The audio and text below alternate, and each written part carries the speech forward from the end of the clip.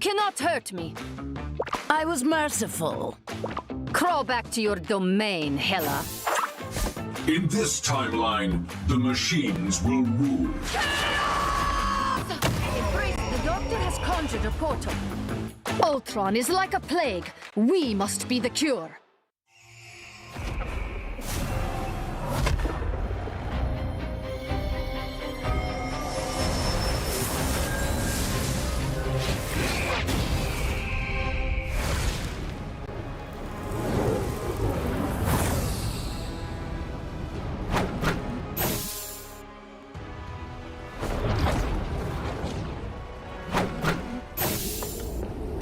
A disappearing act.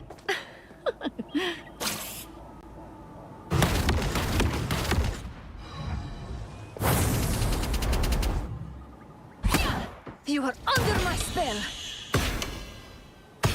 Pure chaos!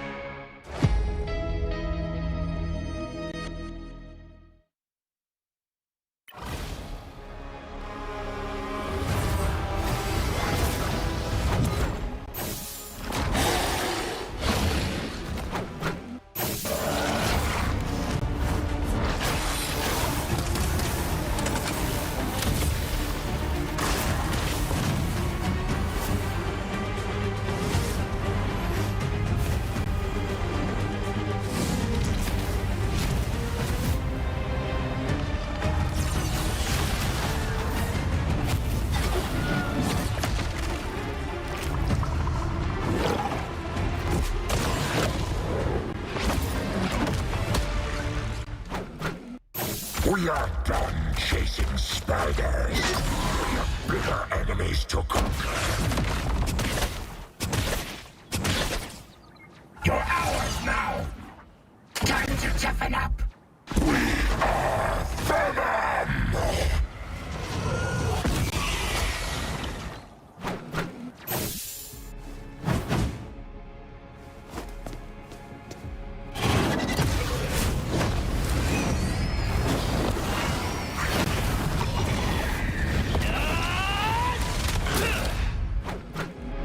The other guy's been doing a lot of talking for me.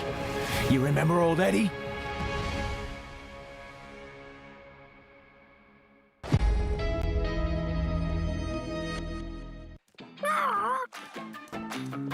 Hello. Greetings.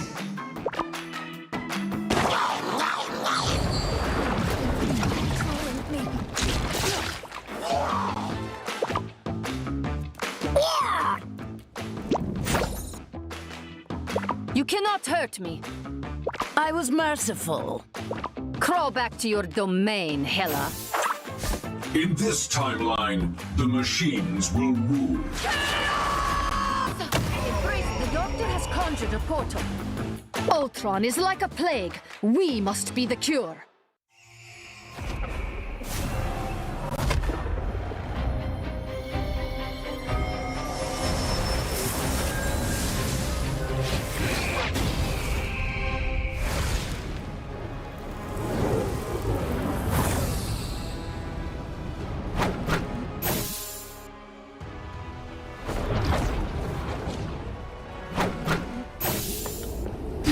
A disappearing act.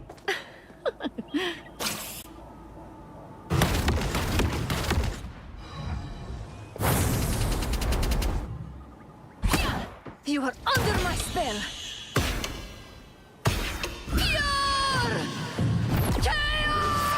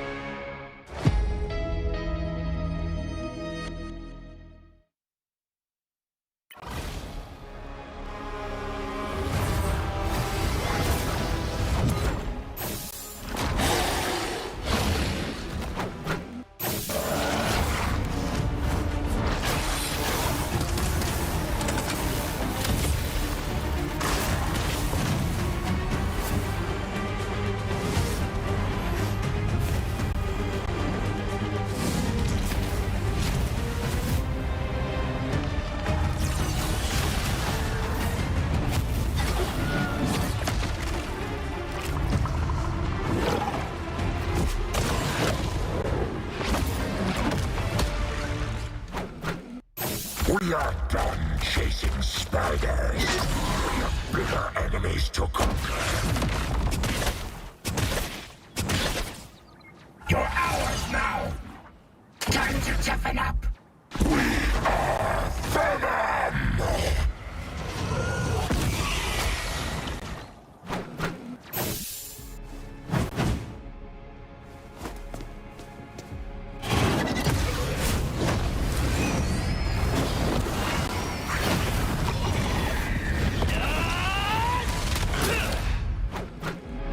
The other guy's been doing a lot of talking for me. You remember old Eddie?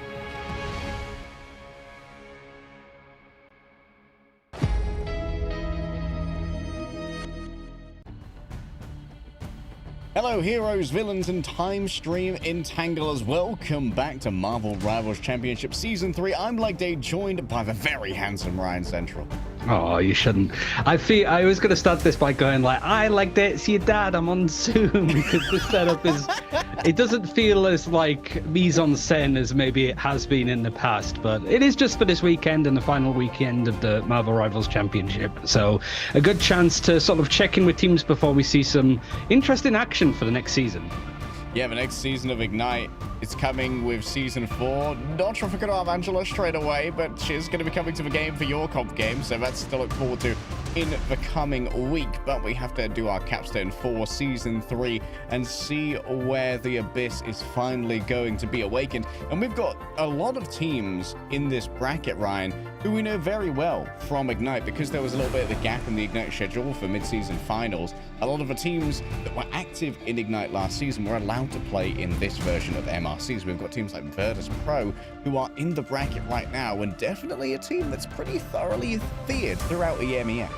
Yeah, I mean, the last championship that we saw were qualifiers into Ignite, so this one is just a good chance to stress test stuff. It feels like we've seen all of the qualifiers, we've got all of the teams combined that's going to be in for Stage 2. But the main thing I think overall is that the two teams that went to that mid-seasons finals are not participating in this tournament, like Team 1 and Citadel Gaming, getting back from China fairly recently, and I think it's made it very interesting from the third-party tournament that happened a couple of days ago, where Team 1, the old Rad roster, actually came back and lost against the team in this tournament, right? So there's plenty to talk about, and I don't think it's going to be a straightforward Verdus Pro is the only team here, really, that's going to be doing the work, I suppose.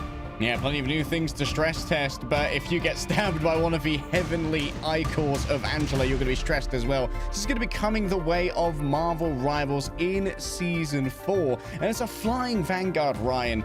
Angela could change everything. I mean, we've been wanting more flying characters, right? That we can just have the Wizard of Oz, fly my pretties, kind of just aerial bombardment. But yeah, the fact that we get another Vanguard is honestly a relief.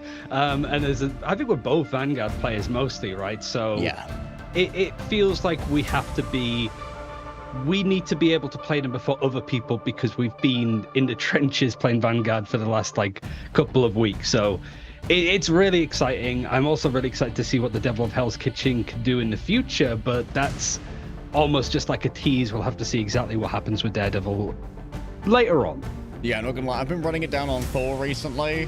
I can't wait to have access to the Heavenly Armory, more Thor Force, more mobility, a little bit of extra damage as well. It's gonna be a great time if we end up playing some Angela Thor though. So I think that's gonna be a really difficult front line to try and deal with, or front line and skyline, depending on where Angela's trying to find that angle. And it's definitely going to unlock a little bit more of a new vertical dimension to the game, where we do have the flyers who constantly use that third axis of movement to really change up how the game's angles work. But having one of those angles that can be aggressively held with a high HP pool, with a Vanguard, might change how those kind of doors play out, and it might make things a little bit more difficult for Johnny up in the air as well, who thus far has been pretty uncontested in that prime flyer spot. There's so much of the kit that's really worth talking about as well, like just having the charge, divine judgment, just being able to sort of dive people and charge them potentially off of objectives and off of maps. But it feels like a good time as well, which is going to be September the 12th it comes out. over on Friday, but we also have something that's going on currently at the same time as well with the Chronostorm, which is also finishing on September the 12th. So you've still got like a good amount of week to be earning twice as many Chrono tokens from the weekly missions, challenges, and season missions, with up to 2,000 bonus Chrono tokens as well. So honestly, a good chance for you to finish getting Lord on somebody before you might want to try and pick it up for Angela. You reckon you have to pop your Broly to go out in a Chronostorm? I don't think it would be smart. I don't think it might. You might end up looking like you'd be in the wasteland of this picture, I suppose, with Penny as well, with the wasteland mech. POV, you've just experienced a Chronostorm, but Yeah. Wasteland mech's coming for Penny Parker. And I think with Samek found out in the Wasteland that Penny Parker has managed to essentially reprogram with the help of Spider, her ever faithful companion. And I think this is the best look we have for Penny Parker yet. I think that Penny's costume as the pilot is also fantastic. I love the big helmet. It's got some awesome like retro vibes, and honestly the mech itself also looks and sounds great.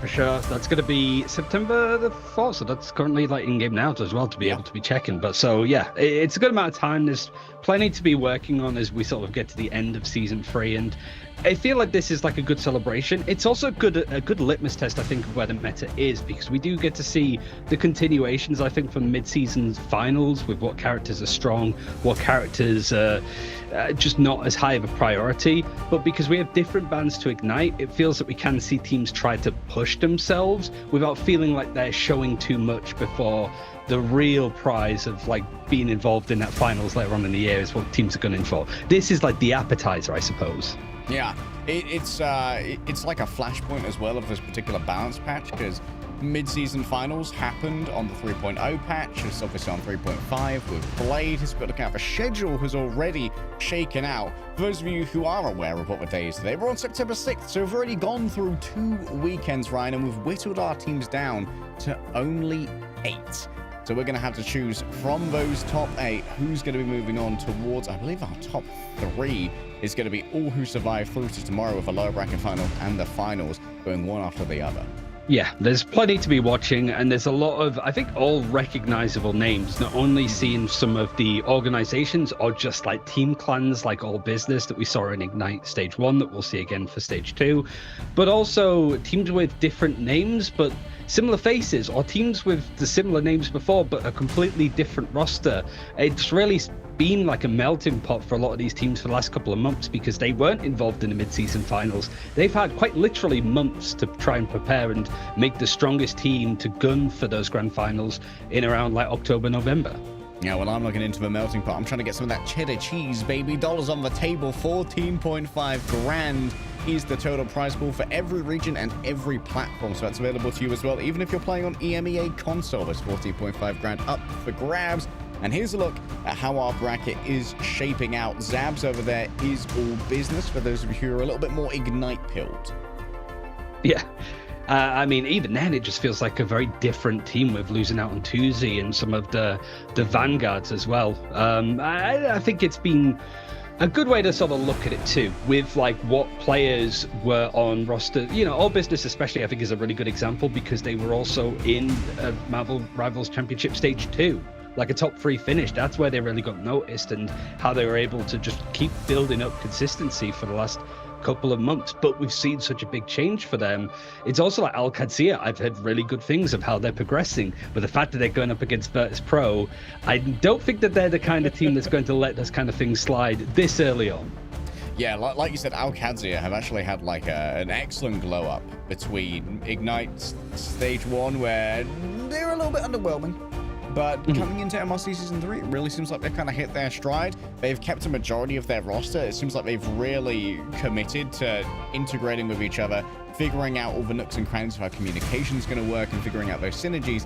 And it seems to be paying dividends. But like you say, going up against Verdus Pro is a little bit of a tough draw in the bracket. As Verdus Pro, I think it's fair to say they are the favorites. They're back in that favorites position, given that we don't see either Team 1, our MSF champions, or Citadel in this bracket.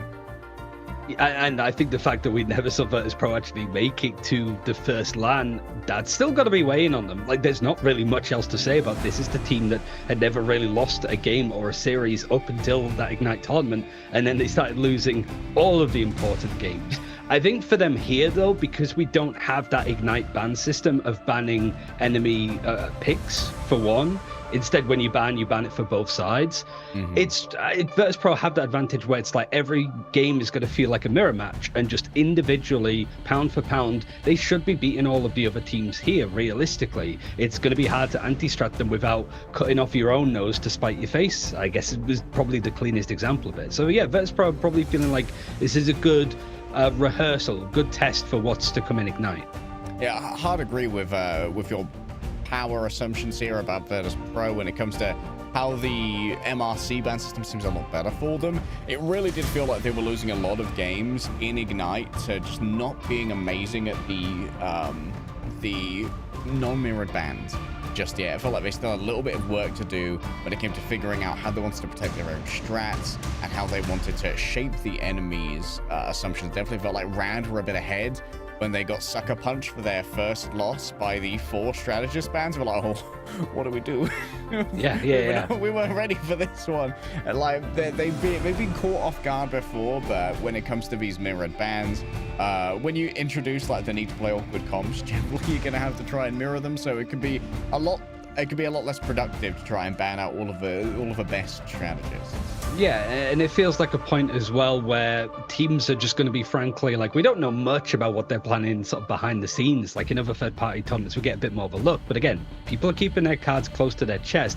It is more so that I imagine different teams are banking on which characters are going to have a huge amount of impact. Is it going to be Psylocke? Is it going to be Emma Frost? Is that preferred over Magneto when those pick bans come in? But here, you don't need to worry about it much. We have seen a lot of like Luna Snow, Loki, mirror matchups coming out, so the sustain has been there. But I am curious to see what kind of bans, what kind of characters are going to be taken out here from both sides, because that could be a great tell going into Ignite. All right, we've been talking up Verdus Pro. Let's see if they do deliver. Idrisil Path is going to be our first map here, Ryan. And Idrisil Path over the last couple of months really has become the trading ground of 3-3 merchants. 3 vanguards, 3 strategists often seems to be one of the primary defensive bastions, mostly popularized over by Envy in North America.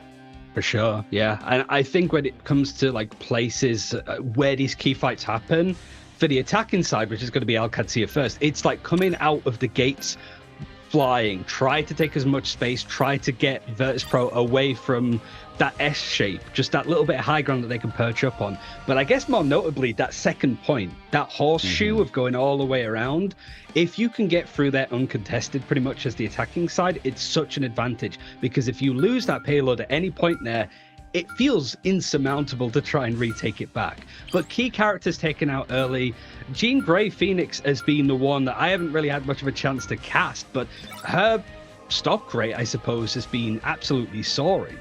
Yeah, when you come into like this level of gameplay and you have people who are incredibly clean with the animation cancels, you're like, oh, just get on top of Phoenix, and you know what, like you could just dive on top of her, overwhelm her. No, it doesn't work so well when you're going up against a top tier animation canceller whose DPS gets even better when you go into close range.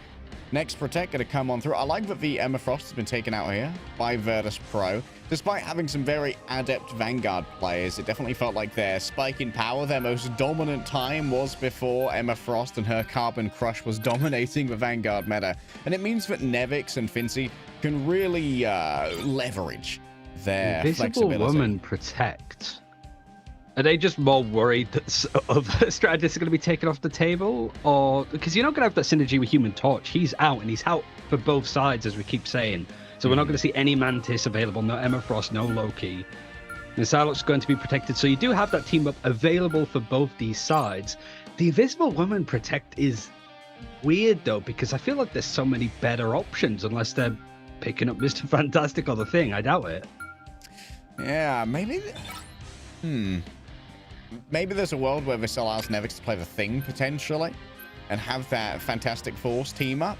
Also, big shout out to Alcadzia here. Baller move to protect Psylocke against Verdus Pro.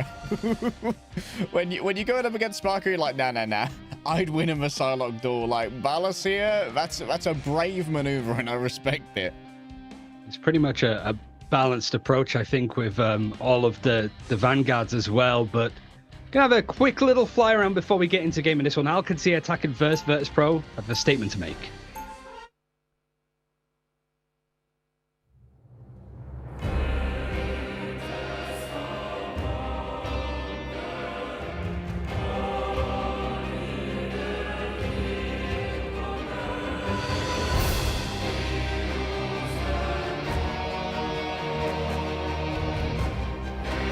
Just have it rolling forward.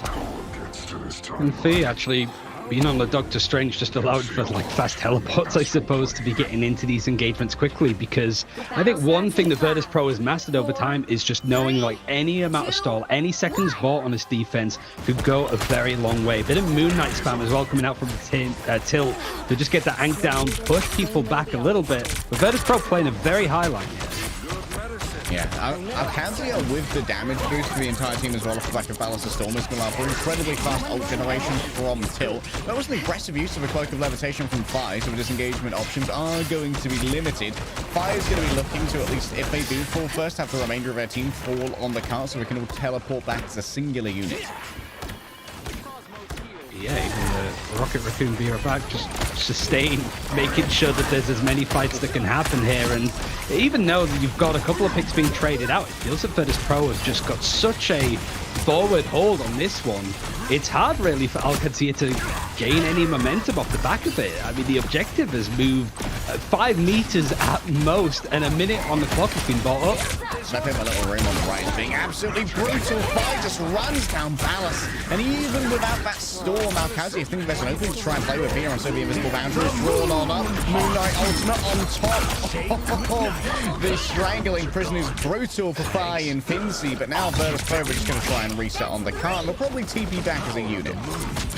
Amplifier is available for Spark if people can group up. And an Entanglement Prison is very close to Nevix, but he goes down. I guess they just want to go for a clean reset. Fire does have the teleporter available, so this should be a good chance to have another fight at least, maybe even 2 if this could go well. But it's where they take this engagement.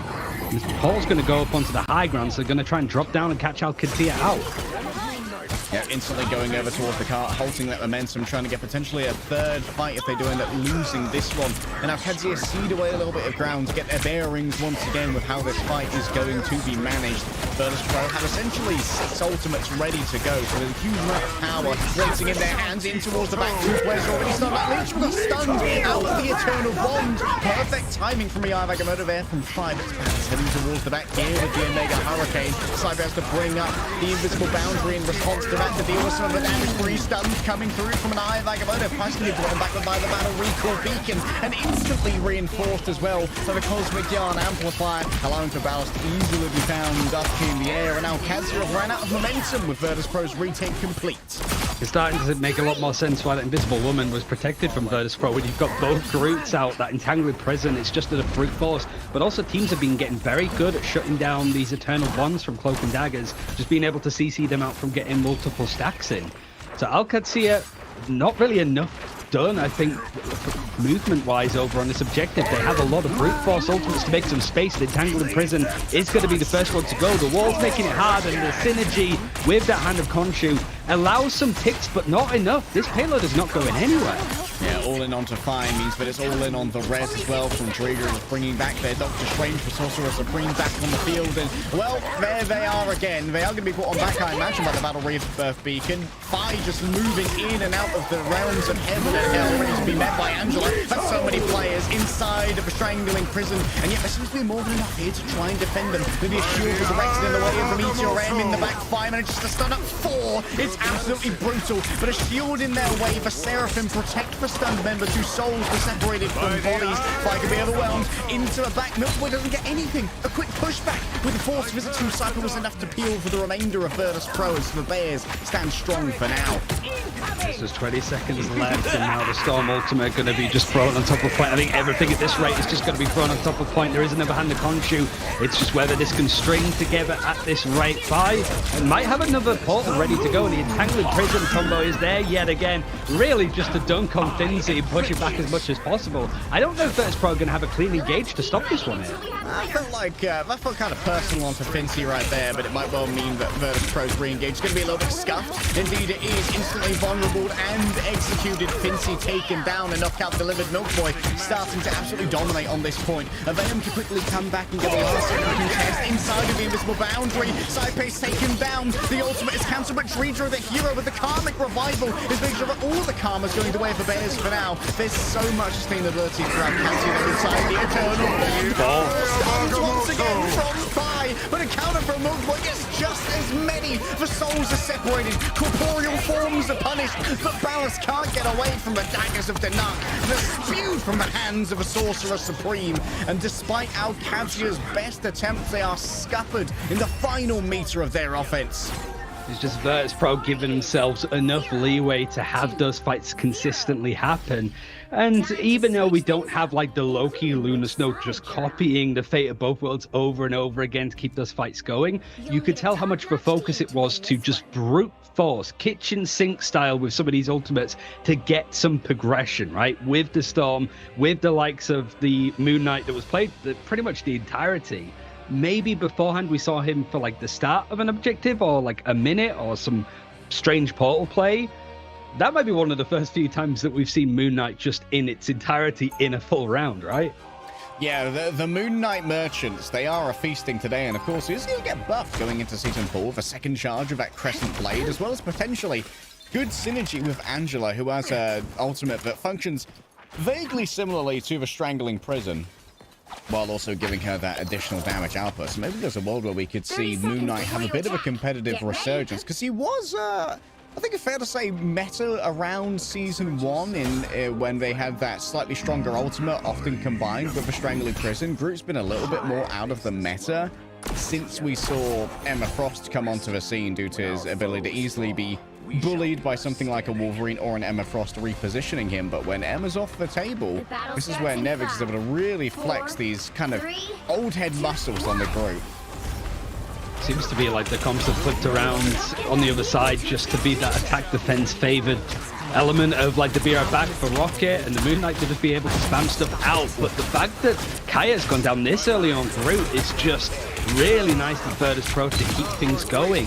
There's just no way to at least buy more time. You can see Alcatia trying to jump on the point to not only stall it as much as possible, but go for a quick reset because this fight has been blisteringly fast. Fincy's already making moves to try and mess with the teleport re-engage as well that Tilt's going to have. I think the main difference maker there was that Alcatia, they kind of had worse positioning in their first fight. It felt like they weren't really leveraging the palace on the right-hand side of the cart. Tilt's not actually going to try and TP back. And so Fincy's got to make a decision there here as to how we're going to use their TP. I think they might just be sealing off. Yeah. There he goes. We didn't see him from their POV. Well, the Milk Boy has come and definitely has delivered some funny things here. Maluki's already fallen down to fire. This one seems to be an open and shut case already. As the re-engage will come on through, and there will be an available portal, but I don't think they've got the time, Ryan. I don't think there's much of a chance here. Virtus Pro just know how to take these engagements, and they're seeing maybe a bit more of a fight able to come through, but it's just been bullied. Hand of Conscience thrown right on top, and whilst Alcatia are able to stall, it seems to be a little bit too much to ask for. It's delaying the inevitable at best, and Verdus Pro it's taking a lot more out of them, but it's cleared up nicely. Eventually able to get that first point, take the first map. Can't believe Fincy just floated slowly through the portal and used the Eye of Agamotto. Don't think they were quite prepared for the Uno reverse there from the Sorcerer Supreme. But Verdus Pro, this is kind of par for the course of what we expect from this team. We expect excellence. There was a long time where the EMEA narrative merchants, brackets me, were saying that this was the best team in the world. And in stage 2 of Ignite, Verdus Pro are going to have a chance to prove it, but it's going to start here and now in MRC. It is the upper bracket as well, so Alcacer do have a chance a little bit later on if they do lose this one to keep moving through the losers bracket. It sounds almost mean to be talking about that after one map, but honestly, it is just a case of like Verdus Pro. Usually when we see them in these kind of games, it's always been straight. It doesn't matter the team. It's always been straightforward for them. It's when they get into the really scary games where lots on the line that maybe they start to falter. But I guess you're right. Like the result we sort of expected, maybe the actual heroes that were in play were a little bit more surprising, right? But it's clear to understand exactly why these characters were in play. Just the fact of like being able to stall out the payload, push people off the payload, expecting triple support, stuff like Karmic Revival, keeping the sustain up there, which is a lot easier now since it was buffed.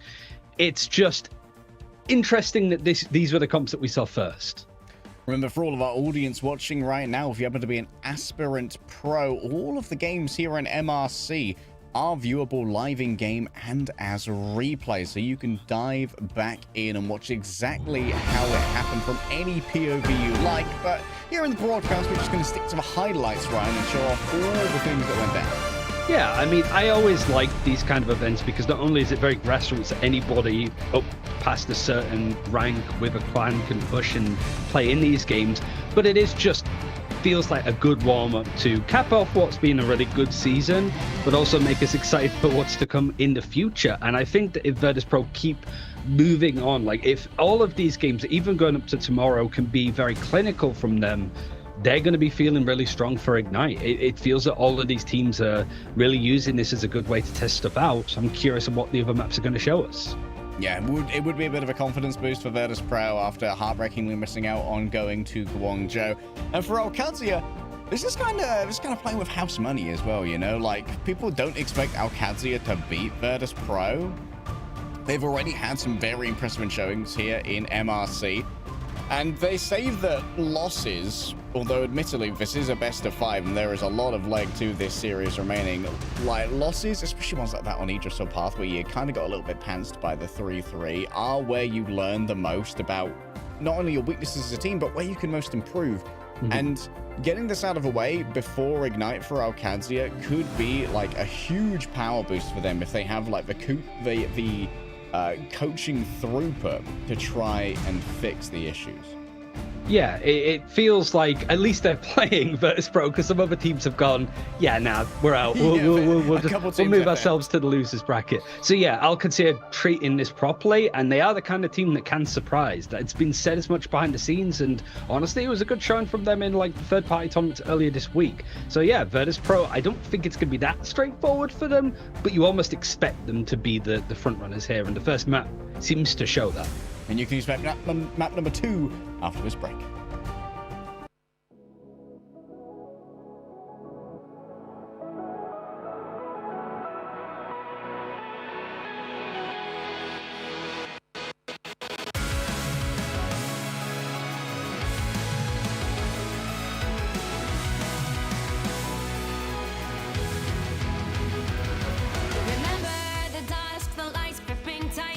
Trapping all those fighting souls, but yet across the world I see you standing in my way. And remember the time, the place we used to fight, like the sun and moon, and I wonder if ever there was a time that we were friends. The night has fallen, shadows looming, and yes, that time has come for me to seek you out. We are set now for our last reunion. Break the chains, find your way, come find me. Do you remember who you really are? Show me that you are still the only one for me. I'll be waiting for you. Playing out, open your eyes, raising up your fists and smashing through time walls. Before the rift winters again, we are rebels till the end. Rise up, open your mind, hold on to your powers. No one can stop us. We are rivals till the end of time. We will clash, no matter where. We will fight, reaching across time and space. 'Cause you are my destiny to the end.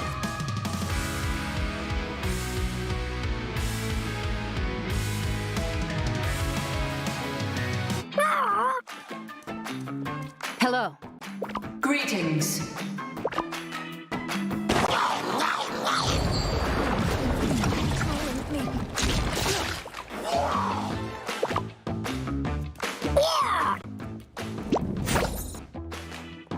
You cannot hurt me.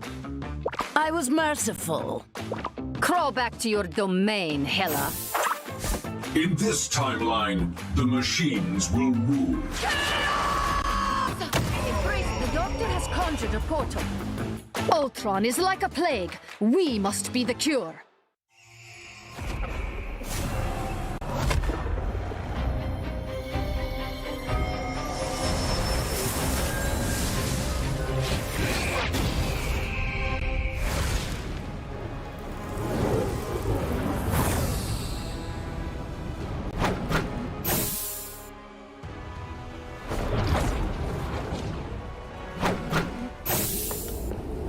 A disappearing act.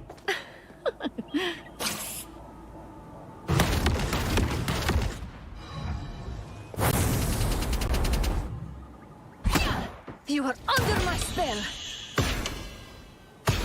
Pure chaos!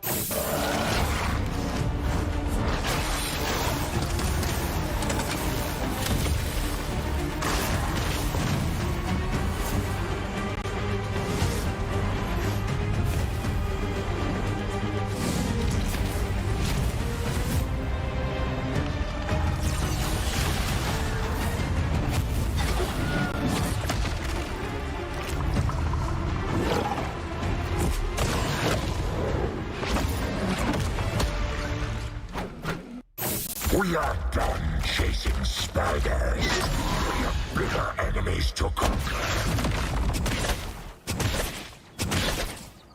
You're ours now. Time to toughen up. We are Venom!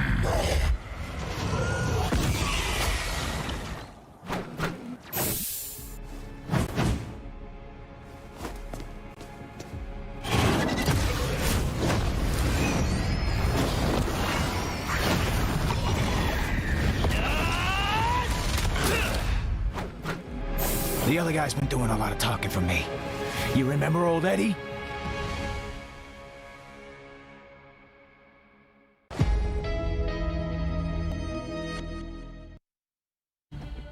The Bears have awoken from their hibernation, but can Alcazia whip up a sandstorm to send them scurrying back into their caves? At 1-0, Verdus Pro take the lead in our best-of-5 series, Ryan.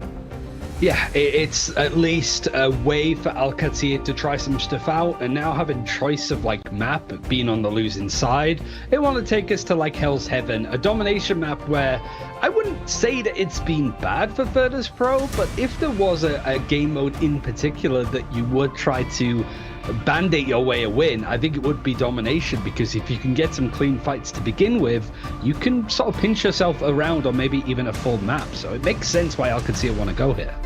Yeah, domination can be one of those game types where it really can be swingy for a team that might not have as much tactical depth yet, but a lot of fragging power, and Alcazia certainly are a team with a huge amount of fragging power.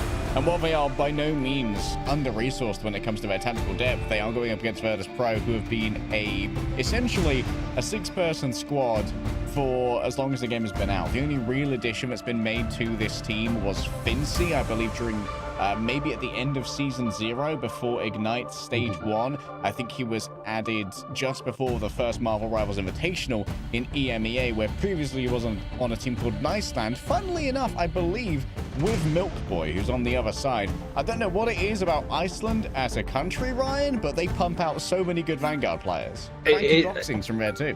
Yeah, I mean, it makes me salty because of Iceland just having a good record against the United Kingdom and England in various spots. Don't bring it. I think Nevix was on that team as well at that point, so Yeah, I think now, again, because it is a different game mode where you're not just fighting on a static objective. I know that sounds dumb because the Domination King of the Hill mode is on a static thing, but where you take those fights can be different and you need to be hot on your feet. Also, we did see the Protect from Verdus Pro from Jean Grey Phoenix before, and we never saw it in play, which is kind of interesting. Yeah, I guess that maybe... Or at least briefly. Maybe Phoenix would have come out like in the later rounds, like on the Horseshoe, where the high ground's a little bit more important to try and take. Whereas that first point of Yggdrasil Path was very flat and mostly was down to the Vanguard positional plays, and they weren't hypermobile Vanguards like a Kappa and a Venom. It was very, very static, kind of battle linesy. Very like 1700s musket lines kind of combat. But here, yeah, where there's a little bit more room for maneuver on Hell's Heaven, we might actually see an off angle be taken by the Phoenix. We do see common trends. I think pretty much this is a carbon copy pick ban phase up until now, at least, of what it was beforehand. So Verdus Pro, they protected Invisible Woman last time, and then it was Psylocke protected from Alcancia, who, again, we didn't see available at all. Nemo's an interesting one too, though. But I guess it makes sense again when you can sort of combine it. You got the Lunar Snow, you got various damage boosts outside of Mantis to just throw down the Horn of Proteus down on some of these fights. Nemo's interesting as well because it kind of might force a Hulk ban here. Because you don't want to go up against Phi and Nevix, knowing that they are incredibly comfortable on that duo. Because just because you protect something doesn't mean you need to play it. And generally, it feels like they've read that Alcadzia are going to go for a Psylocke Protect here, which is a very rare boon for Verdus Pro, that they don't have to spend to protect on Sparker's, what some might say, primary hero. It's pretty much the same pick ban phase. It's just that we don't have that Invisible Woman because, yeah, those fights are going to be moving around a little bit more than being stuck on an objective. But everything's the same. Seems to suit Verdus Pro nicely, I think. Yeah, looks like a good setup for them, and getting rid of a cap as well really has been one of the more popular bans here in EMEA, mostly to try and deal with people like Polly, who are just absolute backline marauders. So let's have a quick fly through and see what Hell's Heaven has in store.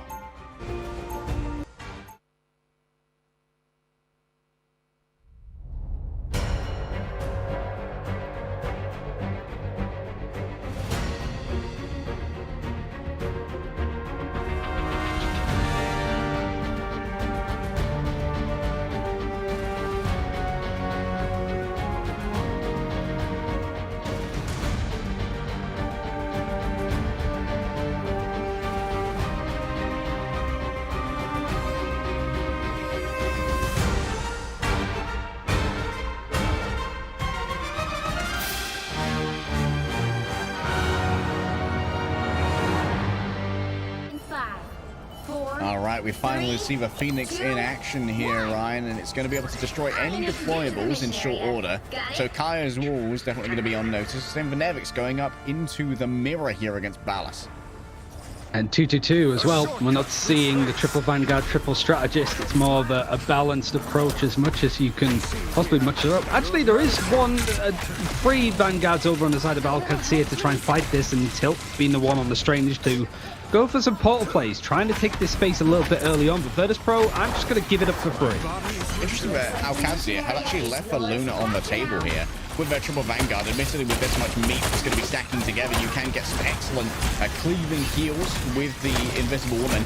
And Cyber's actually opted for that instead of a Cloak and Dagger as well. So a little bit of departure from the old meta. Milk Boy under siege at the moment. It feels like even with the lacking health pools for Verdus Pro, they have been able to control a huge amount of this early space. Already the Invisible Boundary has been drawn on us. And that's what you get from playing the Invisible Woman with three Vanguards. Unbelievable off generation. And that's allowed them to find the first frag here and the opening. Here comes the second. It's going to be Kaya falling down at the hands of Fincy. This Iron Volley is really just pushing out so much damage. You can see the splash onto those squishies. That's a dangerous time to be behind the computer console.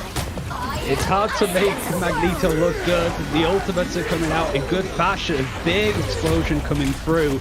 But Alcadzia, it's a bit of a weird fight for them because it feels like they're on the back foot, but they're still engaging in on this, forcing out that Fate of both worlds from Dreedro. Meteor M going to try and catch him out, dodging the Phoenix just flying on down, and catches Dreedro actually in the thick of it. Yeah, Drigo just tried to use her rocket jump pack to avoid the incoming double, but the mid-air from Milk Boy, unbelievable. That was such a crazy, just like LeBron was given the ball well and truly for that one.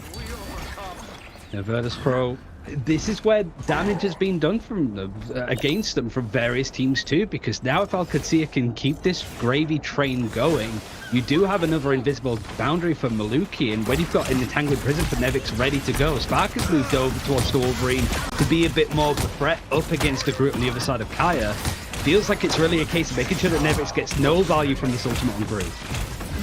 All right, Spark on the Wolverine. Kaya definitely in danger for now. The approach might well be stealthy. Good walls put up in the way to try and intercept Spark's approach. Feral Leap, good to go. Grabbing.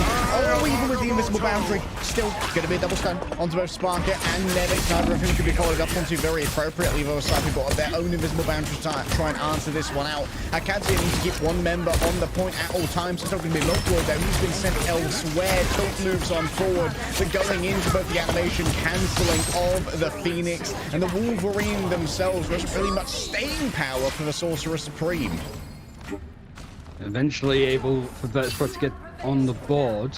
55% for Alcatia, so even if they do win an engagement and retake this point, which is going to be hard enough to do in itself, but it's the fact that they would probably have another couple of engagements for Verdus Pro to try and recontest it.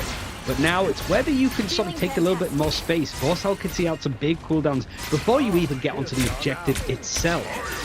But it's more of a case, I think, of just shutting down Lidstrom, who used to be a Verdus Pro player substitute. He has got the Eternal Bond in hand to maybe make the aggressive play, but you feel like Verdus Pro just sat ready and waiting. Yeah, having that Fade of First World in the back pocket is always going to be a great backup play as well. And there's not going to be a jump pack this time around, I believe, but you're going to try and dodge the double.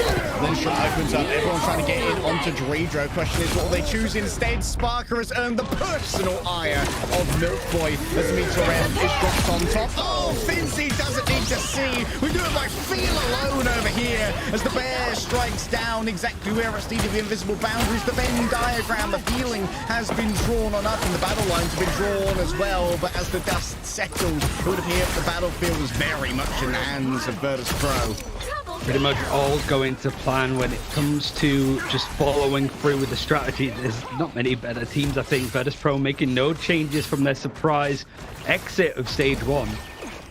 Really wanting to make sure that their I's are dotted and their T's are crossed. The last stand for Sparker, it might be a last chance for Alcatia to go and at least fight on this part of the map on Hell's Heaven. It really is just a Kraken's impact for Tilt that's going to be the thing to get going. Everything else is just a good chunk of ult charge away. Kai already forced to use that symbiotic resilience, and now Milk Boy might well be isolated here by the constantly erected walls at the hands of Nevix. A missed total leap from Spark. It is going to be a missed opportunity. Milk Boy might well have actually been able to try and stop it there with their own play. A strangling press in Nevix to try and pull one of the players outside of the area of effect here, but no, they'll stay within the Eternal Bond. So the follow-up may well be lacking still. It's going to be healers sent elsewhere by the Ironwood wall. Kaya in the back should be easy to burn through. Yep, those are those animation cancels I was talking about. Kaya never stood a chance. The Phoenix's end song stands ready, and even while it stands at attention, it feels like it's going to be unnecessary with Verdus Pro already having removed so many of the potential contests from this point. Another little clip, I suppose, for like Phoenix, for the Reddit investigators to put together and be like, this, sort of J. Jonah Jameson style of like, this girl is a menace. Yeah. So like, because it's just so much value. Now we're actually sort of seeing it in a bit more play. It is just small margins, it feels like. This is one of the things I think that has changed the most, even since the mid-season finals, of just execution on taking down what to do in these certain situations. And Alcatia are playing this, frankly, because it is a good chance to look back. You sort of said it in the first map of just stuff that they can fix.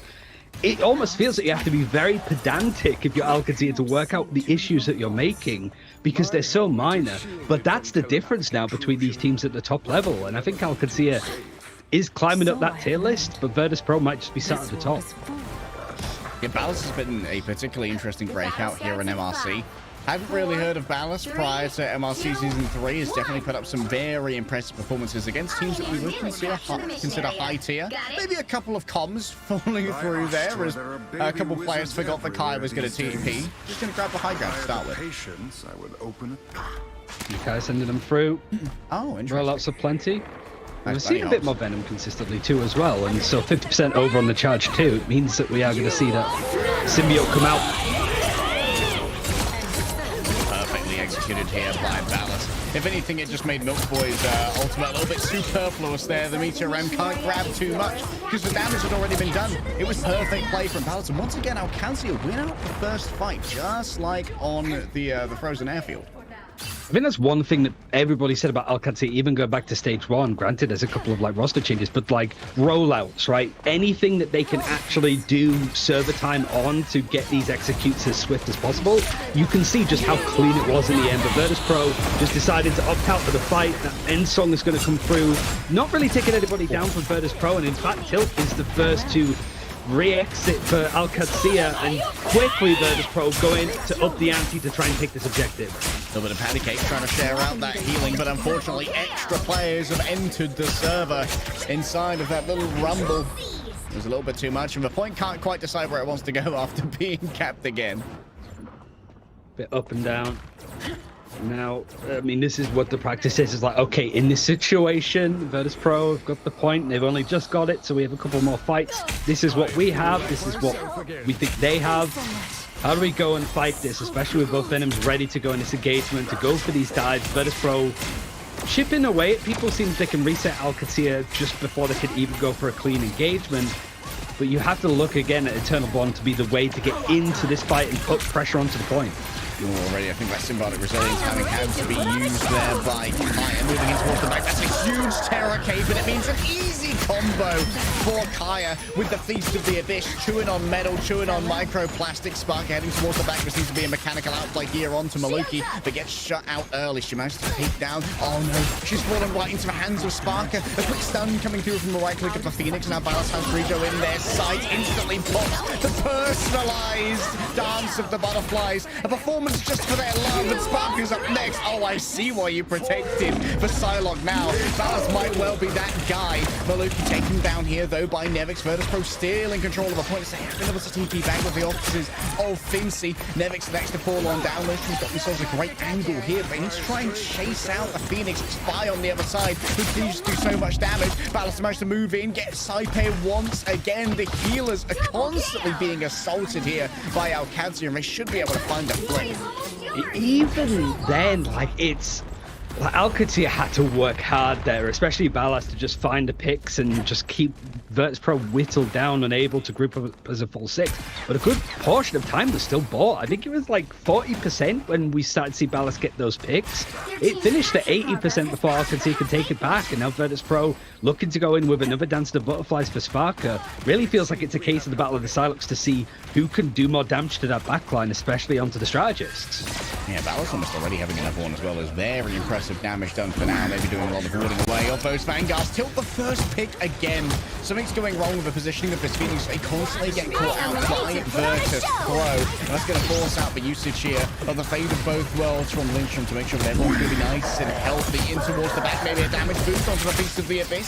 Still can't deliver any final blows, it would seem. Sparker elsewhere, I believe, may have forced out the initial ultimate by using that Dance of the Butterfly towards the back. They're not going to try and share it out. Sparker's there just at the right time to find Lindstrom. An alpha strike onto an incredibly vulnerable Lunar Snow in the post-ultimate respite. Sparker might well be chased down here by Kai, but is able to force them out with the damage that's brought forth by the Sonic crossbows. Maluki may be overwhelmed by the pair of divers. Indeed, it's going to be the case that their focus damage is enough to try and deal with this one. Tilt taken down again. Kai doesn't have much HP to play with, and it might well have to be a teleport back here for Alcancia. Yeah, not too much to work with. They have got it to 99%, but looking at what the strategists have available, and it all was used up in that engagement. Sparker has been farming up these Dance of the Butterflies so well on this Psylocke, and it's going to be really hard for Alcacia to get a touch on here to push this to OT.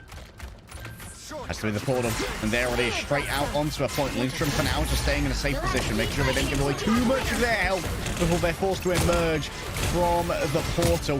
Milkboy looking towards the back, taking out Saipe certainly would be quite the boon early on in this fight. Some Dark Resiliences has been used by both of these squads. Sparker, making sure to stack on in, sharing out the damage from the Dancer of Butterflies. The one player who couldn't afford to lose is gone. Lindstrom falls on down, and now Fincy Magnus can just reign imperiously over this zone. And while it was bloody close, in the end, Verdus Pro just have all the clutch factor they need. And they know where the bread is buttered there too, I think. Like Lindstrom, you've sort of mentioned it right there, like it's the worst person to go down. And it's not that it's Lindstrom's fault. You're playing Luna Snow into this team. They know that they need to be the ones that are fearing for their life. But it's just how good, I suppose, Verdus Pro were in those key engagements to make sure that main strategist was down and making sure that a Fate of Both Worlds won and making sure that a Fate of Both Worlds isn't able to keep the team alive in those engagements.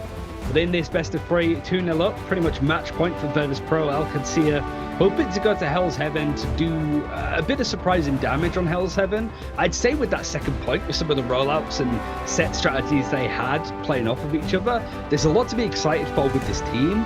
But Verdus Pro are just so good at rolling with the punches that it didn't seem to matter in the end. Here's a good look at our stat cards here. Reminder, I might dive back into the replay after this cast and have a look at the Ballast POV. Homer was quite impressive on the Psylocke, 16-5, by the way, dropping the most final hits on their team. Let's go into some replays. There might be a couple of Ballast there, but I imagine it's going to be mostly Verdus Pro. Hopefully Fincy's double dunk into the invis boundary is up there as well. That was nasty. Yeah, it feels that like when we do get to see certainly these like matchups of Psylocke versus Psylocke, that they are just on their own little missions, like Tom Scott style, like I'm in the back line with the strategists, just cutting in to see exactly how they're going to work. Yeah, Ballast really showing off great knowledge of how the Dance of the Butterflies mechanics work on out, and Milk Boy exploded there as well to take most of the hits from the Dance of the Butterflies. Great min-maxing here from Sparker. There's a reason why we hyped them up for so long as one of the best of the Psylocks that are available in the world. It feels like in EMEA we've got a good collection of fantastic Psylocke players. When you get forged at the Crucible of Ranked against Sparker, you learn to be a good Psylocke, or you learn to uninstall. You just know how it's done too, and at the very least, like anybody can watch these POVs to see exactly just how a player like that is able to perform. But I think it's pretty much been business as usual for Verdus Pro. I'm not too surprised in the end that they didn't make any roster moves after stage 1 not really going the way that they hoped. It just seems to be that that's the strength. But we do have a third and potentially final map of this series to come up. Alcancia have it all to fight for. But we're going to go for a quick break. We'll be back very, very shortly.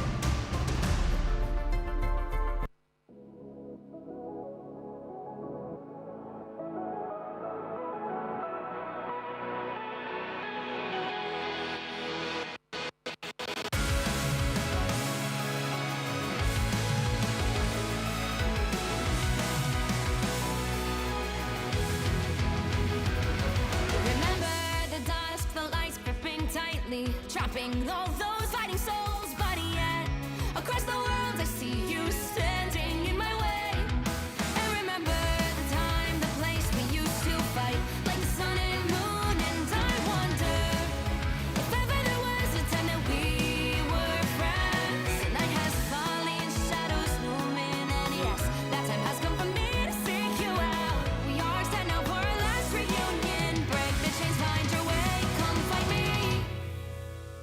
Do you remember who you really are? Show me that you are still the only one for me. I'll be waiting for you. Blink and open your eyes, raising up your fists and smashing through time walls. Before the rift splinters again, we are rebels till the end. Rise and open your mind, hold on to your powers. No one can stop us. We are rivals till the end of time. We will flash, no matter where. We will fight, pushing across time and space. 'Cause you are my destiny to the end.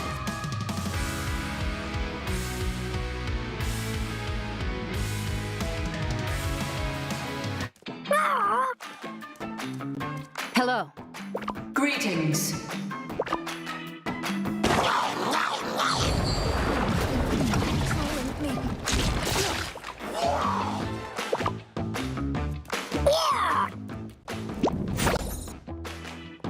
You cannot hurt me. I was merciful. Crawl back to your domain, Hela. In this timeline, the machines will rule. Embrace, the doctor has conjured a portal. Ultron is like a plague. We must be the cure.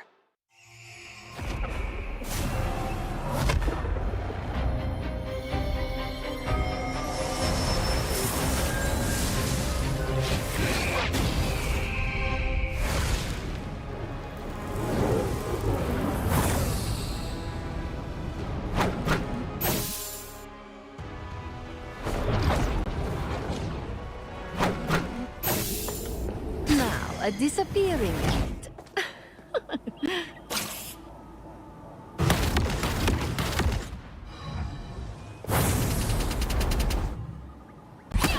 You are under my spell.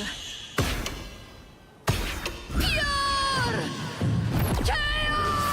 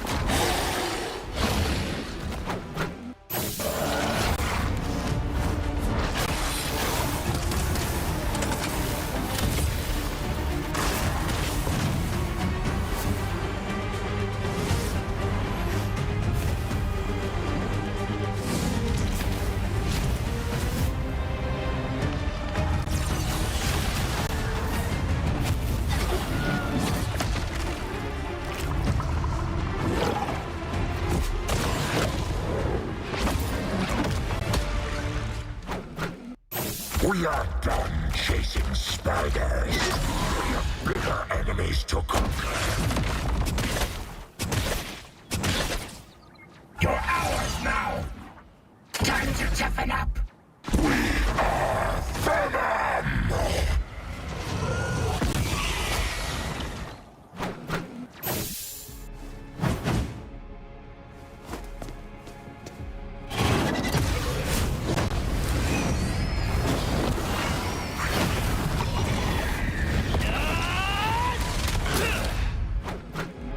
The other guy's been doing a lot of talking for me. You remember old Eddie?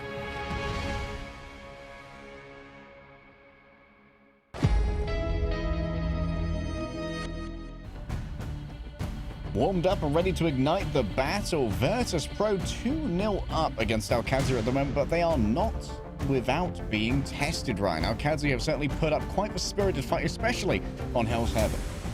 Yeah, it just glimmers of like moments, because it seems that this is a team that sort of has taken a little bit from what Verdus Pro have done, of like not really changing up too much, just trying to tighten up some of the play, really not be punished by the same mistakes there. So it has been tight gameplay. It's just a tall order, frankly, I suppose, against a team that has been consistently one of the best in Europe, but also is desperate, I think, to try to make sure that they don't suffer some of the problems that they ran into in Ignite.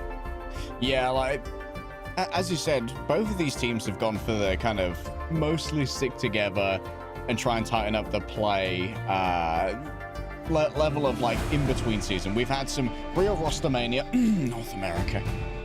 And we've had some teams that are like, you know what? I think the ingredients we have are good. We just need to put the dish together a little bit different. I mean, we need to add some salt here, maybe some paprika. Let's head into our bans and see how things are going to shake out here on Central Park, which could be our final map. If there was a way to ban Human Torch harder, I think Alcazar would have done it, because you sort of mentioned it before we went in of like, this is a good map for Human Torch. The problem is that Alcazar have been taken out instantly, straight away, every single time that we've seen so far this series. And the same with Verdus Pro banning out the Loki. Yeah. Even though Saipe is an incredibly strong Loki, I think that Maluki Lindstrom, they're a very good duo when it comes to the classic Luna Loki, and we often see the Luna be the first protect for Alcazar, so they don't want to really put that in the hands of Alcazar, knowing that Verdus Pro, they like to leverage how much flexibility we've got in their backline. We've seen Dredro play a very good Adam so far, where usually it's Spark who picks that up. Whenever Saipe's got an incredibly good Invisible Woman as well. But also has the mechanical chops to play a really good Luna, while you could see Dredro flex over to something like a Cloak and Dagger. Again, the bans have been pretty much exactly the same, and I'm thinking of whether for Alcatia it's worth it in the end, right? Because it's like, it feels like when it hasn't been working that you would want to effectively change it, right? Like, you don't want to keep going into the same pick ban phase and just hoping that it's going to improve somewhat. But then again, if that's the most optimal pick ban for you to go for and you're still losing, it's good to see in the server exactly where you're going wrong. All right, going to be no Namor this time when it comes to the Protect. Instead, we're going to be reverting back to their Invisible Woman pick. Once again, Psylocke is going to be protected. Will we see the Hulk ban last here for Alcadia? That has been their go-to. And given that Alcadia have been playing rather close so far, I don't see a reason why they would change that too much. And they do also want to shut down that Gamma Namor, given that it's a great check on Psylocke. And balance really seems to be a huge ingredient in their success. Yeah, maybe it's for Verdus Pro that would have the Namor protected, but here again, because you have some point in this map, because it is convergence, it is a hybrid, some movement over on this, but Captain America has been that consistent third ban out on the side of Verdus Pro. Like we've been saying, it essentially bans and protects on both sides. Alcatia hoping to see if they could do more with the same draft.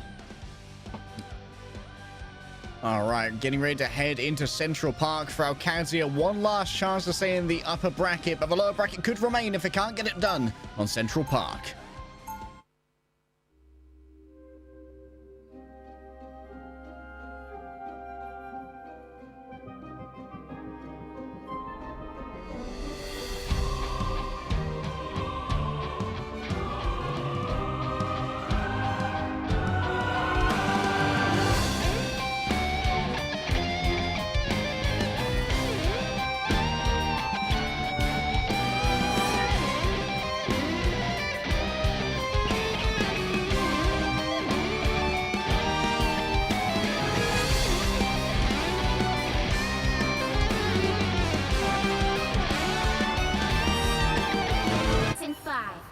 All set up and ready to go. El Clasico here for Verdus Pro with Nevix back on the group right. You have to stop them from securing the mission Pretty much back to a comfort position. Alcatia attacking first.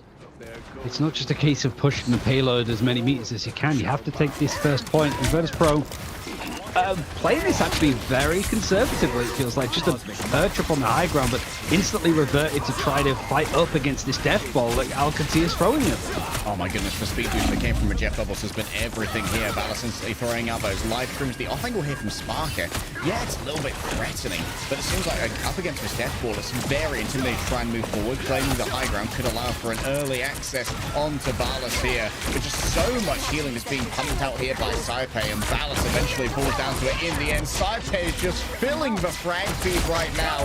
Oh, it's efficiency for days, and there's a reason why everyone hypes this guy up crazy no matter what he's playing. He's also got that invisible boundary too. It's a very clear statement as to why Invisible Woman is so highly valued from Verdus Pro when you can farm up these ultimates that quickly. Just a cleave on the heel from just throwing out these bolts, and if everybody's playing close together, because that's how these brawly fights have been, it's very easy clear up. Verdus Pro have all 6 of their ultimates ready to go for when Alcatia try to go in for this next fight. An early play here already. 2 have fallen down. The Eternal Bond was used by Maluki, but in the end they've already lost out on 2. Sparking needs help disengage. You can see those Thornlash walls brought out by Nevix as a rear guard action to try and defend the Psylocke. Maluki's going to find herself a few frames and little heals alone on the point. It did grab that first tick, yes, but not much more than that. Now, Verdus Pro been backwards and forwards. Just the movement has been so succinct as this team. Disengaging onto the point, now trying to fight for a little bit more space. There has only been 2 of those ultimates that they combined that they've actually used. Everything else they just sat ready and waiting on. And Alcatia need to make a move. It's going to be the Dance of Butterflies deep going deep into the backline for Alcatia as they try to stretch themselves forward. They actually do find the first couple of picks, and now Verdus Pro might be split apart. Yeah, great stacking there from Alcatia, but Fire to move forward to try and add damage to the dance of the butterflies, and so they got caught out here. And then yet another stack going to come on through. That's a lot of damage being pumped into what's already a well-heeled team from the fate of both worlds. So a couple of resources are going to be missing. Now a sniper actually instantly taken out after bringing out the invisible boundary. Perfect target focus here from Alcatia. The damage boost from Lindstrom gets all its value, a little bit more so on top of that as well. Five taken down after trying to bring themselves back onto the point with Teleporter. And Verdus Pro are removed from first. What great play from Alcatia. Yeah, I mean, really good play as well from Balas, it feels like, too. They were the ones that really got things going. It really is a case of looking back at the replay and seeing if positioning Verdus Pro did pull apart a bit too much when they were playing so together as a unit. As soon as they started to break apart into these small sections, Psylocke is so good at being able to cut through them. That's a great way to sort of swing things back into favor for Verdus Pro to regain this momentum. And an entangling prison is looming onto the high ground, grabbing onto three. Easy cleanup of Verdus Pro, very quickly regaining control. Masterclass of an approach there from Nevix. Just saw their opening and they took it, knowing that Milkboy had no way to try and mitigate that one. And now Fincy just stands ready with the Meteor M, but Verdus Pro mostly going to be under-resourced for this forthcoming fight. It needs to be a shutdown onto the Eternal Bond that Maluki has ready. And Song very close for Fire as well. Feels like that matchup, you don't have the torches in the sky, so the Phoenixes have to kind of keep each other in check at this rate. Nevix has been so good as a vanguard throughout the very short history that we've seen from Marvel Rivals. He wants to put himself in the history books for the future of this this tournament. And he's not doing too bad at getting another Entangled Prison to go. It's just whether this backline, this synergy between the Psylocke and the Venom, can get some damage done onto the strategists, trying to keep themselves alive yet again, but it's too good. And now Alcatia looking to try and get back onto that pillar and get it moving. Oh, great backline dive coming through there from Kai and Balas. Making sure that Dreeder and Cypher, even with the patty cake, couldn't heal each other through it. Now, for Verdus Pro, last stand available for Sparker. He doesn't have a fastball to throw him into this engagement. It's whether Alcatia are going to be in a good spot. And so Pharaoh, you just sort of put this into the choke really before this point. Is it going to be enough of a contest? Only just, but the Meteor M is going to take out Cypher. Great shutdown there from Dreeder to begin with as well. Quick freeze onto Balas with a triple headshot. Linda can do a surprising amount of damage, but after all this time is even really surprising. Maluki the next one to fall on down. It feels like out of steam. Alcatia are going to be flummoxed here at the end of second. Again, feels like one of those fights of like, it's such small margins. Which side of the doorway do you come out with? What ultimates are on play? Can Milkboy get as much out of that Meteor M as he possibly can? Is it enough just taking side pay out? It's so hard with Verdus Pro. They're able to adjust in any given situation. But now, Fate of Both Worlds should be the go chance. You've just got over a minute left for Alcatia to get onto third. Everybody's ready to go. It's just whether you can force out the Fate of Both Worlds on the other side and survive this Venom jumping in. Yeah, Nevix just going to use all of their cooldowns now to try and get out. They forced out the bubble of healing there. The dagger storm from the cloak and dagger. Fincy's fallen through the cracks though. Lindstrom finds a headshot. An unbelievable early pick, but Kai trades it out the other way. And it's going to be an easy survival here for the remainder of Verdus Pro inside of a dance floor with Dreeder, who's now accrued. Lindstrom trying to get to hold on to this ultimate for a moment longer. Tilt comes down with the end song Inferno. And Fire looking to do the same as they hang imperiously above it, all waiting to strike into the back. And finally, Lindstrom's turn to move on forward. Back here's the Siren Song next to the Guardian Shield. There's plenty of healing as Kaya takes from below and manages to drag Sparker down to the underworld. Nevix has a similar idea, and their counterpart is feasted upon as the Abyss claims them. Still Verdus Pro running low on members. Nevix almost standing alone here as Fincy has gone off on a wild goose chase elsewhere. Maybe trying to find a strategist in the back, but is rewarded for this by Milkboy and an iron volley, standing as best they can at the edge. Milkboy wondering, do I have to use the Meteor M here? Falling low on HP, it might well be that they need this third to try and turn things around. Yet another Eternal Bond. Tilt was not there inside, so Spark's able to grab this one in the end. And guess what? Balance is too far away as well. As Terracate is going to mean that most members of Verdus Pro are feeling rather vulnerable in the back. And Kaya tries to take advantage, but Alcadia are running low on options. A dodge away by Kaya, but Dridro eventually has all of the reliable play that you need to take them out in the end. Spark is punished in the back. Yet another portal is emerging. Lindstrom only has 1 HP to play already. Fi is on the hunt. Spark will be able to return soon as well with the dance of the butterflies, but inside of this invisible boundary, Verdus Pro are feeling nigh on invincible. And soon this portal will dissipate. The momentum starts to break. Sparker starts to dance. The ultimates together, a symphony of destruction, a dance macabre, would you say? Verdus Pro hold on second. Dance macabre on the spooky gothic map. I could never, but it's so good for like Verdus Pro, especially when we've sort of pointed out the little patty cake between the strategists. Also seeing that barrier come in from Invisible Woman to just add a little bit more like healing to come through. It's clearly something very choreographed and very clear that Verdus Pro are almost relying on that to an extent to just have that sort of cleave AoE healing from the two strategists bounce off each other to try to survive through these Psylocks diving in the backline. They know Ballas at this point. He's making a name for himself, and if Alcatia are going to put stock on protecting that Psylocke, you want to make sure that you have an answer to it, and that's what Verdus Pro have been doing, and it's been pretty effective. Yeah, Ballas has been definitely demanding that respect. And we got to think about how these comps are interacting with each other in terms of their win conditions as well. Because we've got the Terror Cape from Maluki on the Cloak and Dagger, which really does allow for some great combos, in particular with things like the Feast of the Abyss. You can turn it into a one-shot, I believe. On the other side, when you think about the utility that the Invisible One brings to the table, a lot of it against Venom is about hitting a flick shot on a disengaging Venom, trying to use that symbiote swing to get away, and using the force physics to pull them back in. And it feels like Kaya is constantly demanding more heal resources because Verdus Pro are able to execute on getting rid of the disengage options that Venom had. I think naturally as well, you kind of go, okay, we have these two characters diving on us. Ballas is the problem, right? They're the one that needs a response, but they're going after Kaya. You've got to say that both of them synergizing as well, like pretty early on, I suppose, to these guys playing together, like, is a real good sign for the future. It's just finding out how much more value you can get. Speaking of Kaya, the orange Venom is going to be the one swinging in to see if he can try and get some connections, but you can sort of see the Verdus Pro are splitting very nicely. It's hard to actually get them all grouped together to get the right click off and have everybody tied down. All right, not going to use the cellular corrosion just yet. Trying to force something out of Dridro first. Nice Terror Cape there.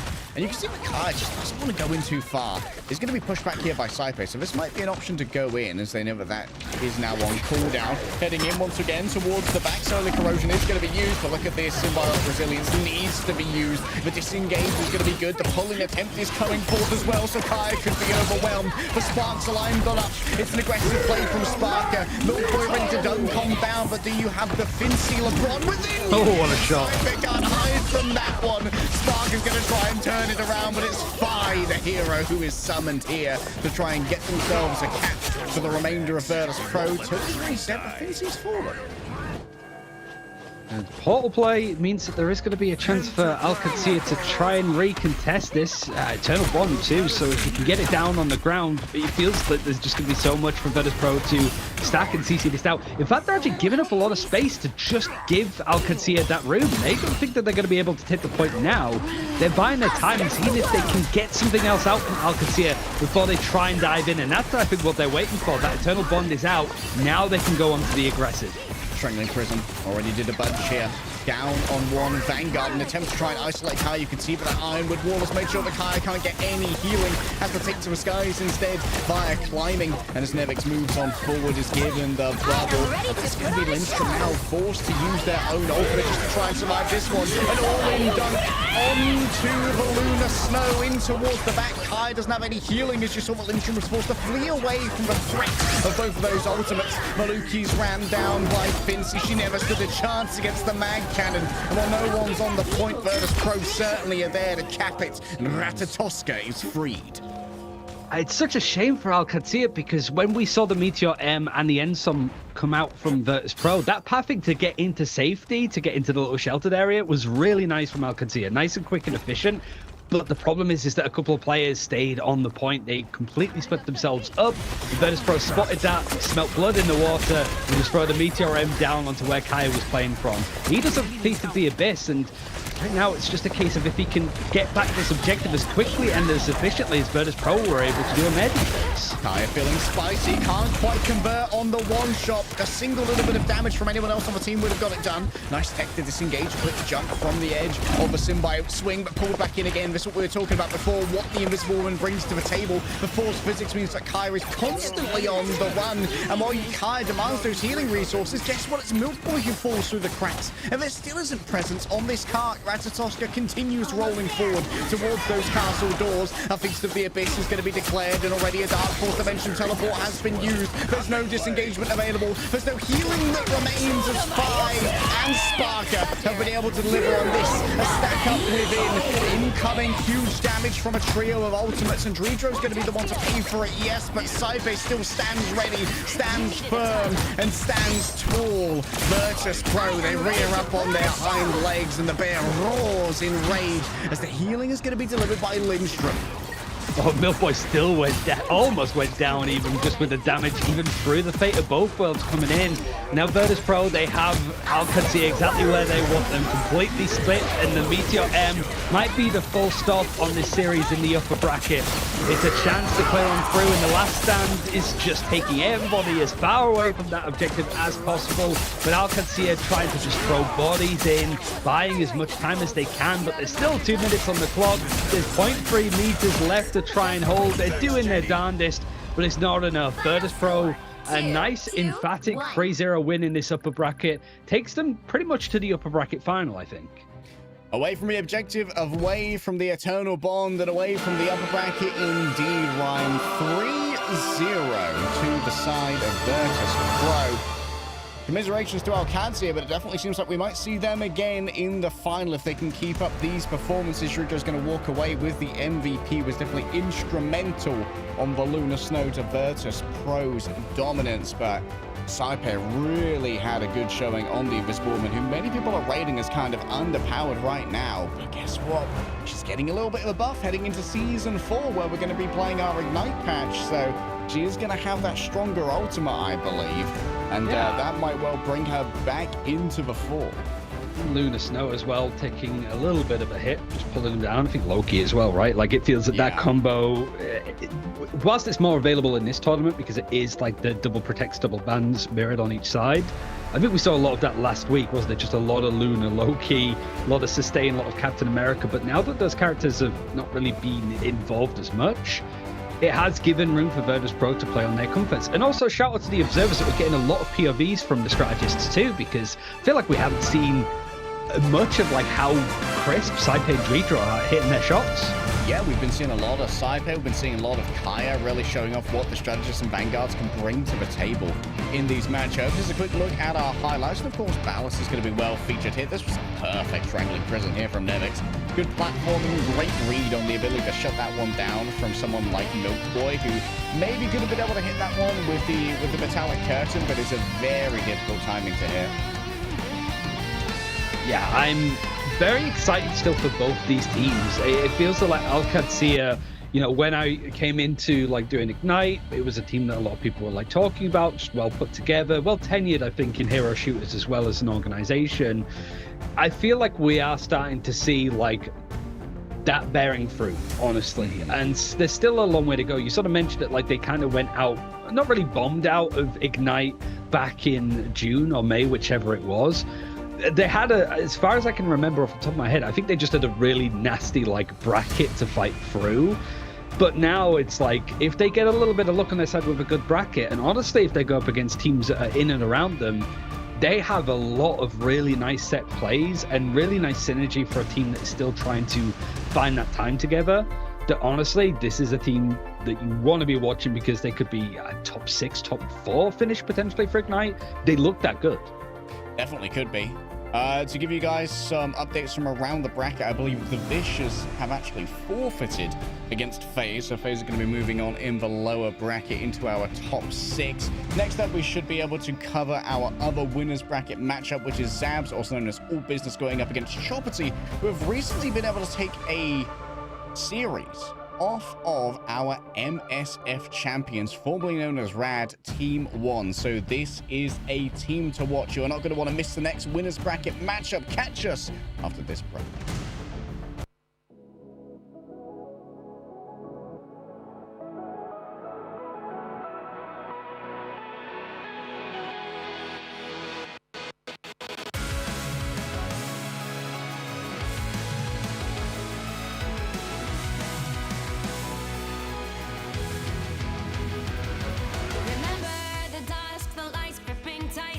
Trapping all those fighting souls, but yet across the world I see you standing in my way. And remember the time, the place we used to fight, like the sun and moon, and I wonder if ever there was a time that we were friends. The night has fallen, shadows looming, and yes, that time has come for me to seek you out. We are set now for our last reunion. Break the chains, find your way, come find me.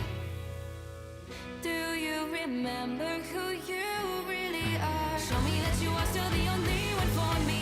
I'll be waiting for you. Blink and open your eyes, raising up your fists and smashing through time walls. Before the rift splinters again, we are rebels till the end. Rise up, open your mind, hold on to your powers. No one can stop us. We are rivals till the end of time. We will clash, no matter where. We will fight, reaching across time and space. 'Cause you are my destiny to the end.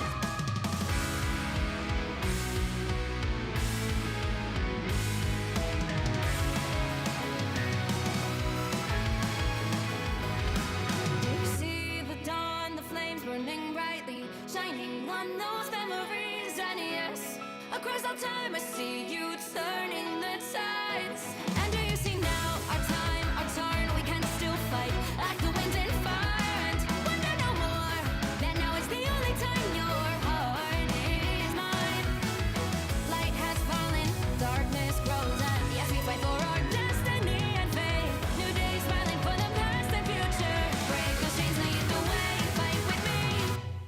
And when you wake up, open your eyes, raising up your fists and smashing through time walls. Before the rift splinters again, we are rebels till the end. Rise up, open your mind, hold on to your powers. No one can stop us. We are rivals again until the end of time.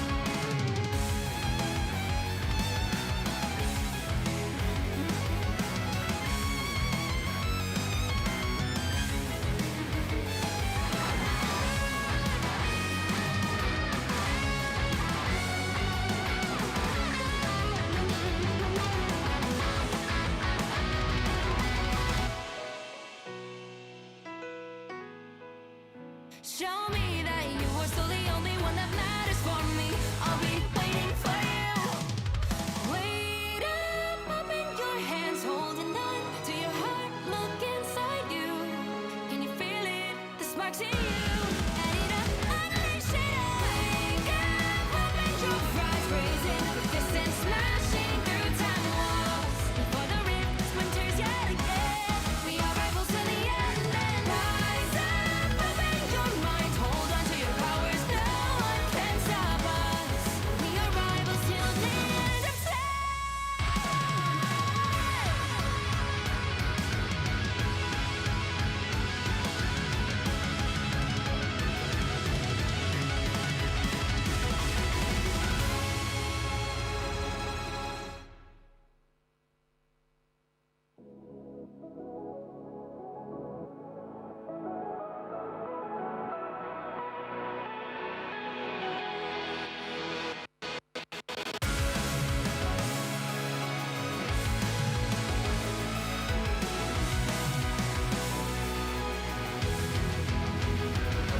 Remember the dusk, the lights gripping tightly, trapping all those fighting souls, but yet across the world I see you standing in my way.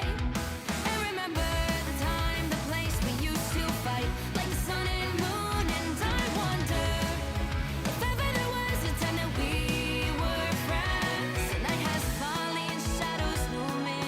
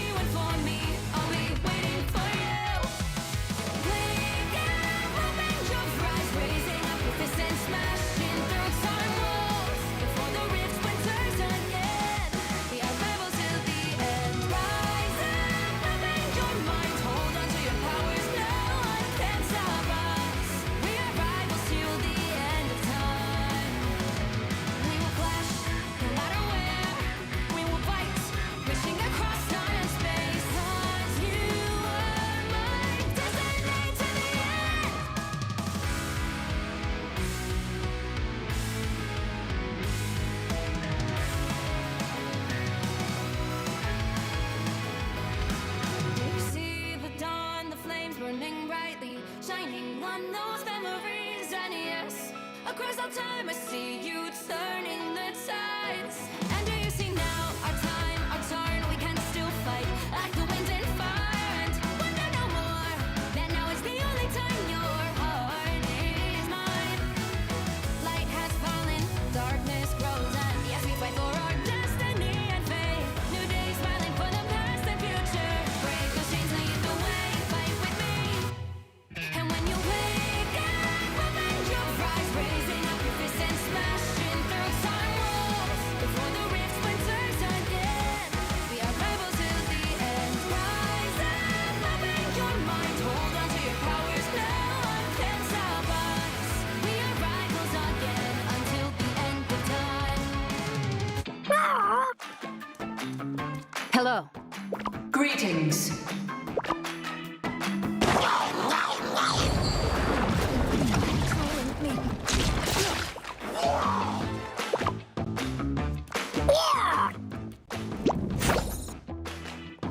You cannot hurt me. I was merciful. Crawl back to your domain, Hela. In this timeline, the machines will rule. Embrace, the doctor has conjured a portal. Ultron is like a plague. We must be the cure.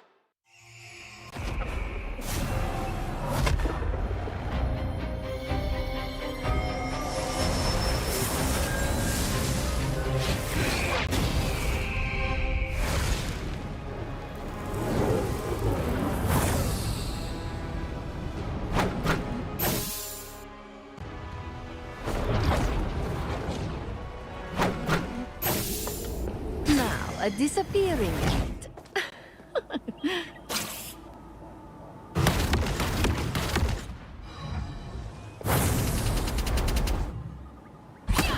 You are under my spell. Pure chaos!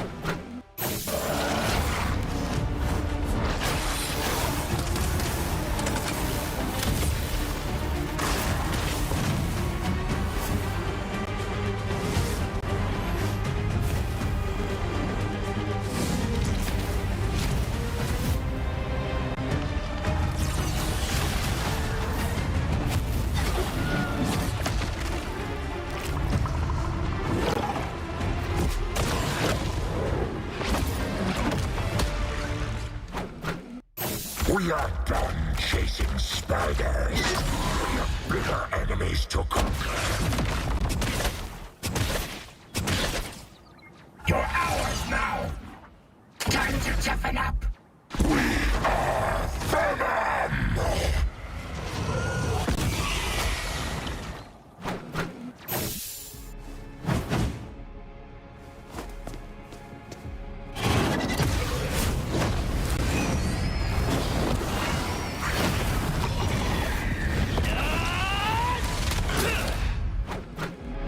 The other guy's been doing a lot of talking for me.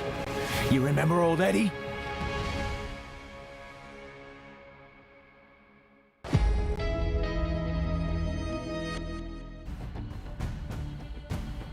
The upper bracket run continues here at Marvel Rivals Championship EMEA Season 3, Ryan. We're jumping into Zabs versus Chopped here.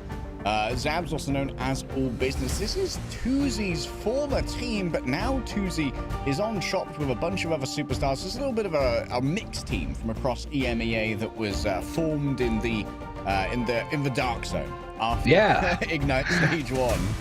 I mean, All Business lost a lot of players. I think in the end, you've got people like Zanos that's still on it. But you've got the likes of Demon that played on Insomnia before, I think it was, right? And then you've got Blacks that was on the Fnatic roster and like the Invitational a few months ago. Well, is it a few months ago now? Man, we're getting through this year, aren't we? It was in like March, the Invitational, right? Yeah, I mean, oh god, that's going back a good amount of time. But jumping into like this one, I think is like both these teams, it's just a case of who's synergized and ready to go at this point in time. Both these teams are going to be chomping at the bit for this series to just get some more time in these more serious games. All right, once again, it's going to be the Loki band coming up first, this time from Chopped, taking after Verdus Pro. And on the other side, these teams just can't ban Human Torch any harder. I'm hoping maybe in Season 4 we see a bug fix for how they can activate the melee and dash at the same time, but I'm not counting on it. Yeah, that stuff's always in. I mean, to give them credit, it does feel that they're pretty much, you know, like placement matches, right? Pretty much on the pulse with getting community things out. And we actually do get to see the Mantis in play as well with that Protect and Captain America. Both of these were consistently banned out in the last series that we never really got a chance to see exactly why they were banned out so often. So there's going to be a high amount of sustain, and I would imagine for Zabs, good amount of triple strategist. Yeah, a lot of that coming through. Mantis on the table as well. Could be quite intimidating when going up. If you see, oh, hello. They're gonna, yeah, they know their ex-teammate too well, and Tuzi. They're saying Tuzi does not get the Psylocke. We simply refuse. I mean, it feels like for... Do you want to call them all business or Zabs? Because they could rebrand to Zabs for Ignite, right? Like, it might be the end of that coin. We'll call them Zabs for this one, just for anyone who's not Ignite pilled to know what team we're talking about. Otherwise, like, what are these bloods yapping about? Yeah. It's like that meme of like, oh, well done, Tim. Tim's his first name. I can call him that because we're friends. Like, yeah. That's what everybody can be with this team of like, good job, Zabs. Zabs is all business, in case you didn't know. Yeah, I know top EMEA teams, but it's whatever to me. I mean, it's best region in the world, isn't it? But I think for Zabs, at the very least, it's very clear to see what they're aiming for, and that is triple strategist. Take out the Jean Grey, just take out any offensive duelist option for Chop T. Might force their hand to play a comp that's very similar to them. And Chop T, Tuesday's going to move over to the name, or at least to lock in. But that doesn't inherently mean that that's what they're going to stick to for the most of this, as Arako is going to be that first map. I'm not sure who Master Shifu is. Maybe someone in the chat knows the mysterious origin of this name. It is, of course, going to be Crazy Kitty like to lock in the Wolverine against world-famous group. But let's see what waits for us on Arako.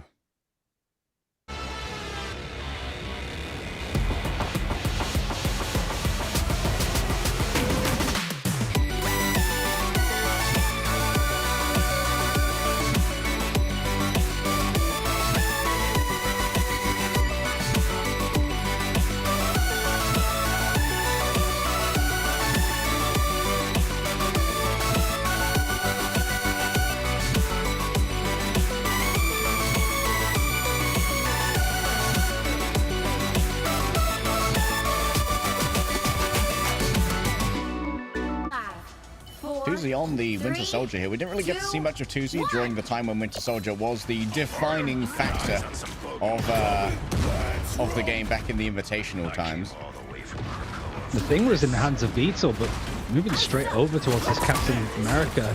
Looking to try and dive in. He does have a good amount of synergy to try and help, but Chocolatey wanted to go in guns blazing, certainly with the Vanguards going into the backline, but they paced themselves a bit more and caught out Master Shifu. I mean, it feels like the portal play might need to come out prematurely from them now for Zaps. Yeah, maybe Master Shifu might actually wait to come back on the portal as well. Seems like most of their team are actually having a good amount of staying power here. Blacks could actually be taken off the side by a well-placed. Oh, doesn't even need the Feral Leave. Instead, Tuzi just looks a headshot with the Rotter Stern in towards the back now. The dive really is getting some momentum going. Beetle is a beast on this Captain America. An absolute DPS machine, and Tuzi is no slouch when it comes to those either. A very good clear-up. Means that Zabs have to try and group up as much as they can. Portal play gonna come out. There might be a bit more of a fight in this one for Zabs. It's not quite forced out to the final point of this first objective. But it's right in the middle here. Tuzi managing to line people up. The pull is great. The nudge into the corner to separate Blacks away is even better. And the Kraken's impact now separating up. Zabs wanting to try and go in for the reset, but Chopsy and cut right through them. Oh, fantastic use of the Kraken's impact there as well to avoid the clobbering time. CC immunities, everything taken out of the Eternal Bond. Oh, Zabs, they're just using everything perfectly. What is this? What is this ultimate? Oh, closer. That's unfortunate. So many had already fallen. Wasn't going to be many who were able to really take advantage of that invisible boundary, and a recontest not going to be on the cards. For Chop, it's a very quick take of first.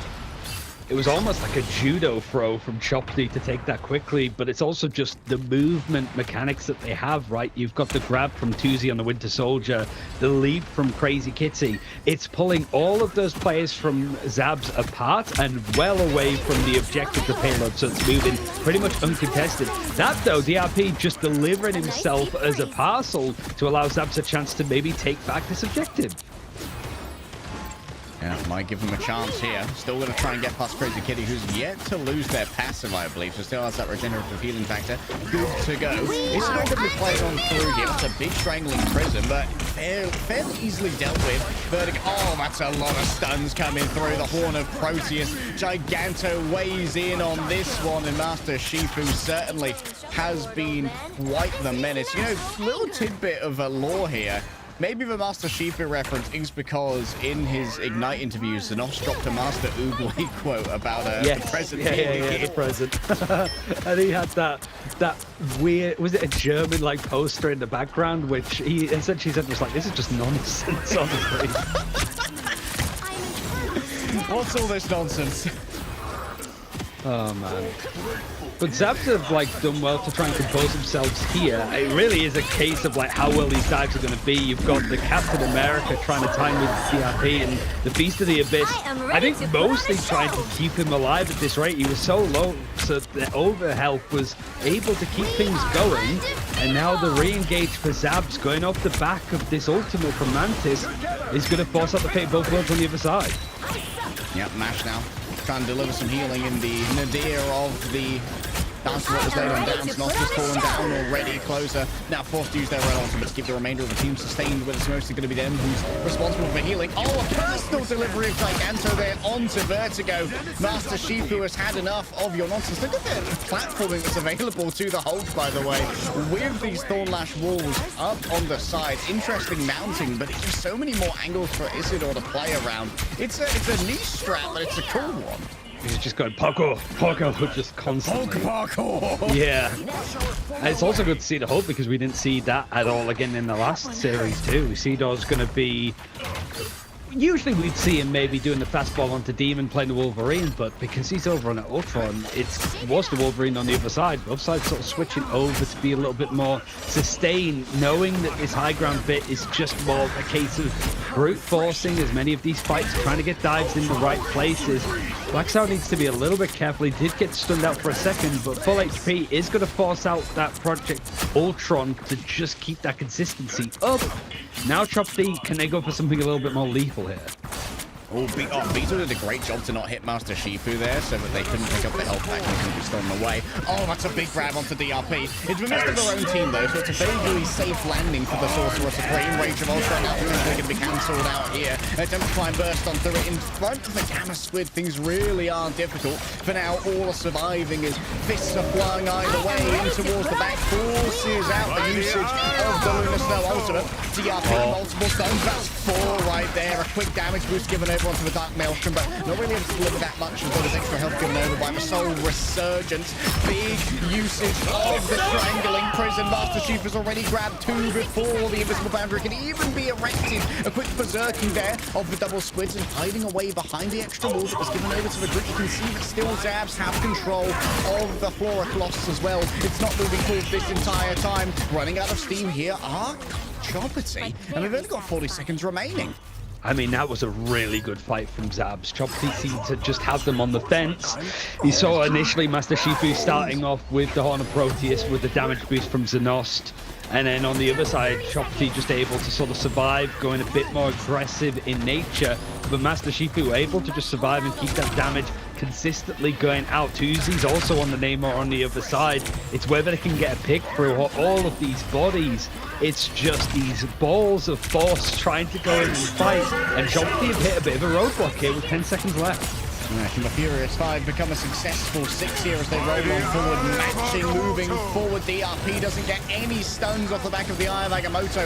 Was exiled and then stunned thereafter. It's going to be down to Chop to try and make this one work with just Tuzi's ultimate. The Horde of Proteus in towards the back.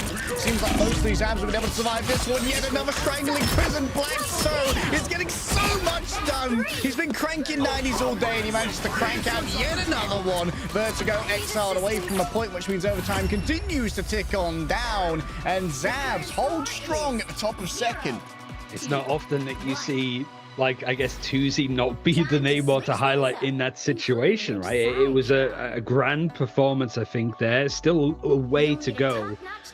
But I think that these are the kind of fights that both teams are looking for, right? And I think that, I mean, I'm not a coach, so knowing the specifics of this stuff is hard to gauge, but it does feel to me that both these teams are playing very conservatively and, like, very safe, I suppose. There's not too much of a gamble. All of these teams are kind of like playing it as safe as they possibly can to see what they can get away with, where those synergies aren't quite meeting with these like new roster updates, and ultimately what more can they push to try to get more out of these fights. And it's really end-to-end stuff, but Zabs did really nicely to hold on to those engagements, and you're looking at Master Shifu being the main catalyst as to why. We have 30 seconds before we've you been seeing attack. a resurgence Get of ready. Mantis and pick rate across the competitive scene throughout this MRC. Not sure if it's going to remain with the Buster Invisible in Season 4, but it's also one of the first times we're seeing consistent usage of the Flora teamer to give Blackso the extra healing wall as well. So I'm going to be very interested at the end of this matchup to see how much healing Blackso's been able to put out via that wall, and maybe that gives a little bit more sustain for people like Isidore to go out on these deep flanks and stay in range of that wall to get the additional sustain where maybe their strategists can't take audacious peaks to keep them up. Yeah, I feel like that combo between Black Sour and Isidore is definitely interesting, because I feel like Black Sour we've seen a lot. We know how good his brute is, but I don't think we've quite... It's more the minutiae of it this time. He's not able to just carry the game all on his lonesome. Maybe he could have done that back at the Invitational when he had the Fnatic jersey on. But Isidore is just a Vanguard that I don't think I saw enough of at Ignite to really like get a gauge, I suppose. So seeing how those two synergize, especially when you don't have like a main barrier Vanguard playing at the moment, it's going to be interesting. But Shopty on this defense, try and play that high line. It's just a case of where are the cracks and how good are you on this attack for Zabs? Are you good enough to exploit them?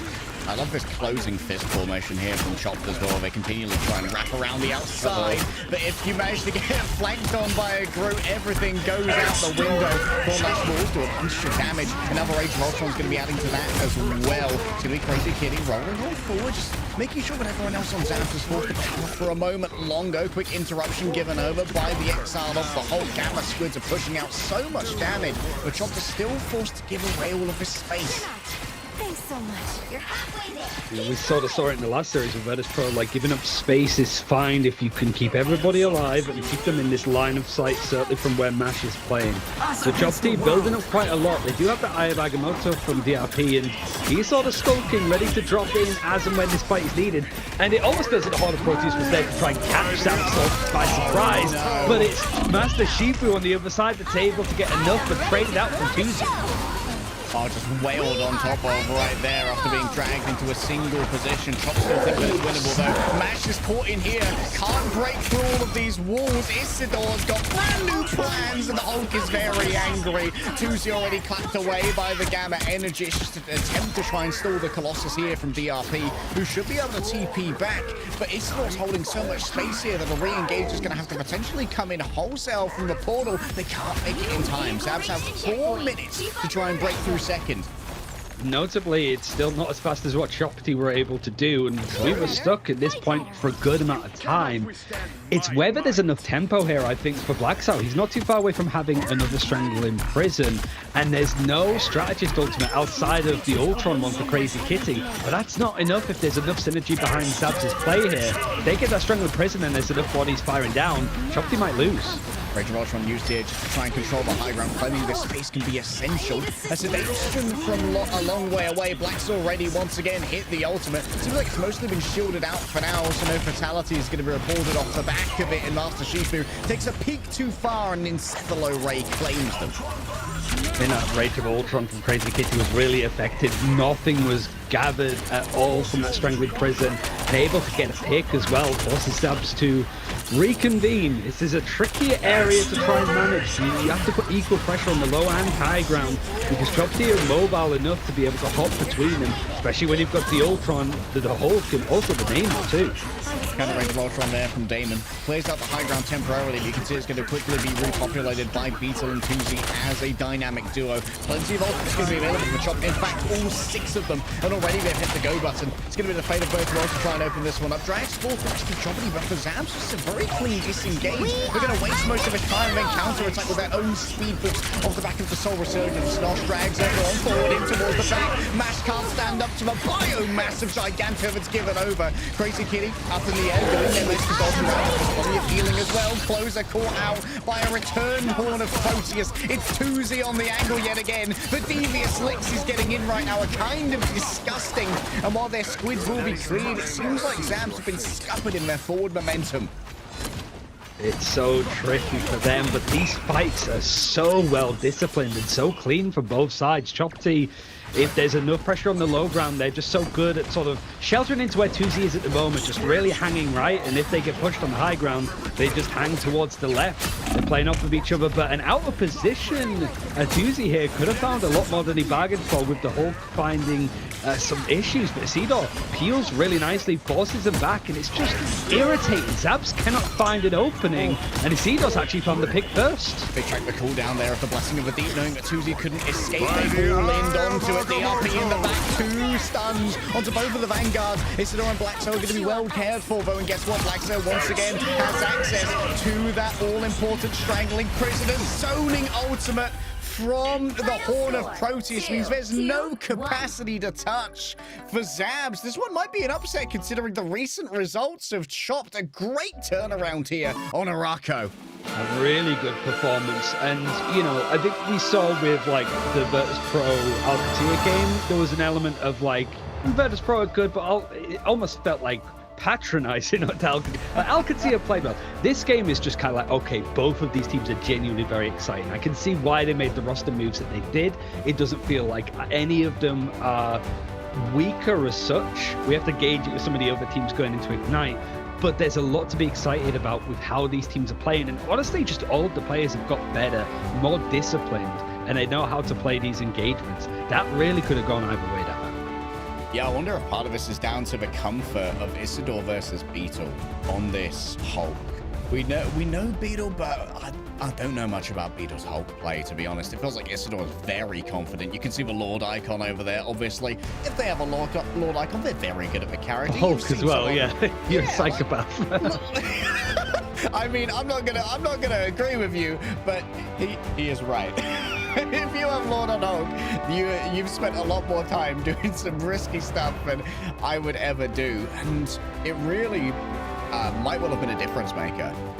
Considering that Isidore might be a lot more confident on that hero. Let's have a quick look at our highlights here. We saw Crazy Kitty bring out quite a bit of power on the Wolverine. It's surprising how much Blacks could get done on the group while being constantly countered by that Wolverine. Great care was coming through, and I think also some great preemptive positioning to avoid those potential leaps. Yeah, one of the elements too, I think, is just the follow through from the draft, because you had the protects coming in for Mantis and Ultron over on the side of Zaps. Zaps, just because like they wanted to play around the triple like strategist naturally, and they committed to that consistently all the way through that map. And then you've got the protect over from the Cap and the Wolverine, which makes sense when you've got Beetle's Cap is very, very good, but you have to pivot over to playing Hulk. And so you go for these protects, you put resources into making sure that you get those characters, and then you're just unable to use them. Meanwhile, the other team get to play exactly what they want and know how to use it as effectively as that. So that's probably the tricky thing for like Chopity to deal with. Well, for Chopity, they're going back to the drawing board to try and figure out how to get one over on their former teammates of Zabs. We'll see how they do it after this break.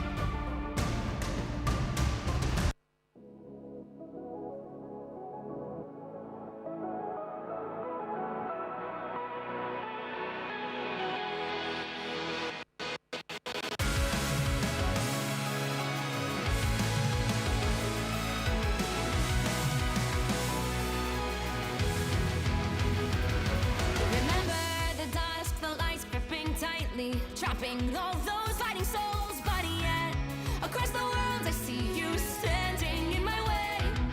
And remember the time, the place we used to fight, like the sun and moon. And I wonder if ever there was a time that we were friends. The night has fallen, shadows looming, and yes, that time has come for me to seek you out. We are set now for our last reunion. Break the chains, find your way, come find me.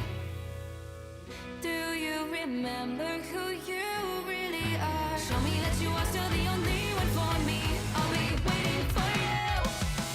Blink and open your eyes, raising up your fists and smashing through time walls. Before the rift splinters again, we are rivals till the end. Rise up, open your mind, hold on to your powers. No one can stop us. We are rivals till the end of time. We will clash, no matter where.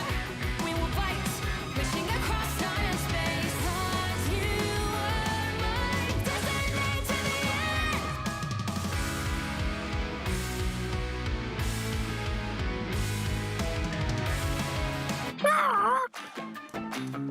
Hello. Greetings.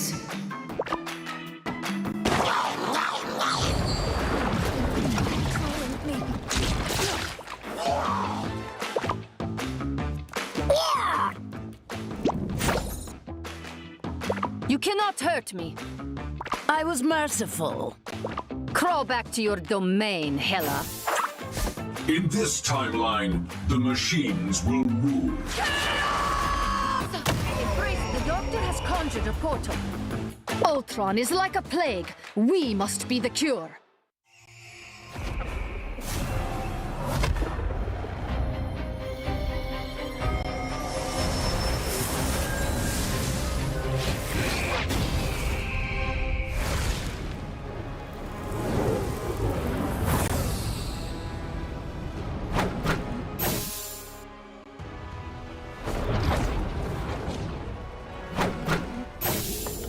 Now, a disappearing act.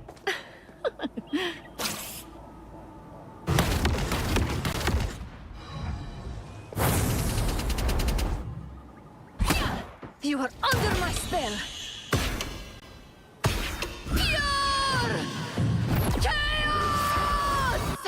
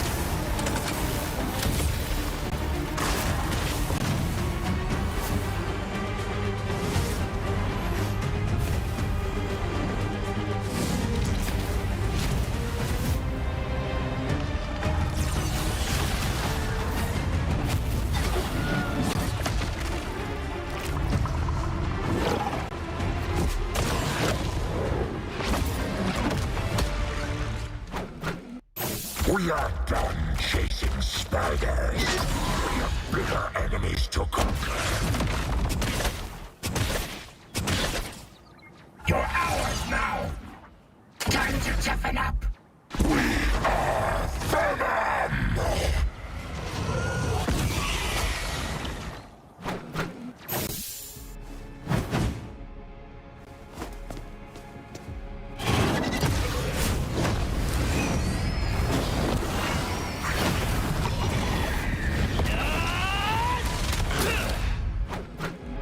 The other guy's been doing a lot of talking for me. You remember old Eddie?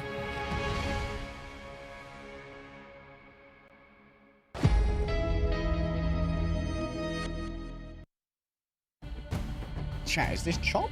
Or is it just all business here? Zabs are 1-0 up after Araco, and quite the Herculean defense of the second point, utilizing a very unique strategy of Hulk and Groot, which has kind of been the anti-meta of what we've been seeing through most of Ignite for Season 3, and eventually it was mirrored by Choppity. We'll have to see if that remains as we head over instead to Krakoa. Yeah, it does feel like with Groot and Hulk especially that they were meta at different times. It was one or the other. So yeah, seeing both is certainly a different look of what we were seeing from like that first series, but Hulk was permabanned out in that one. Maybe that's the kind of pivot here. I mean, I don't know if we're going to expect the same with like going into the draft of Krakoa, at least, whether we'd see the kind of cookie cutter draft play out the same way like we did in that first series. I mean, especially from Choppity, because you have to look at that and go, did our bans and protects line up with what we actually ended up doing? Sometimes you have to change up away from that original plan, but you want to make sure that if you're protecting something, that's something that you gain a lot of value out, and for Zabs, they don't. So I want to see if this draft does change up from... yeah, understandable. That'll do it, boys. That'll do it. It's like, nope, no more Groot, refusing to engage with that. However, there could be a Protect on the Loki here. That was the previous first ban, I believe, for Chopped. But Znost, who was playing the Mantis, might actually prefer the Mantis here. And I thought that Znost was actually the one copping the kind of personal ban on the Loki, given how good they are on that hero. Well, maybe it's just a case of like scrimming against each other, just knowing each other consistently, quite literally being on the same team in some cases too. That Zabs have just been very clear with what they want. We want to run triple strategist. We are going to protect the Mantis. We are going to protect the Ultron, and we're not going to switch off of them because that's our win condition. For Choppity, getting the Groot out is nice. Protecting the Captain America is even better because now you don't have to move and shift over towards it for Beetle. At least, not yet. Okay, this is very much Chopped trying to shape the Vanguard engagement. I wonder if there's a world where maybe they try and ban out Hulk as well, or potentially just ban out Namor, trying to have the unassisted Hulk. It's going to be, of course, Hulk is getting Black Panther added to that team up in Season 4, which is going to be delightful. Phoenix is going to be protected here, but I think that Master Shifu, who chat tells me is jerky, is actually very comfortable playing on the Phoenix, as well as a pretty good hit scam player. And once again, Tuzi is going to have that personal ban of a Psylocke. Yeah, and the Hulk taken out too. So it's interesting, I suppose, that Magneto ban has moved up from Choppity. They haven't gone to ban out Emma Frost, so she's still available here. And Zabs, was it last time they banned out the Phoenix? So it has to be something different now. It's been protected from Choppity. Luna or Cloak, maybe. The Loki does make sense because it was left on the table so long. So it is good that Zabs spotted that having the Luna Snow Loki was still potentially an option. Yeah, getting rid of Luna Loki at least means that you're not going to be too outclassed if you have to go for like a triple strategist setup. It would appear that like Znost, Closer, and Damon want to run one of these triple strategists, and you can really be outclassed by the double fate of both worlds. Let's head over to Krakoa, though, and see what wonders await at the Hellfire Gala.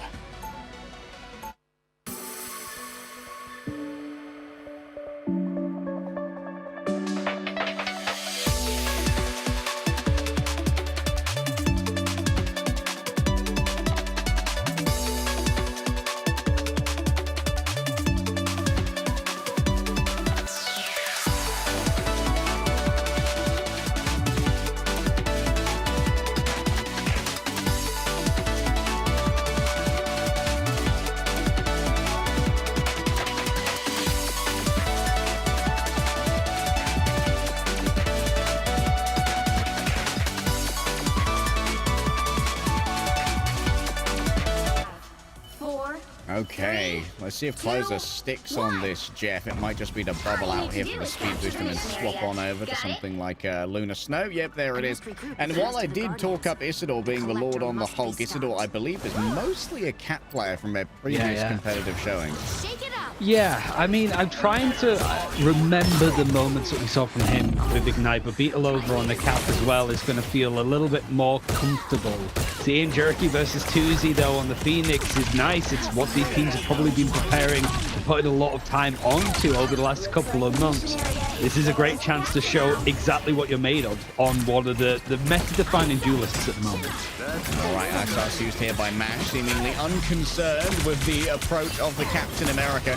DRP's just going to be exchanging fire here with their counterpart in the Emma Frost versus Emma Frost. Flex actually misses out on the Carbon Crush there. I believe it was parried by DRP with a little bit of CC immunity. Quick dash coming through. For now, it seems like survivability is on the table for the Captain America. Beast on the other side is getting it done. On to closer. Nice animation cancels there. Plenty of DPS out of John Liberty himself.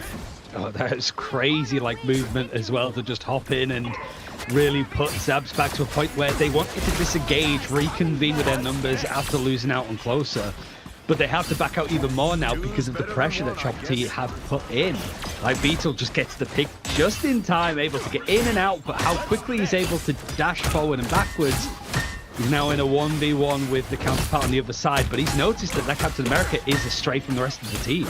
Bit of a tickle door here, but for Beetle, this is all great because you're just keeping him off your back line when you're in this defensive position. Freedom Charge ready to go. Damon trying to open up here with the Raging Ultron. Seems like not too much is going to be delivered off the back of it. Master Shifu has a very shallow approach here when it comes to the Phoenix. And Vertigo's already taken down as well. It seems like it's not going to be a hinder hit here by 2Z. It's an absolute mess of ultimates from both sides. Choppy actually overlaying their Vanguard ultimates now alongside the Lunar Snow as well for plenty of sustainability. For Choppy, it's all about just staying alive on this point and keeping themselves in control. It's a good angle for 2Z looking towards the back, trying to shut down Isidore, and those are those animation cancels that Isidore learns to fear, building up those sparks and just destroying Liberty in short order. Closer has given over plenty of sustainability here, and Vertigo feels the gang of the same moving in towards the back. The extra speed is all the better for Captain America, making chase down so much easier. Yeah, Chopper have done a really good job here, I think. I think that this whole fight could just come down to, like, looking at the Captain Americas. Have they got the follow-up from other people, right? And 2Z, they noticed Isidore was out of position, immediately pivots to take him out. And they have to be quick because the Captain America has got so much mobility and so much sustain. It's very hard to take him out super fast, but that's exactly where Chopsy was able to get a lot of success.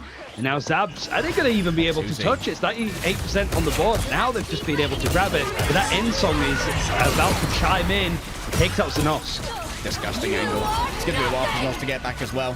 Master Shifu hangs above it all, sees 2Z, wants 2Z, and indeed will find it. The end song Inferno, the song stuck on repeat. And it seems like 2Z is going to be sick of it. Crazy Kitty reigns above it all with the repair imperative. Farewell to Master Shifu. No match for the range of the God of Machines.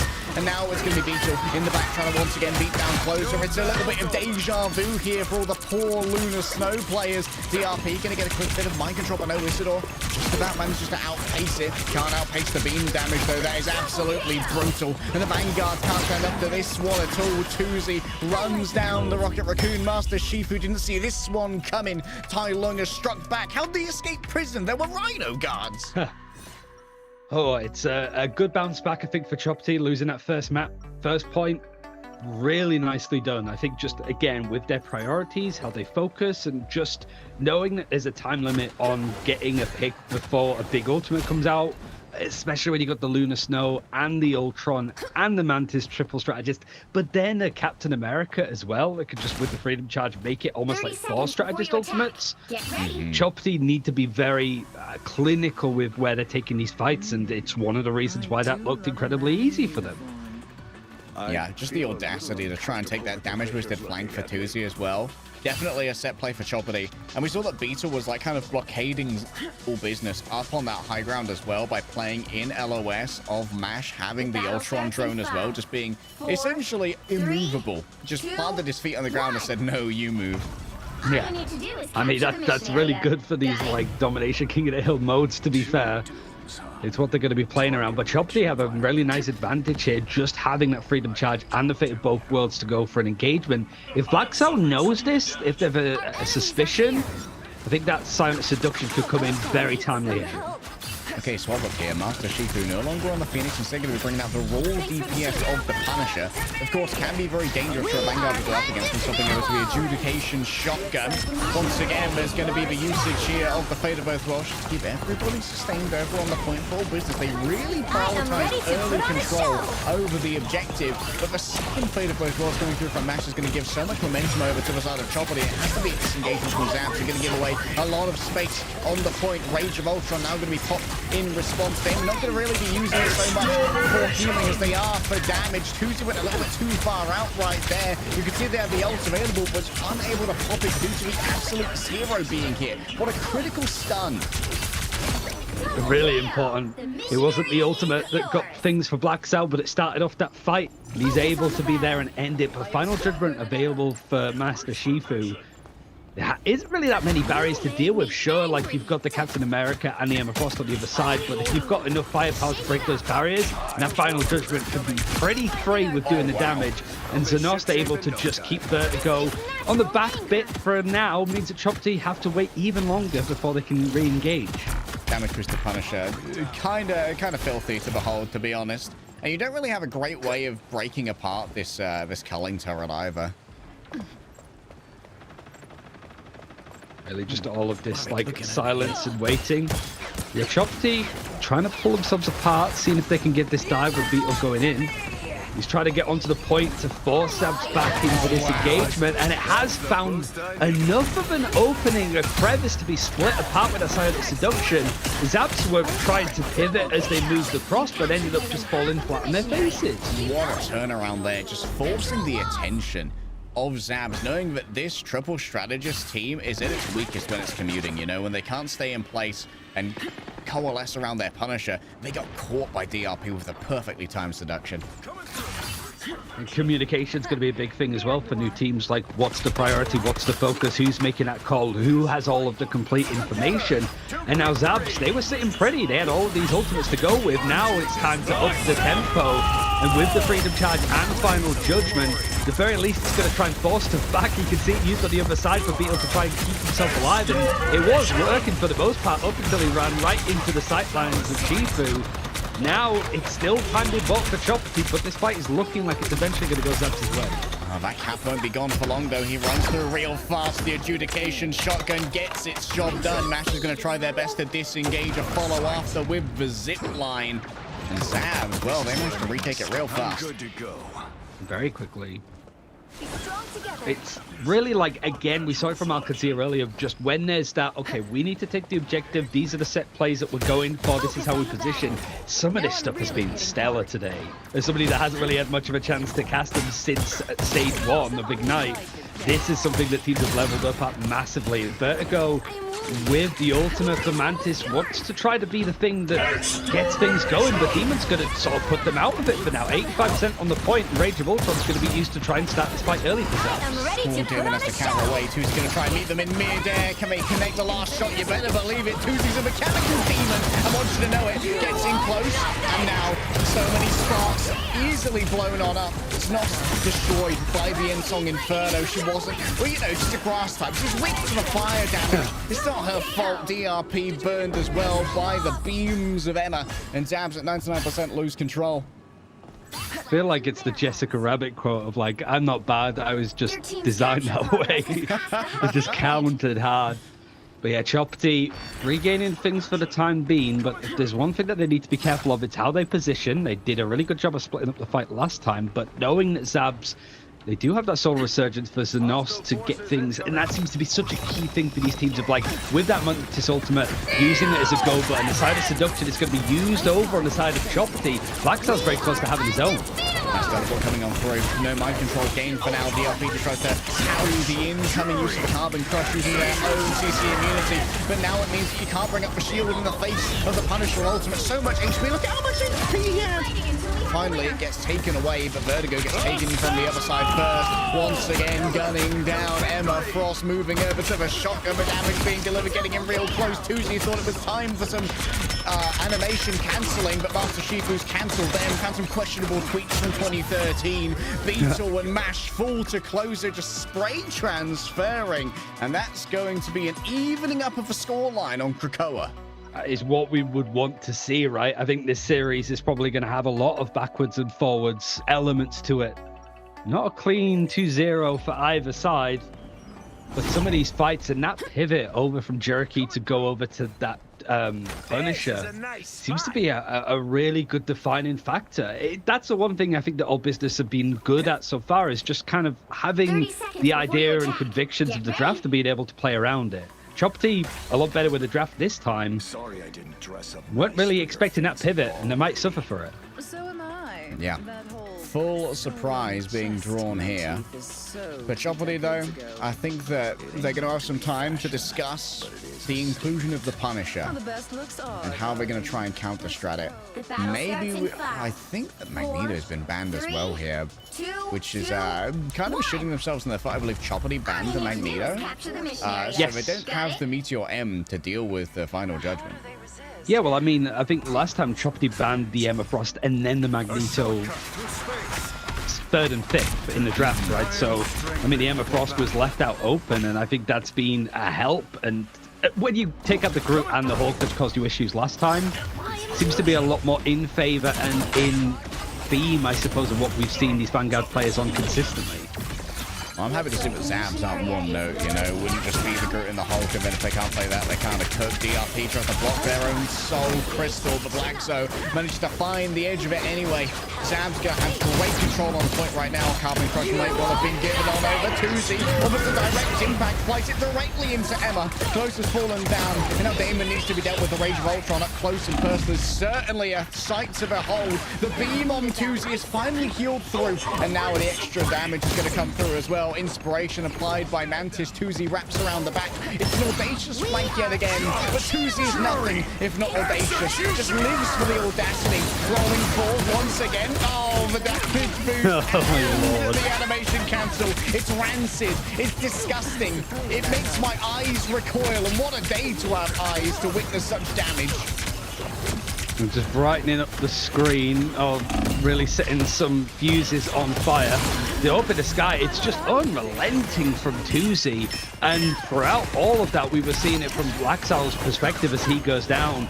He was there with that seduction in hand, waiting to see if they could get past the end of this Fate of Both Worlds. But Choppy survived. They felt that Zabs really were just waiting on a timing that never came. Never was arriving. We have seen some very clutch usage of a Sonic seduction so far. Usually for Zabs, maybe they worry about players being turned around here.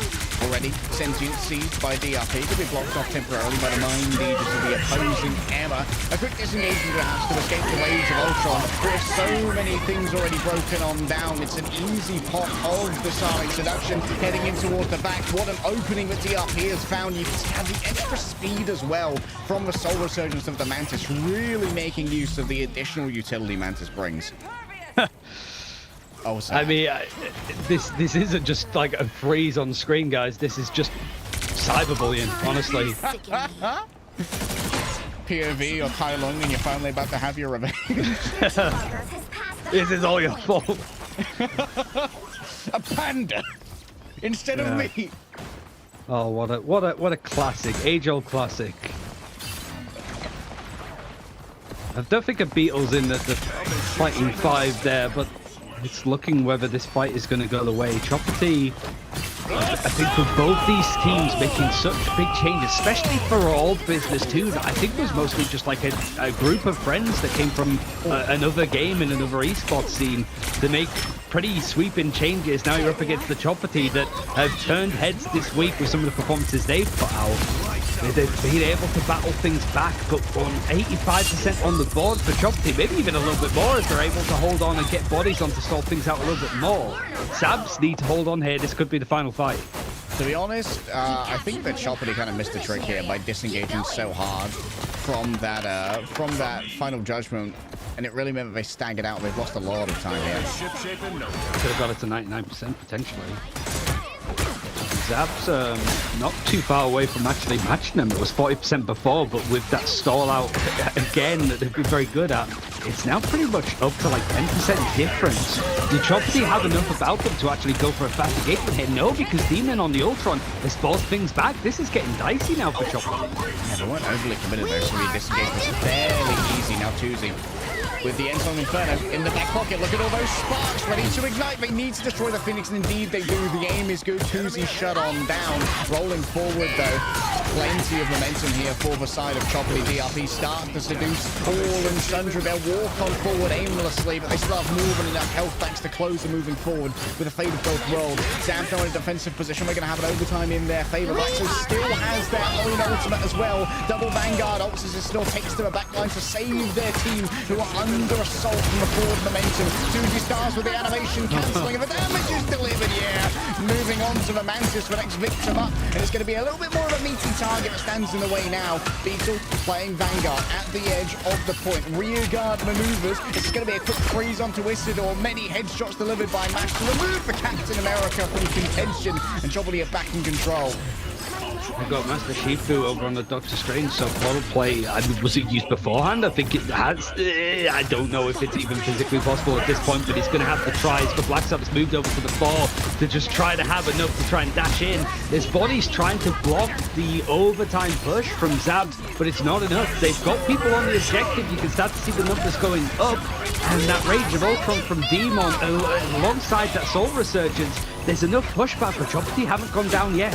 Once again, Tuesday loses the old great focus fire, but Znost can't stand up to the game that Tuesday brings to the table. He's just so accurate, man. A beast when it comes to the mechanics. And Beetle's a beast in his own right. The exoskeleton has been flared. The urticating hairs have been thrown on forth. And the damage up close from the Beetle. Do not try and enter melee combat against the Rhino Beetle. You're not gonna win. Choppity take this one away with a clutch at the end. Oh, it was back and forth though. I feel like 4, honestly, just with another, and I'm really glad that this is a full best of 5, because even in the last map it was close, it was fine margins, but here it felt like Choppity had a little bit more follow through with the draft, able to get what they want, and they're able to show exactly how they could have a good response of beating that Team 1 back in the night shift tournament that happened earlier this week. It's enough to keep your eyes on them, that's for sure. Yeah. Both of these teams definitely trying to mess with potential power rankings for Ignite. The damage from Master Shifu, of course, who was playing some Punisher, is kind of out of this world, but it really feels like Tuesday delivered on the final blows. 14 of them here on the Phoenix. Clean when it comes to those animation cancels, really making it difficult for a Captain America to get too much purchase in the backline.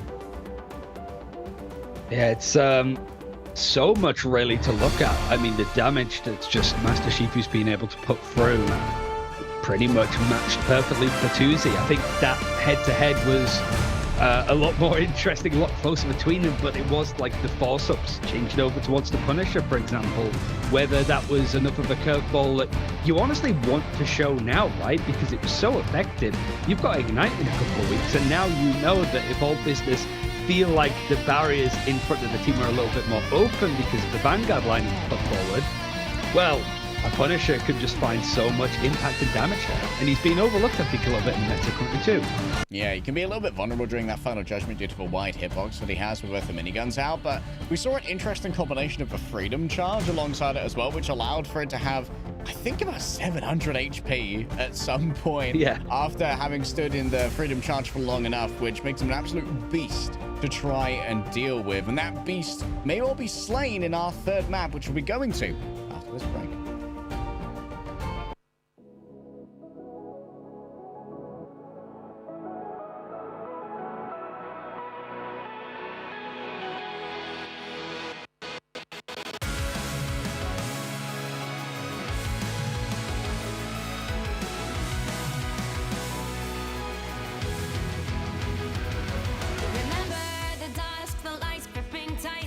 Trapping all those fighting souls, but yet across the world I see you standing in my way. And remember the time, the place we used to fight, like the sun and moon, and I wonder if ever there was a time that we were friends. The night has fallen, shadows looming, and yes, that time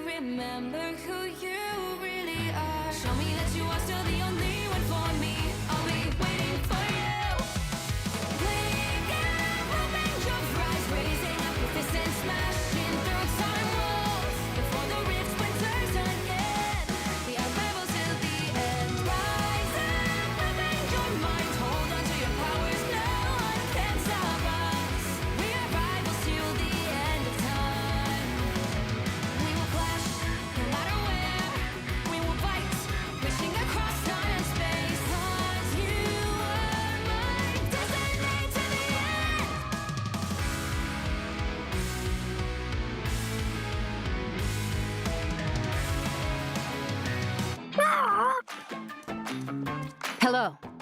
Greetings.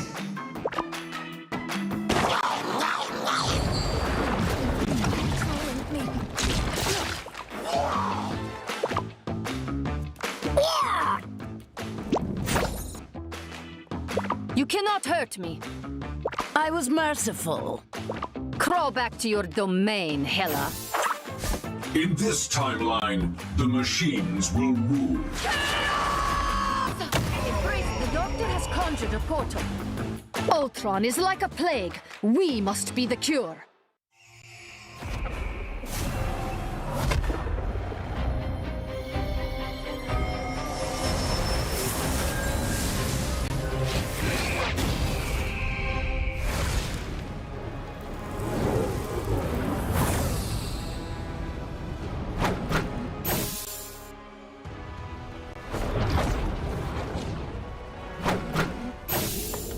Now, a disappearing act.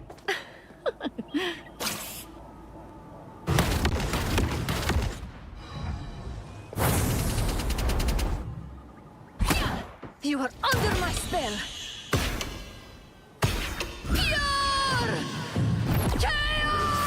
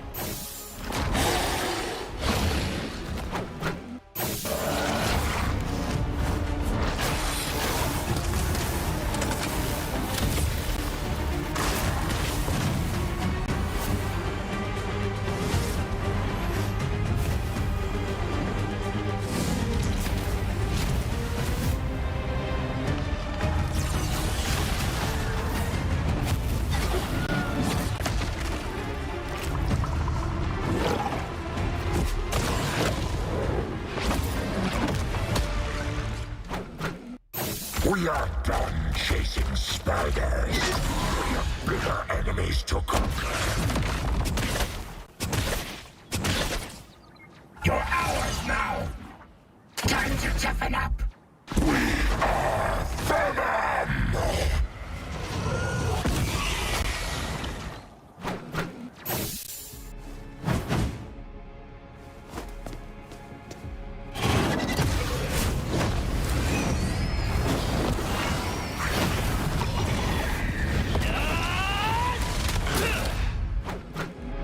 The other guy's been doing a lot of talking for me. You remember old Eddie?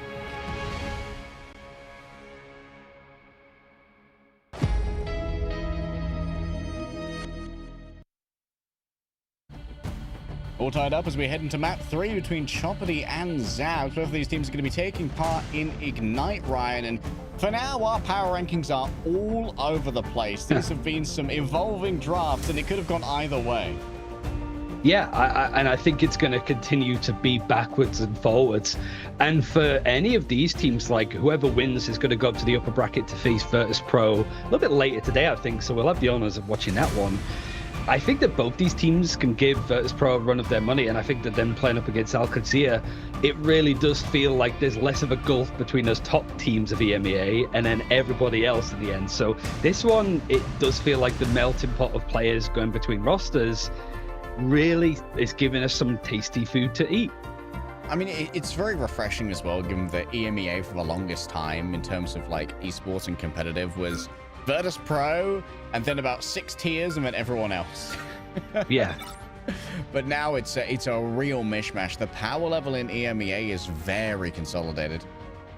Okay, so it's a switch around on sides. So Zab's banning out first. So they're going for the torch. And I mean, Choppity, it worked. Just getting out that route early. They're going for it again like they did over on Krakow, which makes sense because we're going to Hell's Heaven, another domination.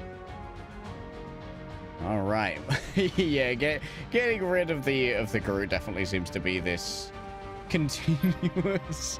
Oh, this is going to be like the perma ban, I assume, versus Blaxo. Like, Blaxo cops these target bans for a reason. Like, Homie is just unnatural on the group. Homie is an absolute green thumb, John Tree themselves. So, yeah, it was the Groot that they banned last time, the cap that they protected, which is what they did in the first game as well. It was just that first ban of Loki. Mm-hmm. And this time taking out the Emma Frost, which was available last time. So Choppity, even though they won that last map, looking to try and not run the same draft in the end. And even the Psylocke, I believe, is actually exactly the same as what Zabs has been doing. So ignore that. If I was gonna like have a cope analysis take here on the Emma ban, it might be they feel like they have a bit of a cap gap in their favor with Vertigo versus Isidore, so maybe they feel like not having that shut down would be in their favor. I like once again protecting the Phoenix. Tuzi's been able to do so much on that off the back of the animation cancels so far. And once again, Zabs are going to be trying to craft this triple strategist backline. Ultron protected. This has been what all business have been looking to do over and over again. Magneto, I think, pretty much concludes it. They banned out Luna, I think, last time. This was an area that was a little bit free last time, but instead it is going to be that main Vanguard duo of Emma Frost and Magneto unavailable. Actually, 4 Vanguards taken out total. Once again, Hulk is going to be banned away again. So Isidore might instead pivot over onto the Venom, which I mean, makes sense. It feels like they weren't quite matching the cap that Beetle brought to the table. Beetle is kind of one of our premier Captain America players in EMEA. We're going to head to Hell's Heavens. Let's see what Hydra have in store for us with our fly-through.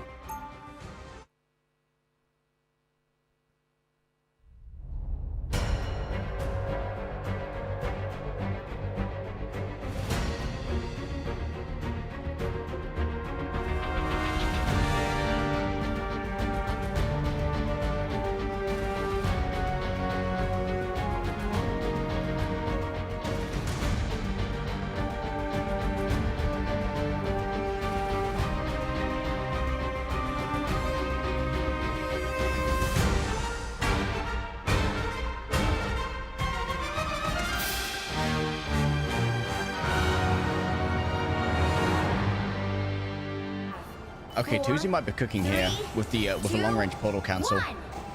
Let's see if they manage to get the team up out. Cancel the opposing portal. Just to line up with the Luna still. There it goes. Did it work? No, they missed. Ooh. Might have got a hit marker, though. The up. I think that was an attempt at a Spider-Man grab into a collection of penny mines. Question is, do you want to go through 2 portals? Do you want to risk it? No. It's real. It's for Thor, baby. The god of thunder. Asgard will strike.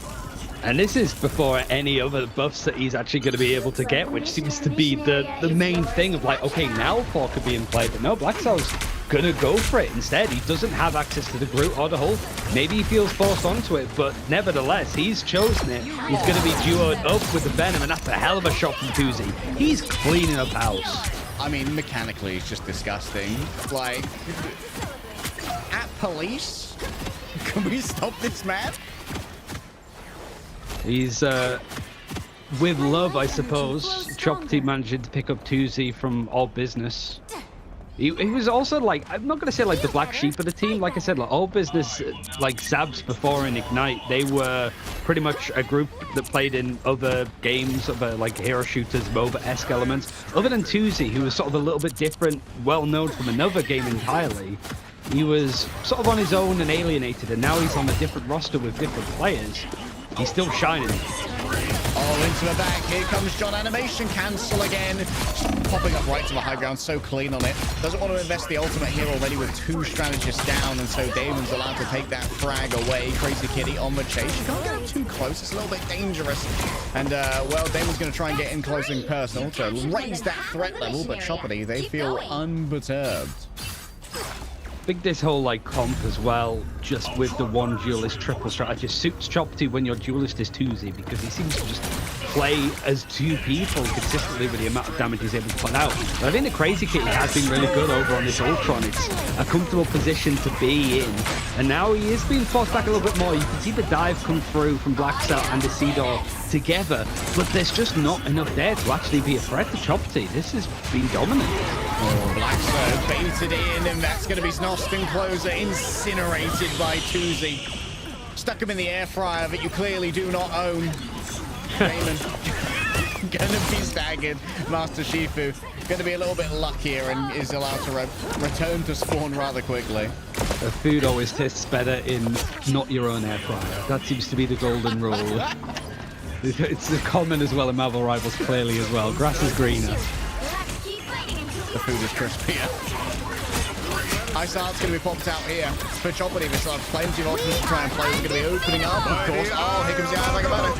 Two players done, but for the Transius not. Oh, it's just taken away. Close to even get a chance to pop their own as Beetle beats them down. The Shield Sentinel Strike hits exactly what they were looking for, and Liberty once again reigns up.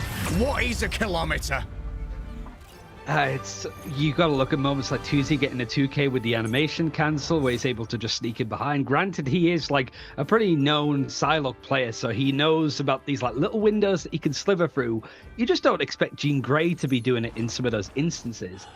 But I think the other side of it as well, like as much as Triple Strategist is controversial for a lot of people, seeing the Ultron sort of slot in and seeing like the timings of those Rage of Ultron ultimates, where they're most effective. I wish it was something that you could experience more like quick play and competitive at lower ranks, but it is just in those like coordinated settings when you have all 6 players communicating. It's so hard to really pay attention, but it's hard to also highlight how impactful it is.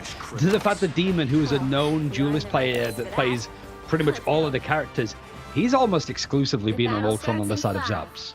Yeah, Ultron really is almost perma-pick in many teams at the moment, especially if you've got a great hit scan player like Damon. It looks like once again we're going to have these dueling portals, and the team is going to be prioritizing position on point. And yeah, you see those keybinds correctly here for DRP, one of our few controller players we have. Used to be the sort of battle as well against Enzo in Ignite, I remember, with the controller gamers. But the portal play for Choppity was a bit more patient, but they've actually retreated. They've basically surrendered this objective for Zabs, but as soon as Zabs, they're not even that comfortable with just sticking bodies on the point to try and take it early. They're a little bit like, what are we waiting for? And it was just that Fire Song coming through with the Phoenix ultimate, dodged, but still able to get the picks. And Tuzi is finding so much success again. I mean, that's kind of a crazy fake out there from Choppity as well. In other games, you might call that one a double bump to look like you're backing off and maybe go back in once more. Close are going to be ran on down here by Beetle and Tuzi. Off the charts, man. Crazy Kidis and Cephalo Ray hits Pader on Kiznost, and that's going to be yet another stagger. Oh, they've put the robot to sleep. How's that even work? He's been put into shutdown mode. Does he dream of electric sheep? He might do. He dreams of being released. I mean, yeah, it's... You're going to see a lot of that, I think, when these teams well experienced to playing at like the tier 1 level, and even in just the early days of like Marvel Rivals eSport, it's like what is needed to make a team great, and it is just making sure that if you punish an opponent that you do it in the most brutal way possible. The timings of these ultimates are good, and the pick is enough to follow through. Master Shifu moving over towards that Punisher again isn't really given an opportunity to go for a fight to farm up any more of that ultimate. He's got it good to go, but Choppity have just stopped him before he could even consider it. That's why Uguay stays on top. Hashtag Turtle Gang brought you this post. Where do you come up with this stuff, man? How quickly?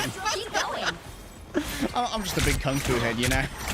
Just IMDb, like Kung Fu Panda quotes, just have them up ready. Oh, that's going to be already used out. Nostra has been able to pop their soul resurgence, so much damage going their way. And you better believe that Tuesday is once again getting involved up close and personal. These animation cancels continue to disgust me. And well, it's a rancid display from Choppity as they continue to be in control. Even frozen up, Beetle can simply watch their foes fall before their frozen eyelids.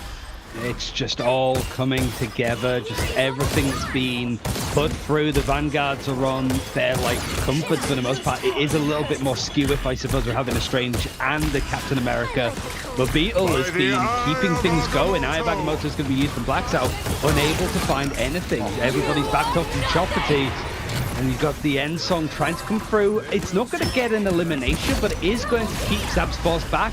Somebody's had to go around to actually touch on the point, which means that they're split. Yeah, Close is going to be intercepted on the way through here as well, of course, with Captain America. DRP raises the shield in defense of all those who spawn on back. Daggers of Dinat from downtown. Match need to rescue That's quite the audacious position for a Luna to be taking. Still, there are 2 strategists remaining here, so maybe it's going to be doable. Master Shifu only halfway towards their own ultimate, so it's going to have to be raw mechanics to turn this one around. And Beetle is going to be more than happy to test those. They close the gap and close the door on this Book of Phoenix. The end song has been sung. 99%, only a sliver of overtime remaining. It still makes their way towards the back. Sentinel Strike ready to go. So too is the Soul Resurgence.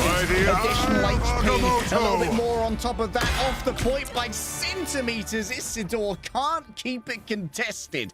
And that's going to be Choppity walking away with Hell's Heaven. And dominantly too. Like in that previous one that we saw on Domination on Krakoa, it was a lot more backwards and forwards, and it came down to just even certain engagements, target prioritization. Here, it's like everything seemed to make sense from Choppity, full stop. You have Tuzi being able to have that freedom. The draft is looking a lot stronger. And honestly, I think that you did back Zabs into a corner with banning out that many Vanguards. It really did seem that Black Zabs was not comfortable to run anything at that rate. Tried before, wasn't really able to do much. Then he's forced onto the Strange. There's only so much you can do with it feels. Almost a full shutout. Poor Isidore not being able to get too much damage done either. Damon only getting 3.9k healing. This is this is a disgusting scorecard. And at the top of it all is Tuzi, of course, sitting on 17.3k damage and 18 final hits. Ugh. It's the only sound I can make in response to that. Let's get to the highlights, which I'm sure are going to be filled with Tuzi. It's just brutal. Like, it's such good movement as well, and like how well Tuzi and Crazy Kitty are synergizing. You have just got a little bit more of a pocket to happen with the kit that Ultron has available. It's just the perfect matching. I don't know who really actually RGLs for this team at Choppity at the moment, but it feels like you have Tuzi being the one, he's the steering wheel that decides the direction, and Crazy Kitty's the one pumping the gas. It's such a good matchup, and now it feels like they're pulling away a little bit from Zabs in this series. And this is what a threatening Captain America brings to the table as well. This is what we learned from Citadel when they rose to prominence with that Polly-Pokey duo. Having someone like Polly, like Beetle, who delivers on the damage of a Captain America off the back of excellent animation cancels and good timings on their insertions can really create a bunch of space for Tuzi to be able to make these flanks and decide when the real damage is going to arrive in the form of those animation cancels. We can see if Zabs can turn this one around. We know they have the capacity, but you're going to have to find out by sticking around through this break.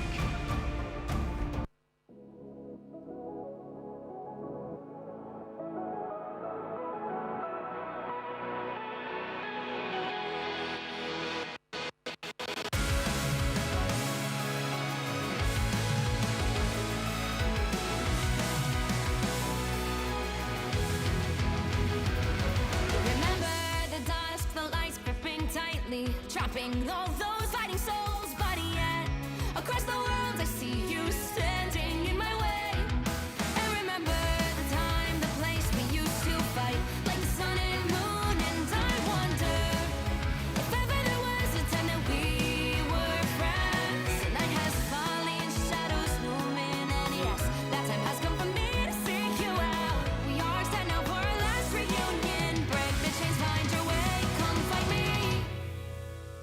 Do you remember who you really are? Show me that you are still the only one for me. I'll be waiting for you.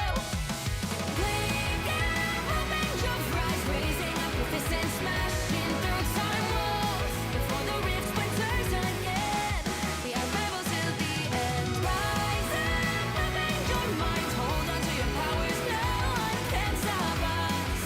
We are rivals till the end of time. We will clash, no matter where. We will fight, reaching across time and space. 'Cause you are my destiny to the end.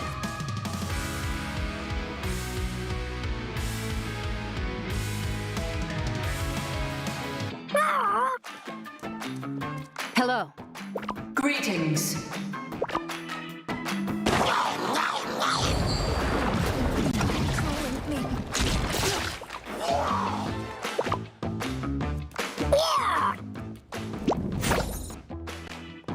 You cannot hurt me. I was merciful. Crawl back to your domain, Hela.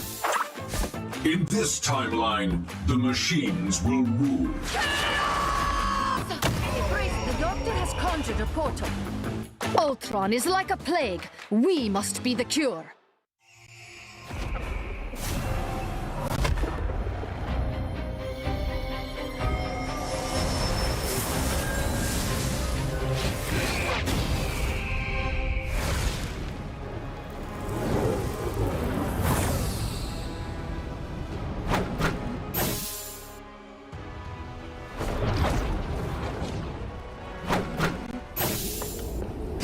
A disappearing act.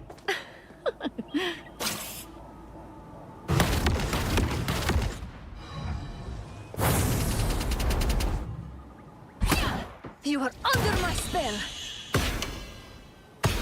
Pure chaos!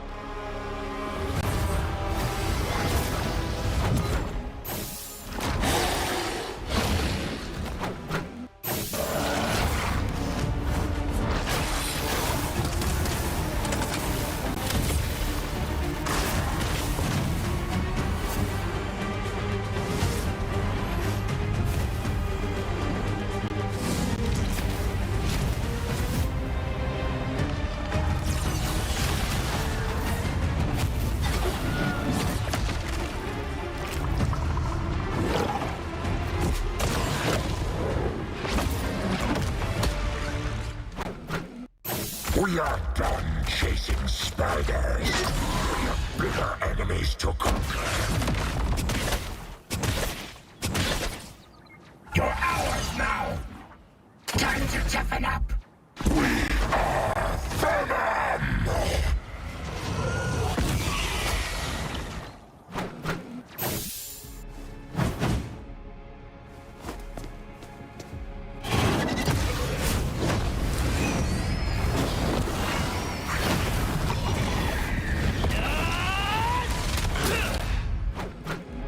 The other guy's been doing a lot of talking for me. You remember old Eddie?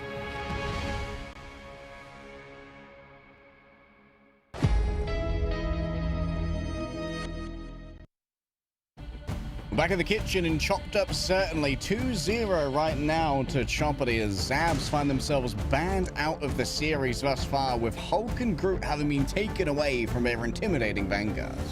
It seems to be a really good pivot for Choppity that they made quite quickly on in this series. They lost the first map, they just take out the Groot, they take out the Hulk, and everything seems to be absolutely gravy for them. You also have to look at the fact that Zab's choosing a domination map after they just lost one. Maybe didn't seem to work, but they are going over to Convergence now as we head over, for the first time today, Symbiotic Surface, which has had a little bit of like a facelift, I suppose, with that introduction of like Null into the story, and obviously another map that we're seeing on Symbiote's world, Clintar. I knew it started with a K, but it's just a good way, I suppose, to like show what's going on. It's also worth adding that we don't have the new game mode in either in this tournament just yet, but that should be ready for Ignite, I think, too. All right, first ban's already coming on through. Human Torch once again going to be taken away, and Black says, yeah, it's sad times here for Blacks. I wonder if maybe there's a world where Zabs go for the Preemptive Protect here onto Emma to give Blacks one of their hero pool back, rather than continue to focus in on the Mantis Ultron duo I believe they've been protecting so far. The Cap's protected. I think that's what they've done every single time so far. Yeah, minus Groot plus Cap. Every one that we've seen Choppity win so far has been that start, and I think Zabs have not moved away from the script at all up until now, where that Phoenix is going to be taken out, and yeah, it makes sense as to why. Oh yeah, we continue to get rid of those. I think that's a very very appropriate ban. And there we go. That's going to be Emma taken away.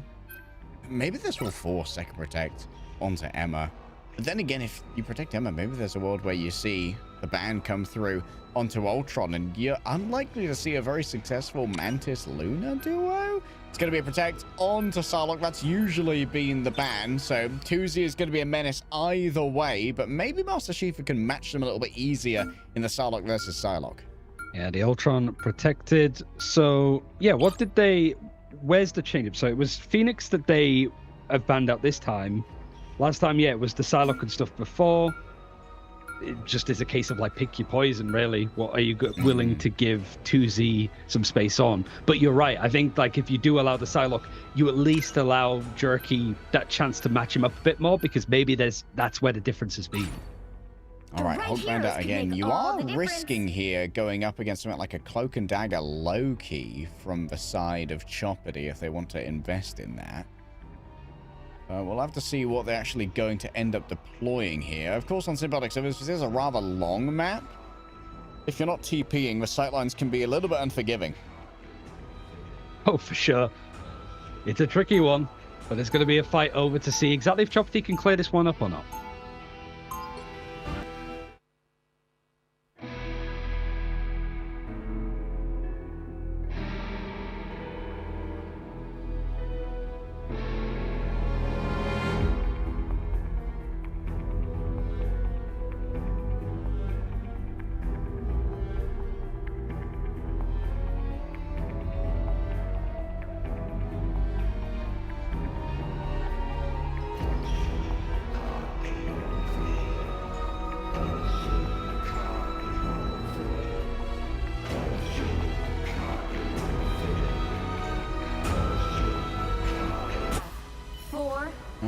Mash pivot here from Luna onto Invisible Woman. You have to stop It's going to mean that there's a little bit less burst healing available at range, so Beetle, maybe when they go out on these wide flanks, they're going to have a little bit less sustainability. Yeah, just Luna not being available does force them off it a little bit. Cloak Dagger's still available, but it does feel that so much of the success of teams now to deal with Cloak Dagger has been CCing him out of the ultimate during this. And now, all business, Zab's the ones attacking first, putting enough pressure into that main choke, but realistically, it's a case of where is Master Shifu? Where is Jerky? Is he behind them? Has he found some space?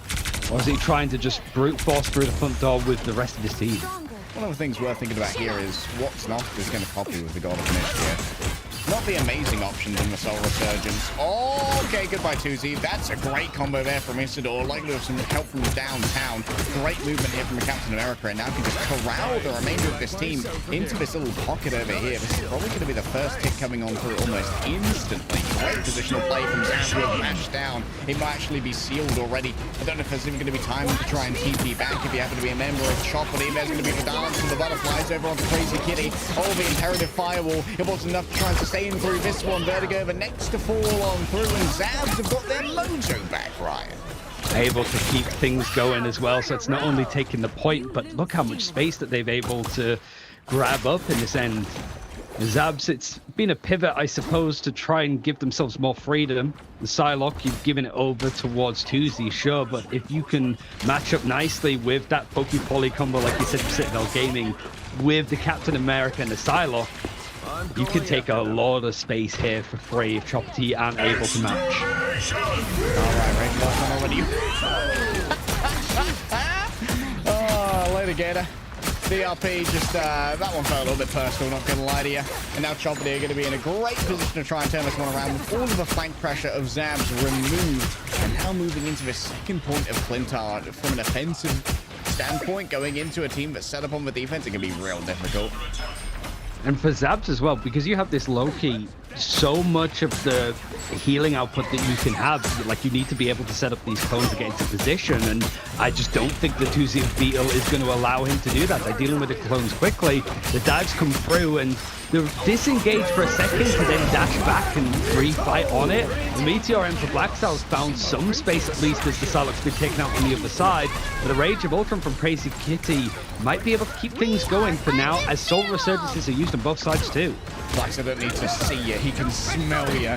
Trying to take out the invisible Psylocke with the Meteor M, and it gets charged up so fast by that Rage of Ultron. It's going to be a use of the Dance of the Butterflies, answered there by Nash with the invisible boundary. Beetle just been so evasive over here. Blacktail just can't land a shot, unfortunately. And it's going to be disengaged coming through from Choppity before they're able to try and turn it around once again with the Freedom Charge. Beetle drags the team forward to once again contest this card. Glaxo dragged forward in their own right there by the Force Physics. And with extra speed as well, we're given over by the Soul Resurgence. Closes the one who's made sure that's working out. Mashes down Vertigo to a stack up quickly inside of the Dance of the Butterflies. And the damage is democratized. Oh my God. And that's going to be a light escape coming through from Tuesday until Master Shifu says, nah, you're not getting away with this one, son, and runs them down. It's really just been really good to see both these duelists. The head-to-head has been a testament, I think, to these players being able to improve even with stuff shifting around. They're still able to put in the performances, especially if they're given over onto the Psylocke. Trying to readjust as the ball play comes in, but the Meteor M forces Master Shifu to find some space again. He's seen all of these clones from Loki, but he's trying to find a strategist on their own. Great dodge away here, Crazy Kitty. Able to try and chase down Closure, now looks towards the back. Isidore can't stand up to the damage either. And once more, Zabs are scuppered by a well-timed strategy start coming through from Crazy Kitty. Now that back and forth that we saw in the first two maps is really started to come together now. The 2 minutes for all business to get things moving again, but look how far they've been pushed back, pretty much right back to that first point with how much space Tuzi's been able to set up. It's so good to see the movement of these two teams, just end-to-end stuff on a map that it looked like we were just going to see fighting and stalling out on that final checkpoint. Damage boosted Tuzi. Something to behold is definitely very dangerous, but you constantly worry about Master Shifu here with that Dance for Butterflies. Maybe in a 1v1, it could be dangerous to try and deal with. Damon up close and personal. Tuzi does not want to stick around to try and out-DPS the range of Ultron. And it's peeling on top of that as well with the Meteor M ready to go. Seems like there was a Magneto bubble to try and allay some of the incoming danger. Tuzi is going to be deterred from moving forward by a well-placed Mag Cannon. And that was down to Master Shifu. Vertigo stuck within it, but seems like the damage once again is going to be shared out. Great aim from Vertigo, and more up in the air. Damon forced to feel the fear of heights and fear of God indeed. Damon rolls on forward. DRP backs up the Psylocke ultimate as it's a disengage here from Zabs once again. Isidore's in the back trying to cause some issues, cause some problems. But Choppity still stands strong. Snost is down. Master Shifu to the Encephalo Ray gets it done, and Tuzi's on the chase. You sort of mentioned going into this map of just how long it is. It doesn't feel that long when you just see like this fencing match, I suppose. Like this has been an aggressive spot for Choppity to try and perch up on. But how quickly they can go pretty much all the way back towards the spawn doors as and when needed says a lot. Is there a deliberation from Zabs? You've got 30 seconds. It's a portal play, but nothing has really changed up with the comp. They've been pretty much sticking to their guns no matter the odds. And Choppity, knowing that their portal play is in, disengaging, and then probably going in for the swipe to maybe put this one to bed. All right, one last fight here to try and win for Choppity. For Zabs, there's one last chance to try and give themselves an even better chance of staying in this series, and getting rid of Beetle is a great way to begin. A Meteor M takes to the skies. Master Shifu temporarily revealed by the Encephalo Ray, but now it's going to be the chance for the Ultron Service one around. Tuzi once again demands to be the hero. Damon taken down. Isidore facing up toward the damage, coalescing around each other. They huddle for warmth like penguins in the Arctic, and now it's Tuzi's turn to do their own slicing and dicing. They slash through one Vanguard. A shield of a Seraphim cannot deal with this. A little bit of a jump scare from Rogue Doctor Strange, but that's okay. Just keeping them on their toes and keeping Znost as Guardian sneakers as well. And that's going to be Priest Jays and a finished push. Isidore the last to full Choppity. They have managed to stay strong on second. Really holding on. I'd love to see, if at all, we can just see the scoreboard with the tab to just see how much damage has been output in the end from Tuzi, because most of the time it has almost exclusively just been him over on that duelist full stop. But his damage output and just the final blows have been pretty much the observers just sit on Tuesday, and then you don't need to watch much else because it is a show reel in itself. It's been superb stuff, and Zabs, I think some of the fights that they've been taking have been well positioned. It's just they don't get room to breathe with how quickly Choppity are moving in on their opponents. I mean, to take us back to what you were saying after Hell's Heaven, there's a reason that the Tuesday POV is so good, because often Tuesday is the hallmark of engagement for Choppity as this solo duelist. When Tuesday makes the move is when Choppity tend to explode onto a member of Zabs, and usually that's either Damon or Closer. It's always hard with teams as well. Like coaching in other games, you have like really strong duelist players, you know, the poster boys of the team, right? The shirt name that you want on the back of your shirt and stuff for various sports. It's sometimes hard for them to get the follow-up that they need from the rest of the team because what they want is different to what the team is ultimately trying to achieve. My point overall is that for Choppity, that has never seemed to be an issue. It doesn't feel like Tuesday's trying to do one thing and everybody else is doing another. They're so on the same page. It's concerning how good they are, despite the fact that they're a relatively newish team with the roster moves they've made. Beatles having a bit of a scout here. Found their victims. They want to get right on top of this Mantis. A great response from EMEA with a quick bubble. Beatles going around back with a damage boost. And that's going to mean that Dark Maelstrom is going to do so much damage to a grouped up team. Can't quite build up the dark energy in time though, so instead is going to settle for position on point to force the Captain America back to keep this one contested. Just making sure that you have one foot on the point. Beetle knows how to sort of play around these objectives. He had some really nice movement over on Krakoa, just to force out some of these plays and split apart Zabs if they're not careful in these engagements. Blacksow is taking an absolute beating. Low HP forces out a lot, and Closar actually going to be picked up in the end from DRP. Means that triple strategist is starting to fall thin for Zabs on his defense. Yeah, Shifu needs to open something up right now. They need a pick and they need it. It's going to be Zosty finally delivers it. Master Shifu still gets smashed on the backside as well. Two strategists down. And that's a great opening found here by Zabs. They took their time to make it happen, but in the end, it's all the same. Hello, Tuesday. Feeling a little bit frisky on the outside. Blackstone falls so low. Maybe a dash in after them. It's a desperate attempt to try and find the frag, and Tuesday's rewarded for such audacity. Dropping down on top. Close is going to be easy to follow up, surely, but no, the freedom charge on top of the closer allows them to look for a little bit longer. Choppity have returned the majority of their players, though. Crazy Kitty's arrived on the scene, and despite heroic attempts, Zabs can't hold it strong. Now it's a case of like this fight now for Choppity. Can they take space? There's a couple of players that are out of position. Master Shifu being one of them, wanted to try and contest, fought against it, had to dash away to just make sure that he wasn't going to be in the sightlines of Crazy Kitty. But Matt, you sort of said that Master Shifu in that fight needed to find something. He was able to find one, but how quick did Tuesday just turn around breakneck speeds to make sure that Master Shifu can't get anything done? And Jerky has been really quiet, and I think that has been because Tuesday's had him in his back pocket the entire time on the second part of this map. Already usage of the God's Mischief here coming through from the Loki. Crazy Kitty just trying their best to disengage, keep the back line alive and kicking, and they're going to be able to chase out the Captain America here. Master Shifu needs to be taken off of this little perch they have, heading in towards the back line, utilizes the momentum to get good travel on the Dance of the Butterflies. That's going to be Mash falling on down to Mantis fall, or Manti fall in quick succession, and Tuesday's isolated and taken down. Seems sharper. Zabs given a chance to just keep a hold on things for the time being, but less than 4 minutes left.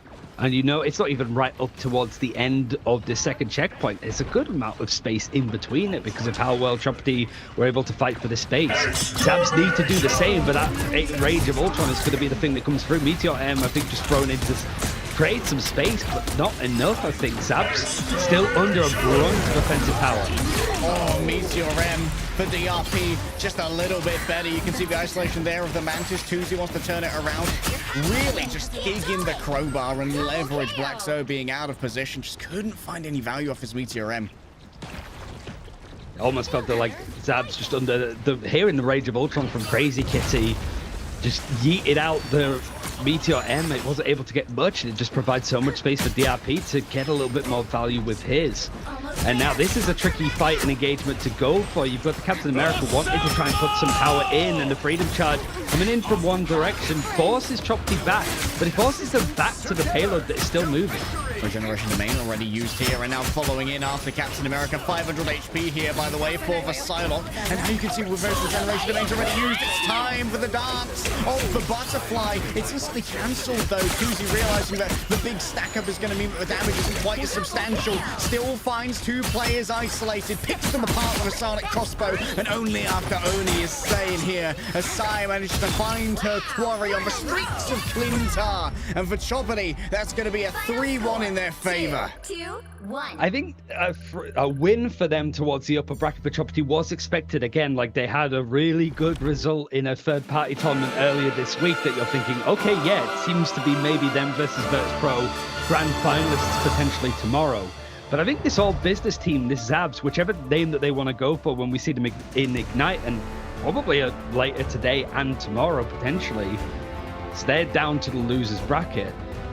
It really is just a case of like there's a lot of solid stuff there. I just think towards the end of this map, like they panicked a lot with some of the the regeneration domain right at the end there. 2Z was just threatening, forces out the low-key big ultimate that could essentially be a big ability that could be an ultimate essentially. It means that they could just play around it, force out some of the big bits of kit, and then go in for the kill afterwards. Yeah, let's jump into our highlights here to see how it all went down on our fourth and final map. Unfortunately for Zabs, it is the lower bracket, but their tournament run is not over yet. And there are plenty of interesting specimens who are waiting down in the lower bracket. We have already seen one of our teams from the upper bracket relegated. That was, of course, the team who went up against Verdus Pro. Zero Tenacity down there as well. We're probably going to be able to see how their match shapes up, as I think that FaZe went through on a default after there was a forfeit from the Vicious, but we're able to catch up with our bracket in just a bit. Master Shifu certainly one to watch here, though, up against Tuzi. The hallowed halls of Psylocks in EMEA are looking very good at them, because of course Ballas over on Alcazia also looked incredibly good up against a team as skilled as Verdus Pro. It's going to be very contentious to battle for that best Psylocke title. Yeah, and you're doing it without a Luna Snow to have that idle aura, and you're also doing it without the team up with Emma Frost in a lot of these cases, because they have both been banned out pretty consistently. You pretty much maybe got some like protocol help from Ultron. That's probably about it, but that's all that 2Z needs. Like, he must be feeling pretty good about the move that either he made, whether he left or whether he was kicked. It doesn't really matter too much. He seems to have found a team that's able to play off of him. But we still have some more action going in as we get towards the latter end rounds of the Marvel Rivals Championship here for Season 3. Going to go for a break before we get into the next set of games, so don't go anywhere. We'll see you in a few.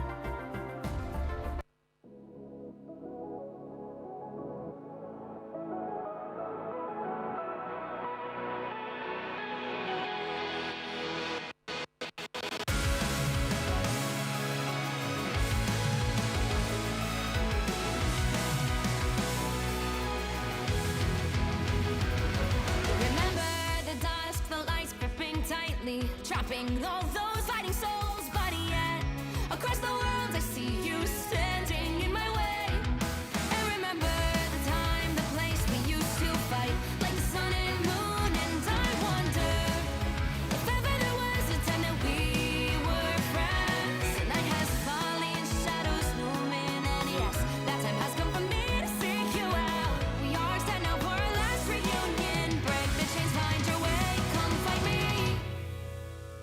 Do you remember who you really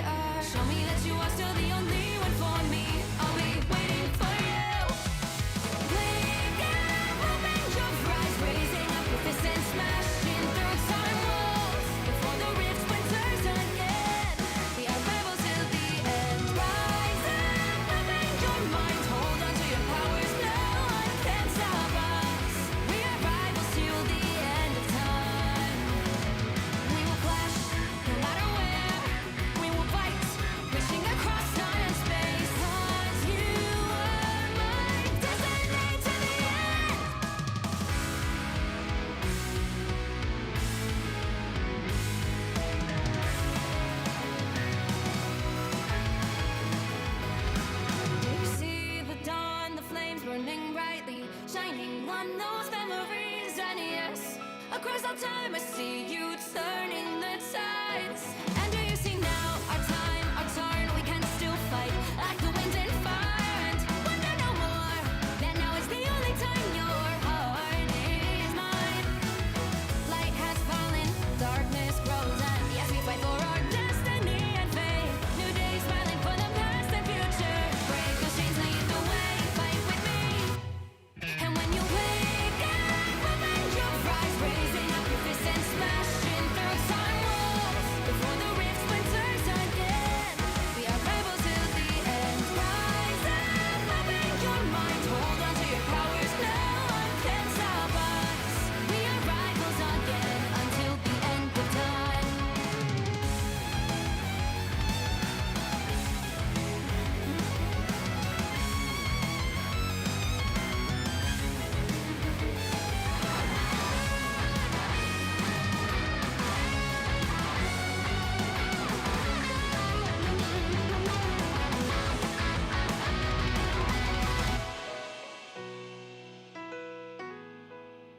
Show me that you are still the only one that matters for me. I'll be waiting for you. Wait up, open your hands, holding on to your heart. Look inside you. Can you feel it? The sparks in you. Add it up, unleash it all. Wake up, open your eyes, raising up your fists and smashing through time walls. Before the rift splinters yet again, we are rivals till the end. And rise up, open your mind, hold on to your powers. No one can stop us. We are rivals till the end of time.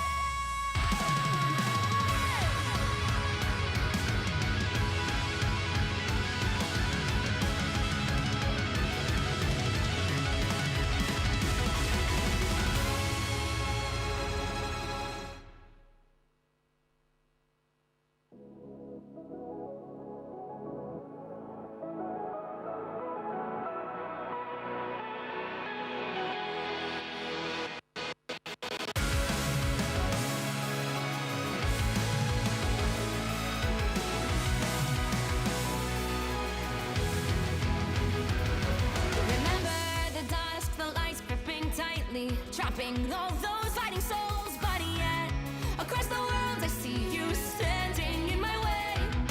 And remember the time, the place we used to fight, like the sun and moon. And I wonder if ever there was a time that we were friends. The night has fallen, shadows looming, and yes, that time has come for me to seek you out. We are set now for our last reunion. Break the chains, find your way, come find me.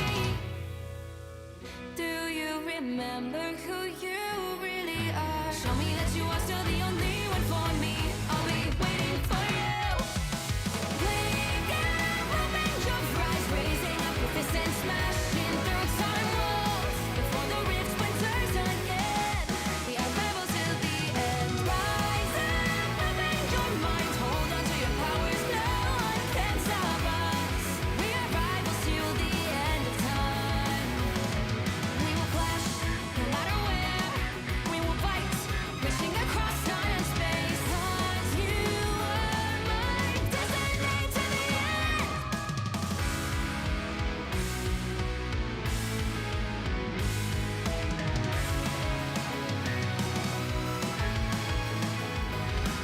You see the dawn, the flames burning brightly, shining on those memories. And yes, across all time I see you turning the tides. And do you see now our time, our turn? We can still fight like the wind and fire, and wonder no more. That now is the only time your heart is mine. Light has fallen, darkness grows, and yes, we fight for our destiny and fate. New days smiling for the past and future. Break those chains, lead the way, fight with me. And when you wake up, open your eyes, raising up your fists and smashing through time walls. Before the rift splinters again, we are rebels till the end. Rise up, open your mind, hold on to your powers. No one can stop us. We are rivals again until the end of time. Hello. Greetings.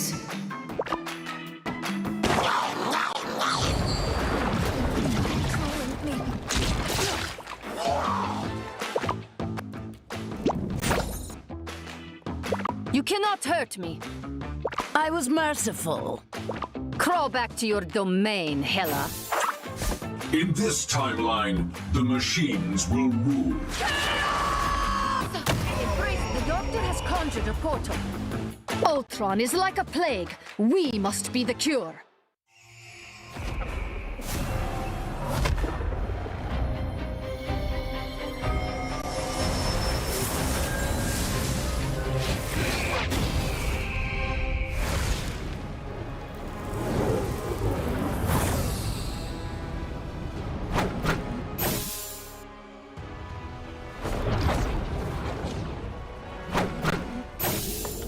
Now, a disappearing act.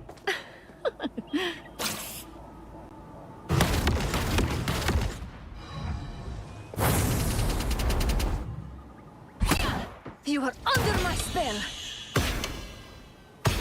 Pure chaos!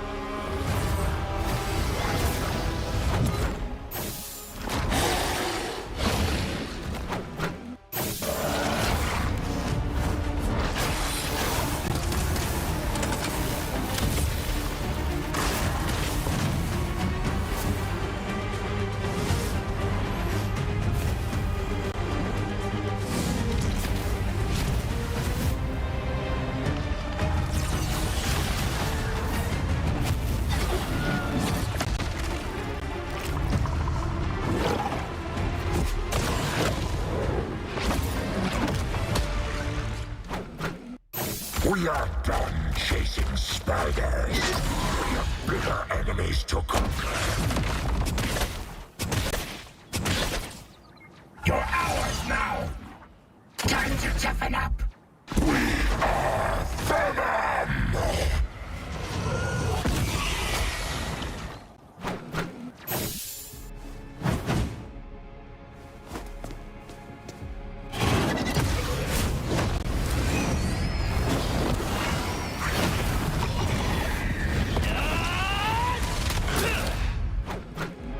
The other guy's been doing a lot of talking for me. You remember old Eddie?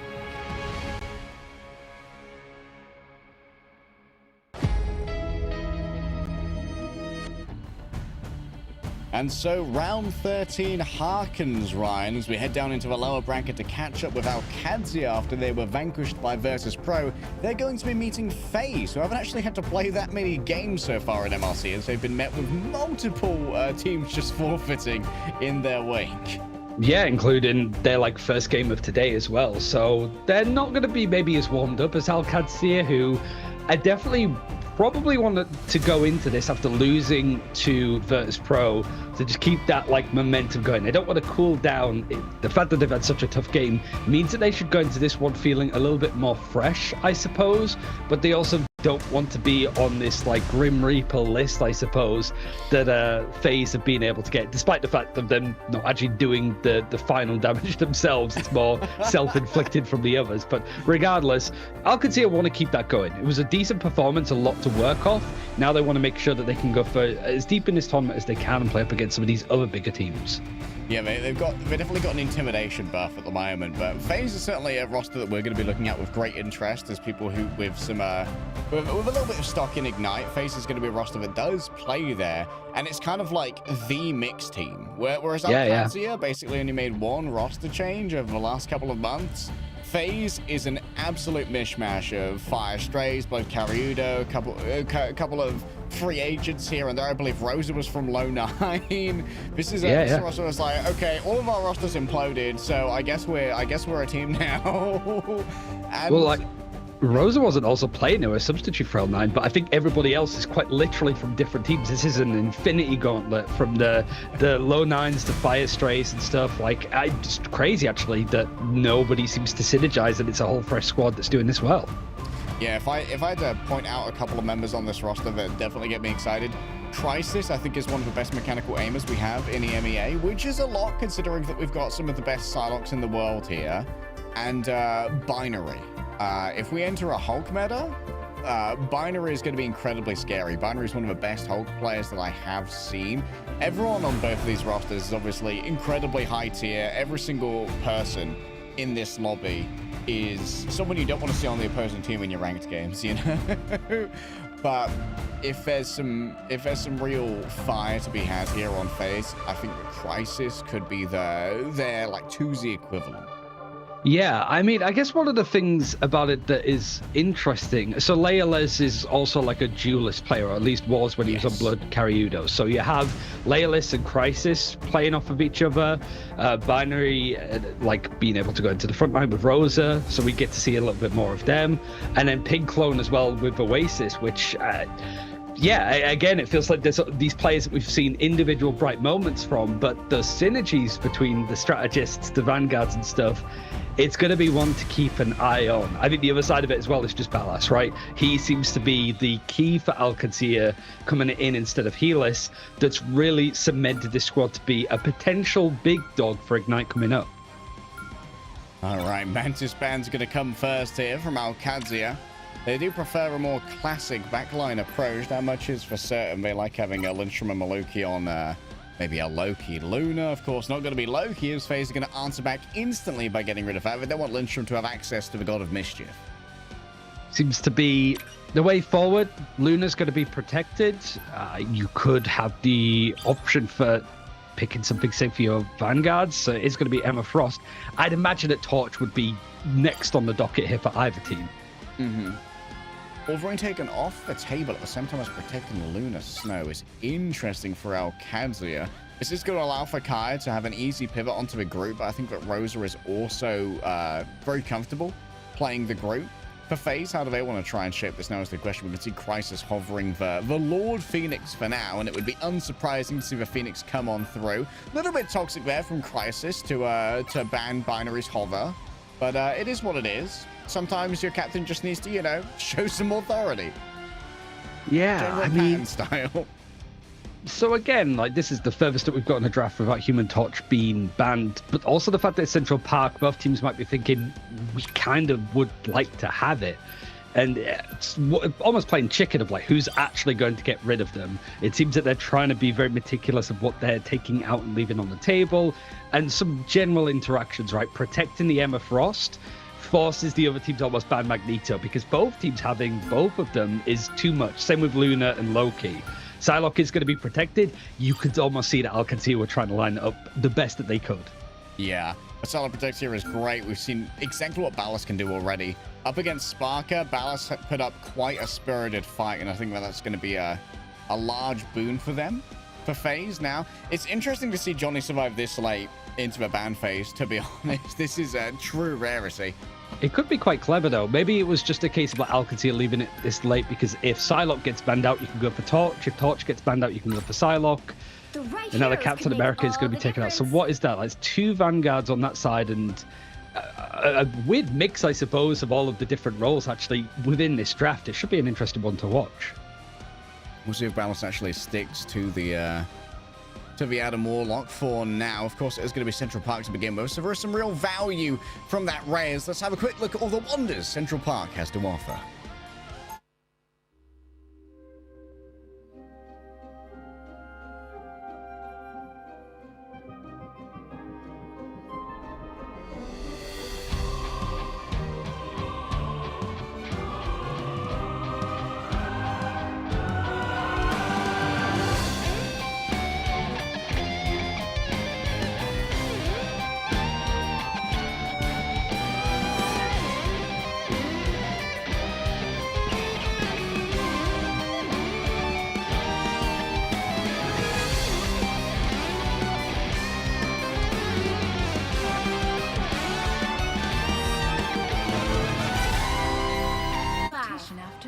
Seems like we really have a divide in our teams, Ryan, as to whether they approve of the cloak and dagger or not. FaZe and Alcantara definitely fall on the approved side with both Crisis, Healbot, and Maluki picking up the cloak and dagger here. Yeah, we've sort of let a lot of the different names fly as they've been changed up, but like Crisis Healbot is pin clone. And this fight is over before I've even finished the sentence. That was brutal from Alcantara. Wow, I thought I'd give you a little color segment, but it's gone. Black and blue is the color, yeah. Yeah, black and blue certainly is the color chosen here. There is someone in the back who can recontest. I believe that's Crisis who's back there.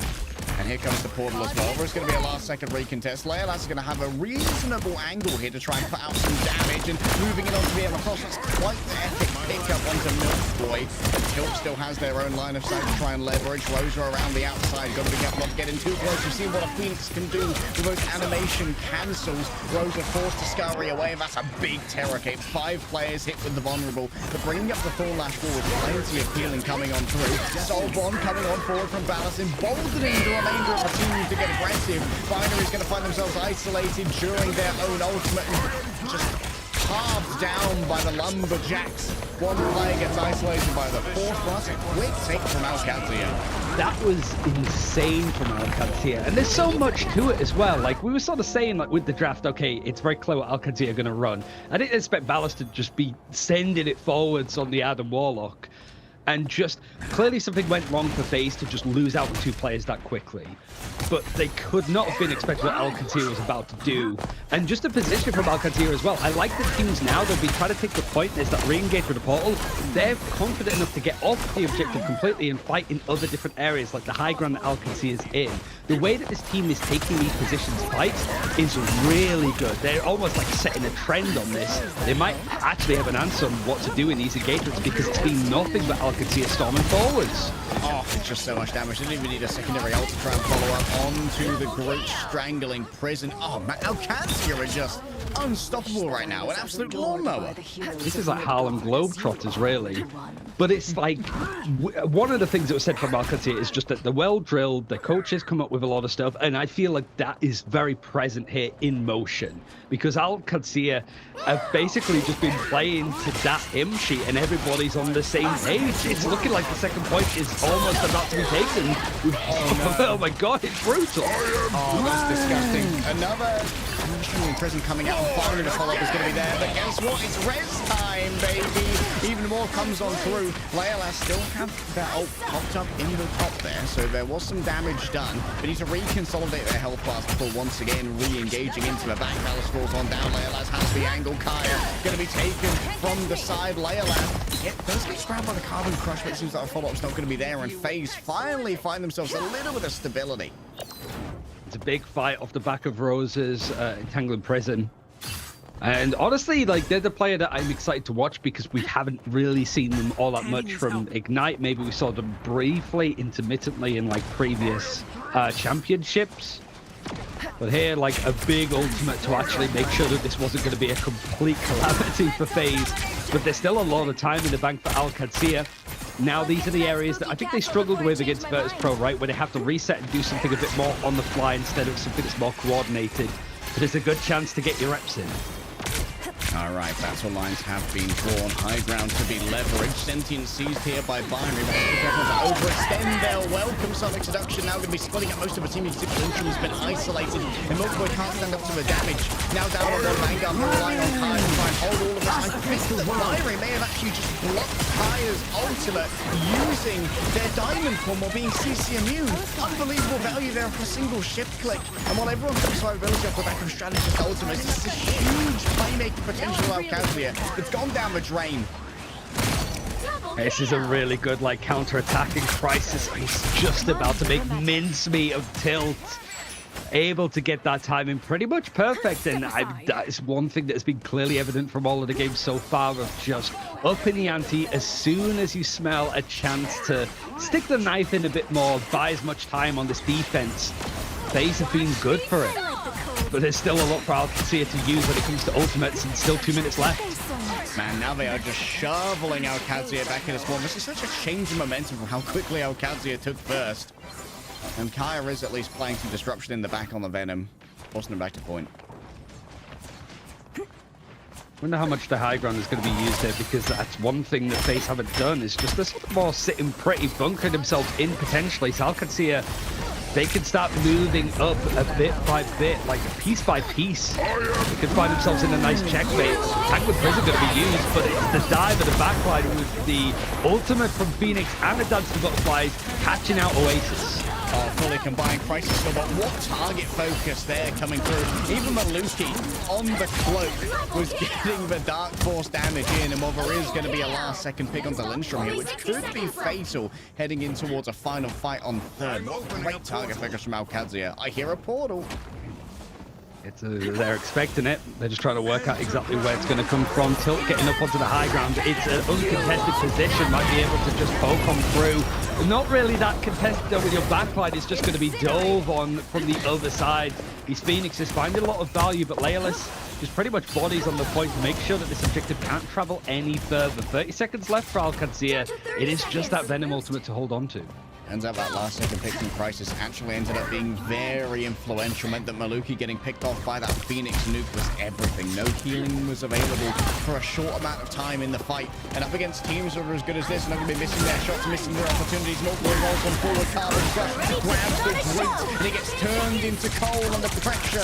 That was given over in the back. It's going to be yet another ultimate coming through from the side of the side up and sticking up to try and share out the damage. Binary just went too fast trying to make it happen. Counter-strike here coming through from the silo, out of the Dark Force dimension, straight into a fire. Ballas gets it done with the dance of the butterfly. Mob Crisis is looking for another cheeky peek on the backside. Can't get it done this time around. Poetry in motion. When Alcadzia look good, they look really good with how this plays. And FaZe, it really has just been a case of like losing that first point so quickly might have put them more in a predicament and made this look a little bit more in favor of Alcadzia on this attack. But these holds have been good. Rosa does have an entangled prison. One of them was very successful at halting stuff. The other actually allowed an opportunity for Alcadzia to get that checkpoint on second by going for the counter dive in behind him. It's whether or not Alcadzia expect that the entangled prison is going to be used. They're seemingly focusing on Rosa. He's pretty low HP. Has to give up the Angelus for all other cooldowns now, just playing main instead of farm up these Vanguards. Halfway to it, by the way. Crisis Seal bottom. Incline going to be moving in now with the Eternal Bond. It's going to stick too far out of there. Maluki gets caught out by the sparks that have been built up off the remainder of her team, who are also tightly stacked up.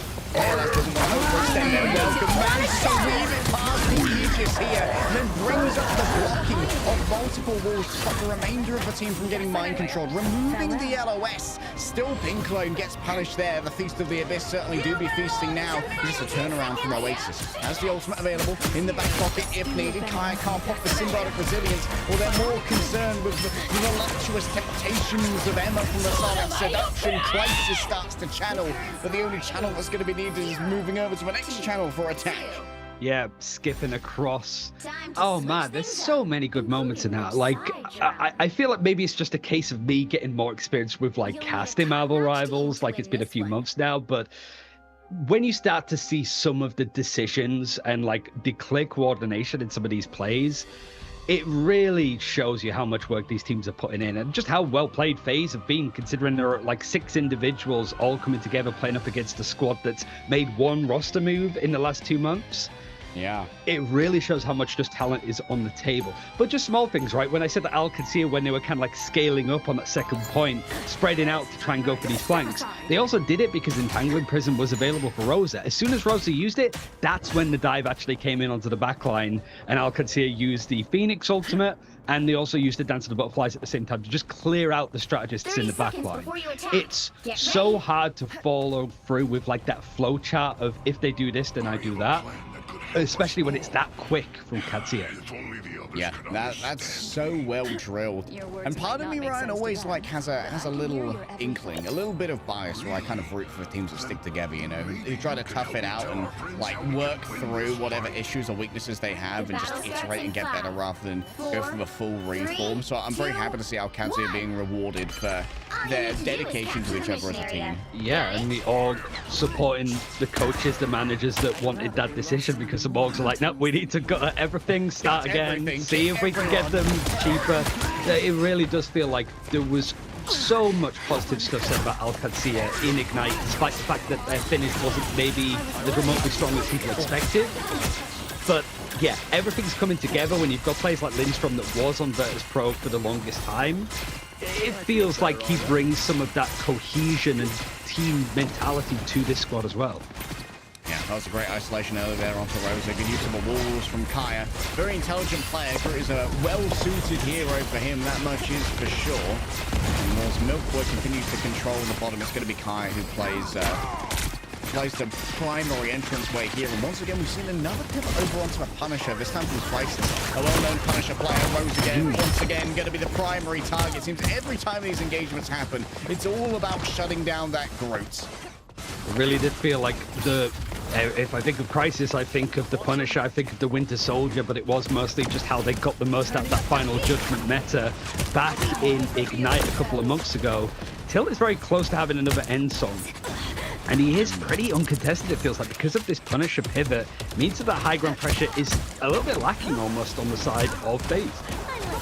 That's sniping down. Oh, that's a massive right click, and Ballast made to pay for it. Does still have the self-resurrection. Lindstrom is going to be given a moment to prove there by the onward wall being erected in the way of the incoming damage. Oh, Groot just wants to pile on top. FaZe using everything here to try and clear here, and now Ballast won't have a chance to resurrect anybody. The Comet Revival was 10% away, and Maluki, she's just by herself with the Eternal Bomb. No one was going to be able to try and make anything work off the back of it. It's going to be a re-engage coming through from the border. They don't really have a staying power. Maybe Barrett can make a... No, won't work. Great target focus from FaZe, knowing exactly what the potential recontest power was going to be off the back of that Comet Revival and fully denying it. I don't think they realized how perfectly timed that was because Ballast just got it online. And Alcancia, rare mistakes from them. And you look at some of the ultimates that were like available, right? That they did have that Strangling Prison, that they did have stuff like the Eternal Bond to work with, but just either went too early or ended up using it when they could have saved it. The FaZe using the chaos to their advantage, and Rosa is very close to having another Strangling Prison, and there's not going to be too much to stop it. It's whether to catch Ballast before he can camp survival. Rosa has a lot of range to work for after previous. Oh my god! He gets him. Damn, they just held him down and said, hold this nuke, brother. That's disgusting. The atomic bomb. And we've had so many like great moments from just Duelist players, Phoenix players especially, but Leolus, similar to like Kyra, I'd say on the other side, just a player that we saw a little bit of in Ignite, but didn't really get much of a chance to see why he's like a potential pick for like the higher up levels, right? Crisis does find a great opening onto the hill point. The other Vanguard is going to try and jump on top, but there's enough heal there that they're able to take out both the Vanguards together. This is a split looking Alcancia. Getting through this so quick as well. There's a great bait right there as well onto Milkwood to try and force out the Carbon Crush and then punish them thereafter. Tilt's got no way out of it. He's going to have to pop their own ultimate, but that's easily gunned down by Crisis. And you can see yet again, soon the Carbon Crush coming through from the other side of his ultimates. There's just so much healing and sustainability, and Crisis just pumping out the damage. The strategists, they've got Crisis in the little baby Bjorn and they're carrying him forward. It worked so well for Crisis beforehand when he was on L9, yeah. It feels like that's just been able to continue. That pivot has been great. But Alcancia, when they looked so like well drilled on some of these more offensive movements, on this defense, there's been a lot of ultimates that have felt poorly timed, poorly coordinated, and people being picked off, and then Alcancia go and look to play. It's looking chaotic is the only way to describe it. All right, preemptive use here of the Eternal Bond. There might be an attempt at a back cap here onto Ratatoska. Yeah, that's great prioritization here from Ballast, just to make sure that as FaZe walk away with this fight, or at least have healing supremacy off the back of their Eternal Bomb, they're not really getting any objective pressure. That's why Crisis has to go back as a duo. Oh, hello. And all in Holy. Pink Clone. Ballast decided, I've had enough of this guy. And then Leolaz disengages cluelessly into the dance. And the boss players did not see that one coming, despite all of FaZe's momentum. They couldn't convert. That was genius from Ballast. It's just a tiger, apex predator style, pulling the mother away from the cubs and then just sweeping up the supports like it's nobody's business. And it just stops that forward momentum that FaZe were looking to build. Alcacia just find enough space, and it's still going for Ballas. He's the golden boy, isn't he? He's finding so much for them. Yeah, I mean, Kai actually, I think, found no one with a strangling prison, but it's okay because they still managed to isolate Milkboy, who is CC immune thanks to the time. Still 2 minutes though, and FaZe are like, all we need is maybe one good fight, especially with how Alcacia have been just falling into stress levels and being looking uncoordinated. They're trying to stack up as many of these ultimates as they possibly can, but the offensive side of Alcacia is just going to clean sweep up everybody again. Sure, ultimates are used, but you have to force back FaZe even further beyond the point and where the payload is. These tiny rooms are brutal for squishies. 2 strategists just crushed into the wall, made part of the masonry by a spinning kick. And because you have these like tight chokes as well, it means that any attempt to go like final judgment your way through can easily be walled off, or Milkboy could just be set up ready to sort of shield and protect. And Ballas is just ready to sneak in behind, and he has his ultimate. He's good.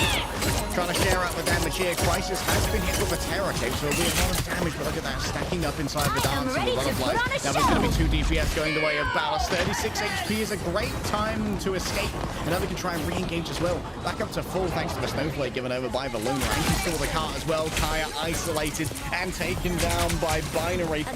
No, it's a decision that has been made by Alcancia. Do they play the objective? They kind of have to at this point because they realize how split they are, and Binary is starting to push the buttons. Eternal Bond is going to allow this fight to go a little bit deeper. The response was Milkboy trying to go in for the silent seduction, but it's not really able to stop the big ultimate from the strategist, and it's not stopping the damage that's being done on the other side from Groot. Rosa is finding so much space, but Alcacia, the whole plan was to get those ultimates out and have one final fight, less than a minute left. It's all or nothing here. Time to hold at the top of the stairs, and they're going to be faced with quite the danger zone in front of Crisis, so they're going to skip the stairs entirely and just portal back already. Maybe a touch premature, they couldn't come back in time, I reckon. And Kai's going to be isolated. Yep, he's easily gunned on down by the Punisher too. The Phoenix doesn't stand a chance against the raw damage being delivered by Frank Castle. And now it's going to be Leolas's turn to try and finish this one. Ballas never had a chance to start dancing. Oh, you can definitely stop the dance, you can stop the rhythm, you can stop the groove, but you can't stop FaZe as they roll on forward. Kaio's going to engage, but up against the combined might of FaZe is little but a speck of dust on the bottom of Clintar. Celestial Husk is nowhere near as we're on Central Park, which is claimed by FaZe. I mean, that's a hell of a performance from them. And the way that I was thinking about it, right, is like if Alcacia win now, you kind of go, it was close, but Alcacia win it by how quickly they took that first point, right? But because it's the other way around, it doesn't feel that there was a particular moment where FaZe had full control of it. There's no like attacking side or defensive side where it's like they had a really good first point here or they held for a long time here. It was just like consistent. It did just maybe feel like Alcacia on that defense, certainly of the first point and definitely towards the second, something wasn't quite gelling. And it's noticeable when you look at how good they were with some of the more offensive capabilities when they were using big ultimates when people were down. It clearly shows, especially at this level. I would like to issue an official apology to Leolas. I didn't recognize your game. Damn! 20 final hits, 30k damage, 48 and 8 at the end as well. Oasis also getting the MVP on the Luna. Let's check out the highlights to remember how this all went down. An incredibly close back and forth game, but in the end it felt like the crisis management, ironically, from FaZe was a little bit better. Yeah, the pivot was nice. It's just like these fights like you're seeing on screen, this position, right? It's like 3 people might go down and then an Eternal Bond comes through. And some of those instances were just unlucky, I suppose, from Alcacia, right? Like the likes of Tilt going down just as he gets counter revival on that first point. And maybe just some other times of like, okay, you want to go for that fight, you want to play around the counter revival. Fortunately, Tilt goes down.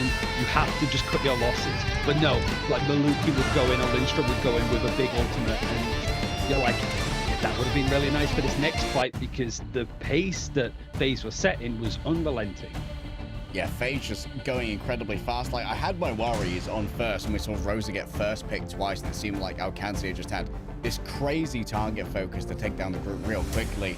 but I think they augmented how they were taking their approaches very nicely. I saw a great play from Rosa later on second, where they baited out Milk Boy's like lunge forward for the carbon crush, and they managed to dodge that, so it didn't get CC'd, could be kicked back into Alcazia, and then Milk Boy was out with no shield because they couldn't summon that while they were in the diamond form, and just got absolutely mown down by the combined hit scan DPS of FaZe. Let's see if Alcazia can find a counter punch against what they've been delivered here. We're going to be back with that number 2 after this break.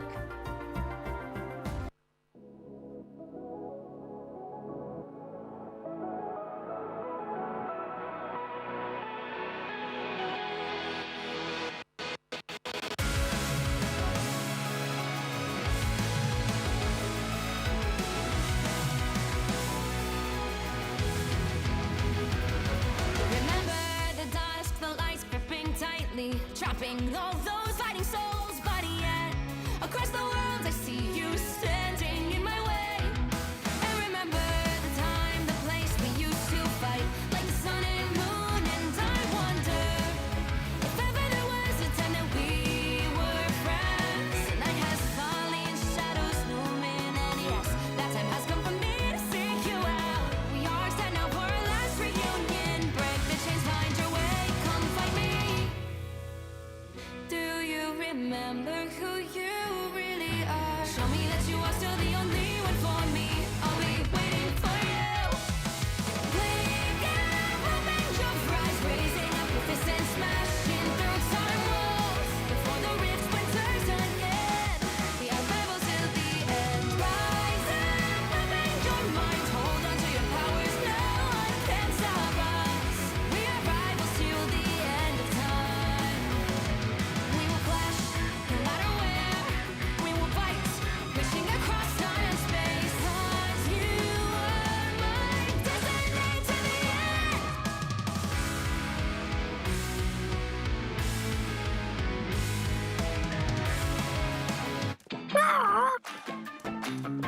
Hello. Greetings.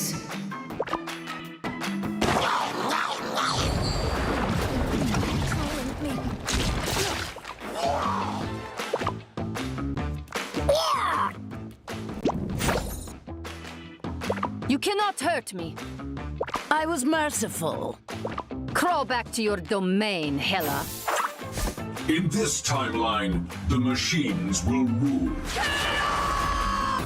Embrace, the doctor has conjured a portal. Ultron is like a plague. We must be the cure.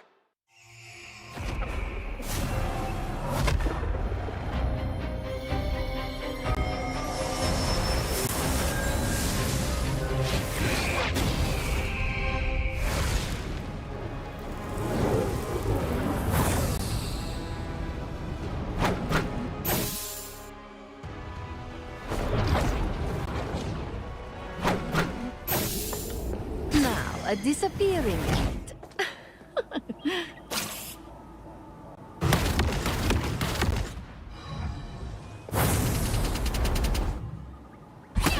You are under my spell. Pure chaos!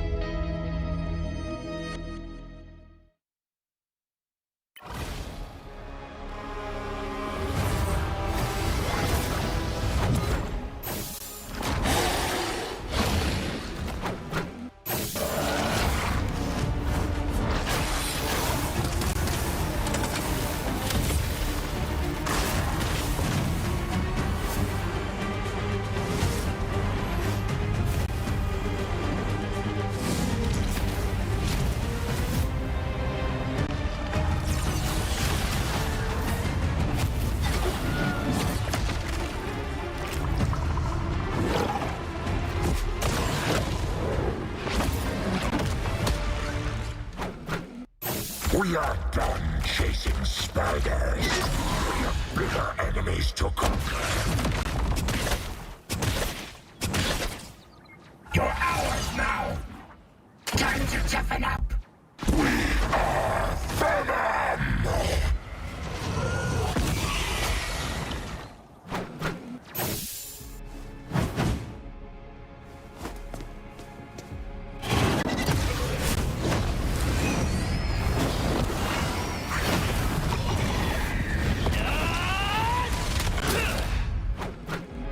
The other guy's been doing a lot of talking for me.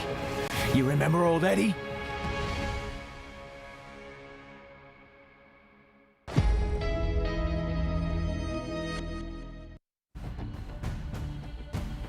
FaZe up 1-0 in the series at the moment against Alcadzia as we head over at...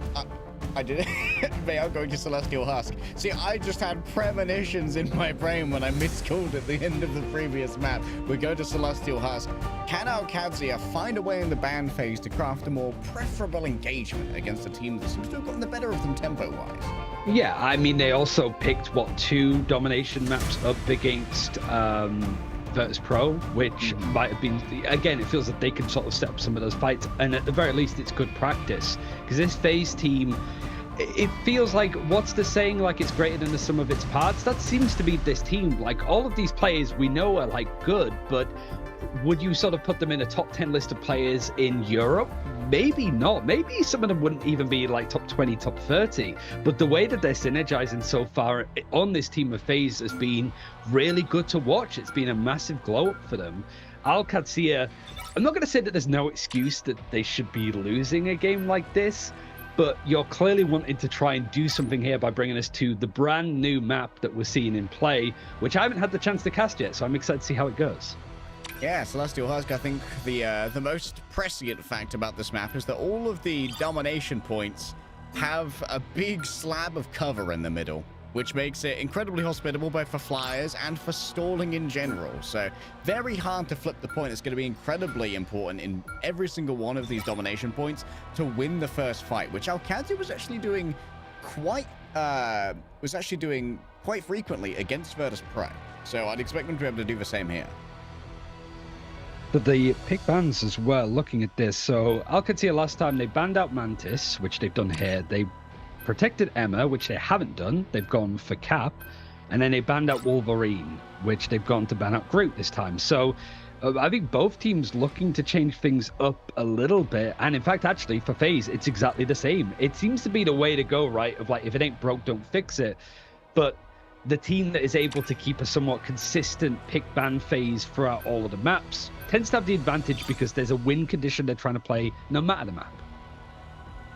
All right, Groot's off the board as well, and once again, Ballas is going to have their Psylocke protected. It seems like it's going to be Alcadzia with exactly the same here. Maybe they think that the change is not to be made in the draft, but instead to be made in a more of an augmentation of playstyle, comms, or perhaps target priority, where it seemed like Rosa was absorbing a lot of the aggro from FaZe last time. Maybe instead we see a bit more focus on getting rid of Binary, or maybe someone hunting down Crisis on the angle.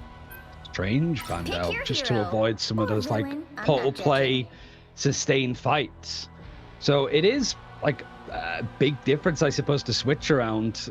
Wolverine is in play, but because he banned out the Groot, it might not even really be too much of a factor. But yeah, both teams looking to try and pivot hard.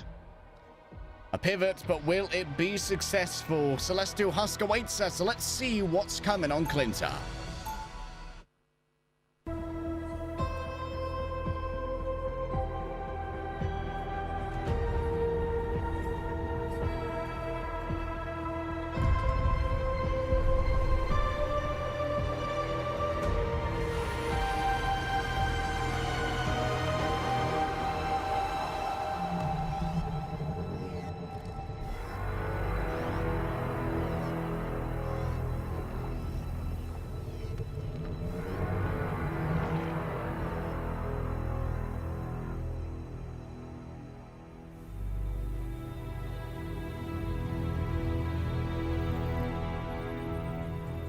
In 5.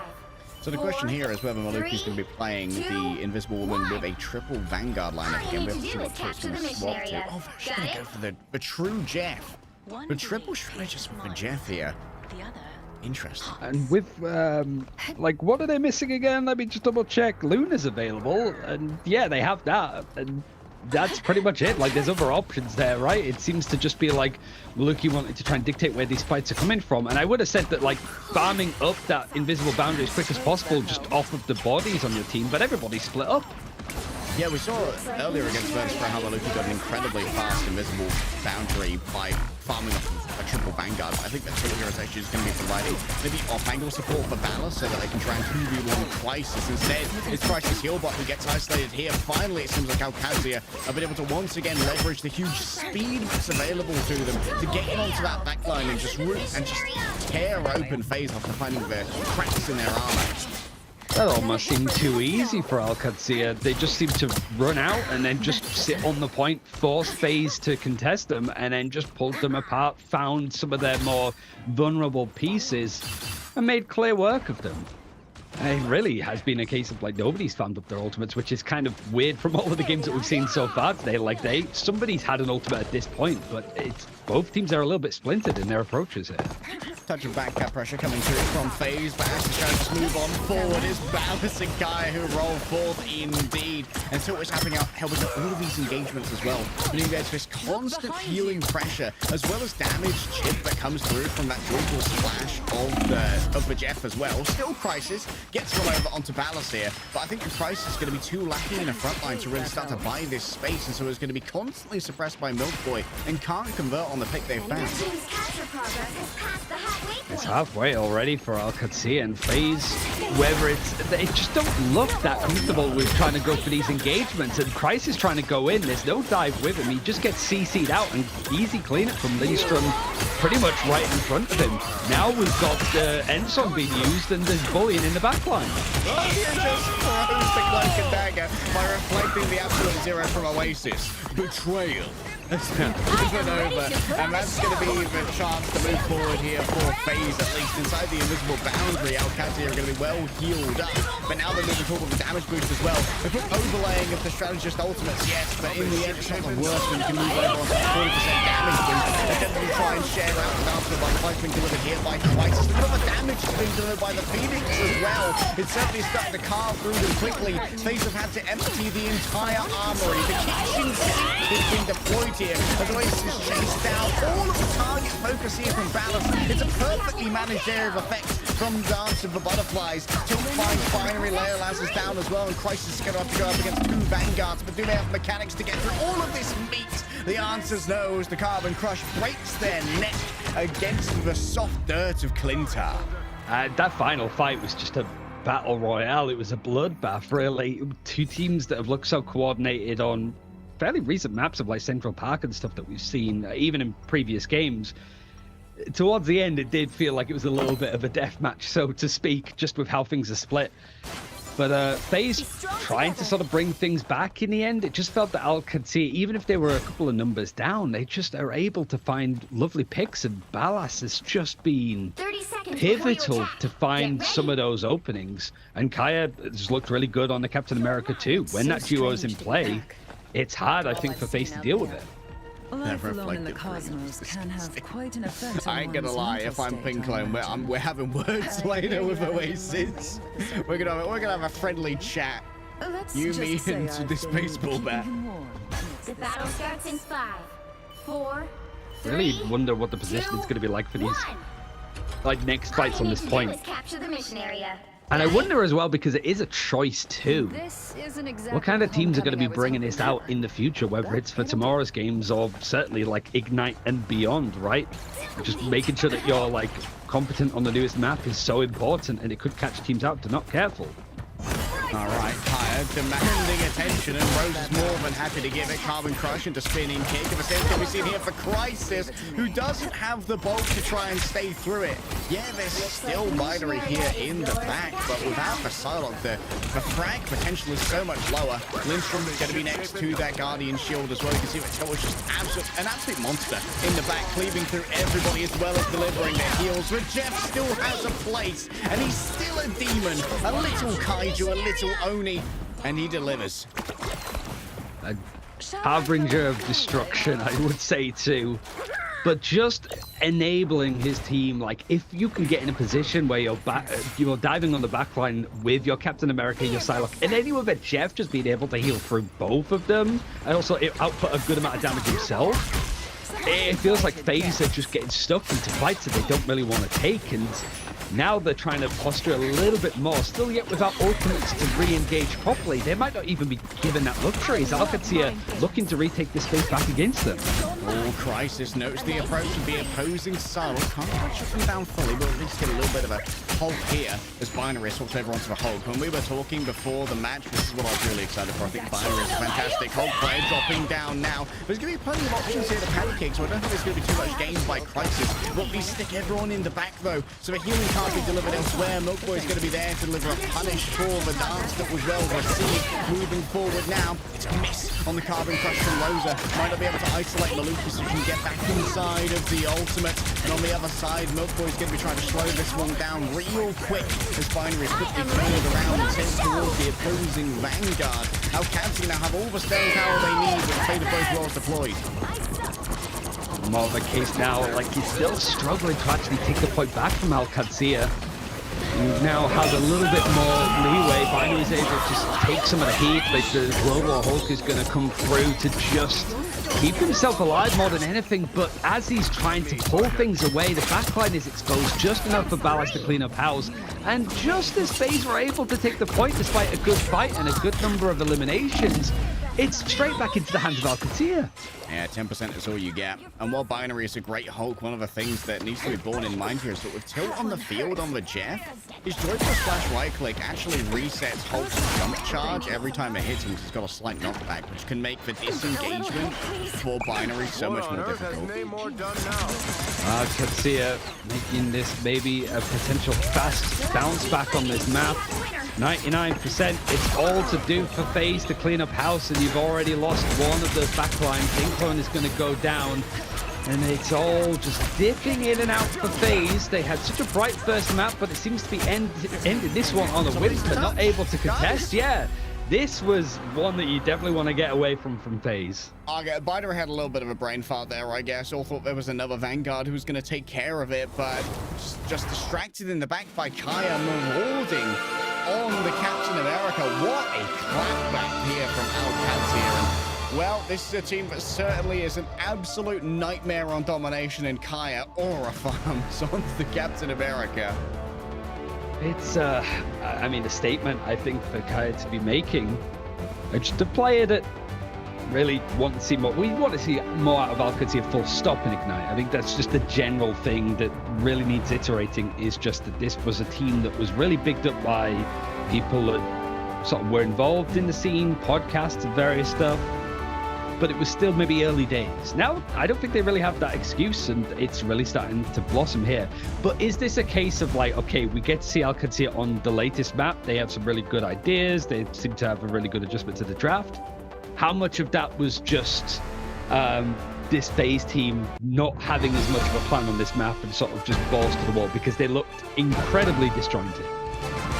Yeah, this might be from having like a more mixed roster. As you said, this is like the newest map in the competitive pool, so might not have as much practice on it, whereas there's been a little bit more time with Alcatia together to be able to like really focus in their scrim time onto the map they don't know quite as well.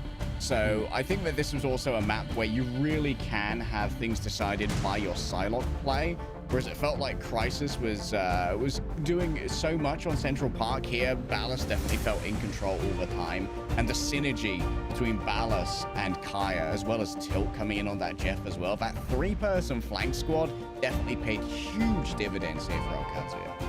And you can't let Alcatia set up. Like, they know where they need to put their players into position, and if they can find these checkmates, it doesn't matter how good you are individually or as a team for FaZe, you can't fight up against that coordination. But there's still a chance. We'll be heading actually to a nearby area over on Clintar, but we're going to go for a quick break before we get over to Symbiotic Service, so we'll see you very, very soon. Don't go anywhere.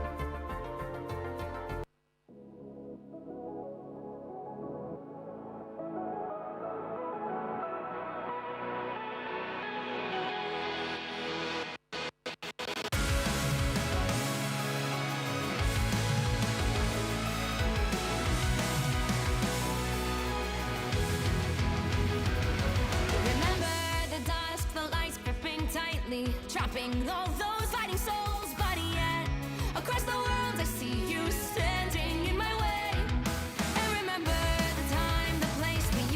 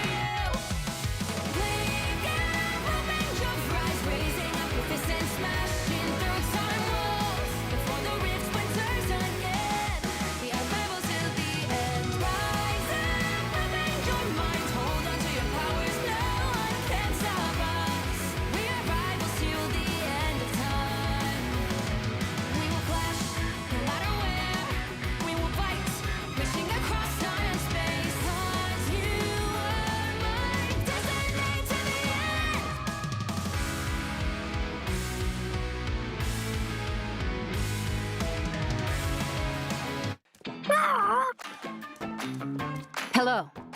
Greetings.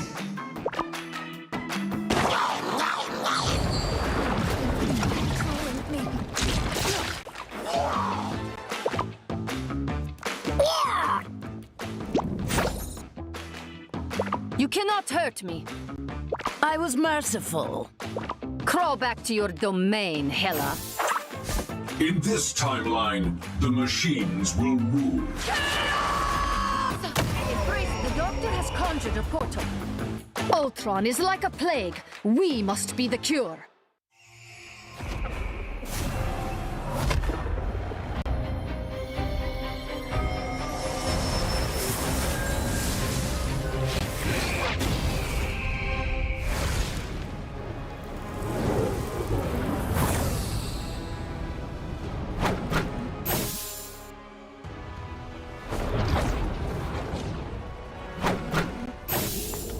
Now, a disappearing act.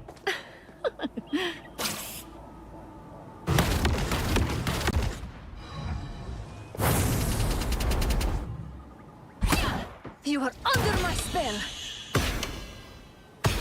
Pure chaos!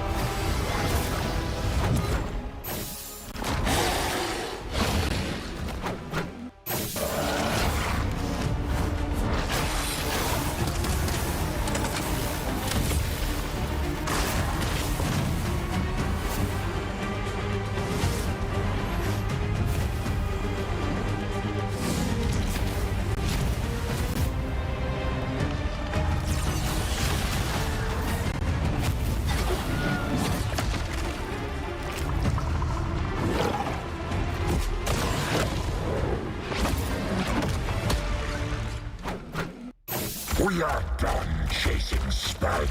We have bigger enemies to conquer. You're ours now. Time to toughen up. We are Venom!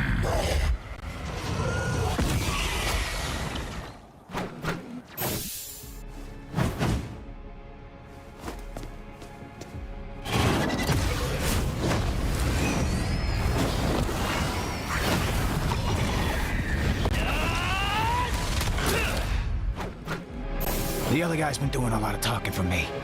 You remember old Eddie?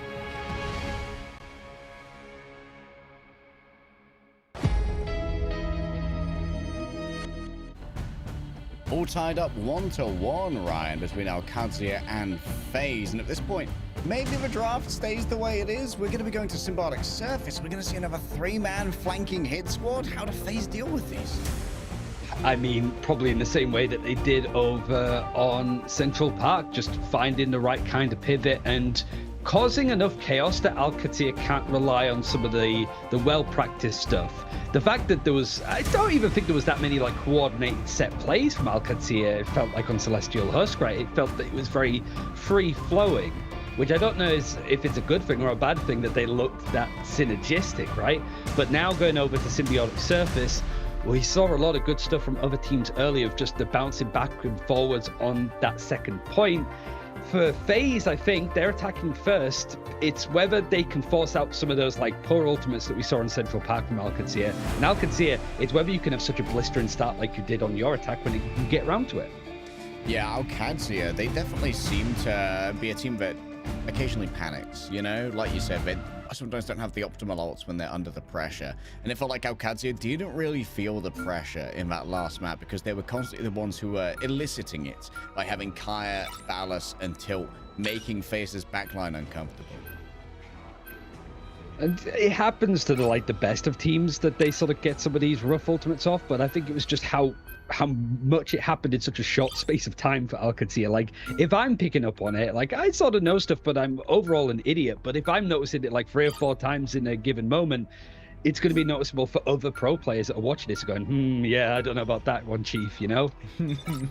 Yeah, like if you and I can say I don't know about that one, then you know that they know that, oh, this is probably not the best ult that I've ever done. It's going to be a ban on the EMEA this time around from FaZe, which might allow for a little bit more space for some counter-punching on these dives. It might allow for Binary to play a little bit more of the Hulk as well without the constant threat of that carbon crush shutting you down. I think the torch actually being in play for one, we actually do see it protected pretty early.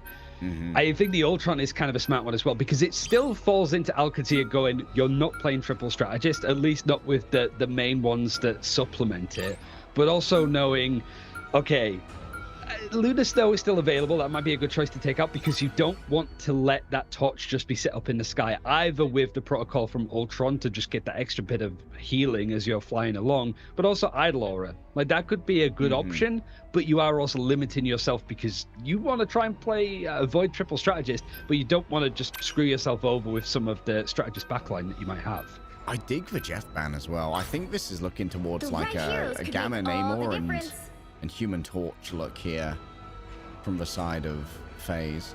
And Binary instantly proves me wrong. I really want to see Binary play more Hulk. I mean, there are a few joys in my life as pure Ryan as watching a pro-level Hulk player. They're just so good when it comes to the cooldown management. We'll have to see if it's going to be the pivot as we head over to Symbiotic Surface on Clintar.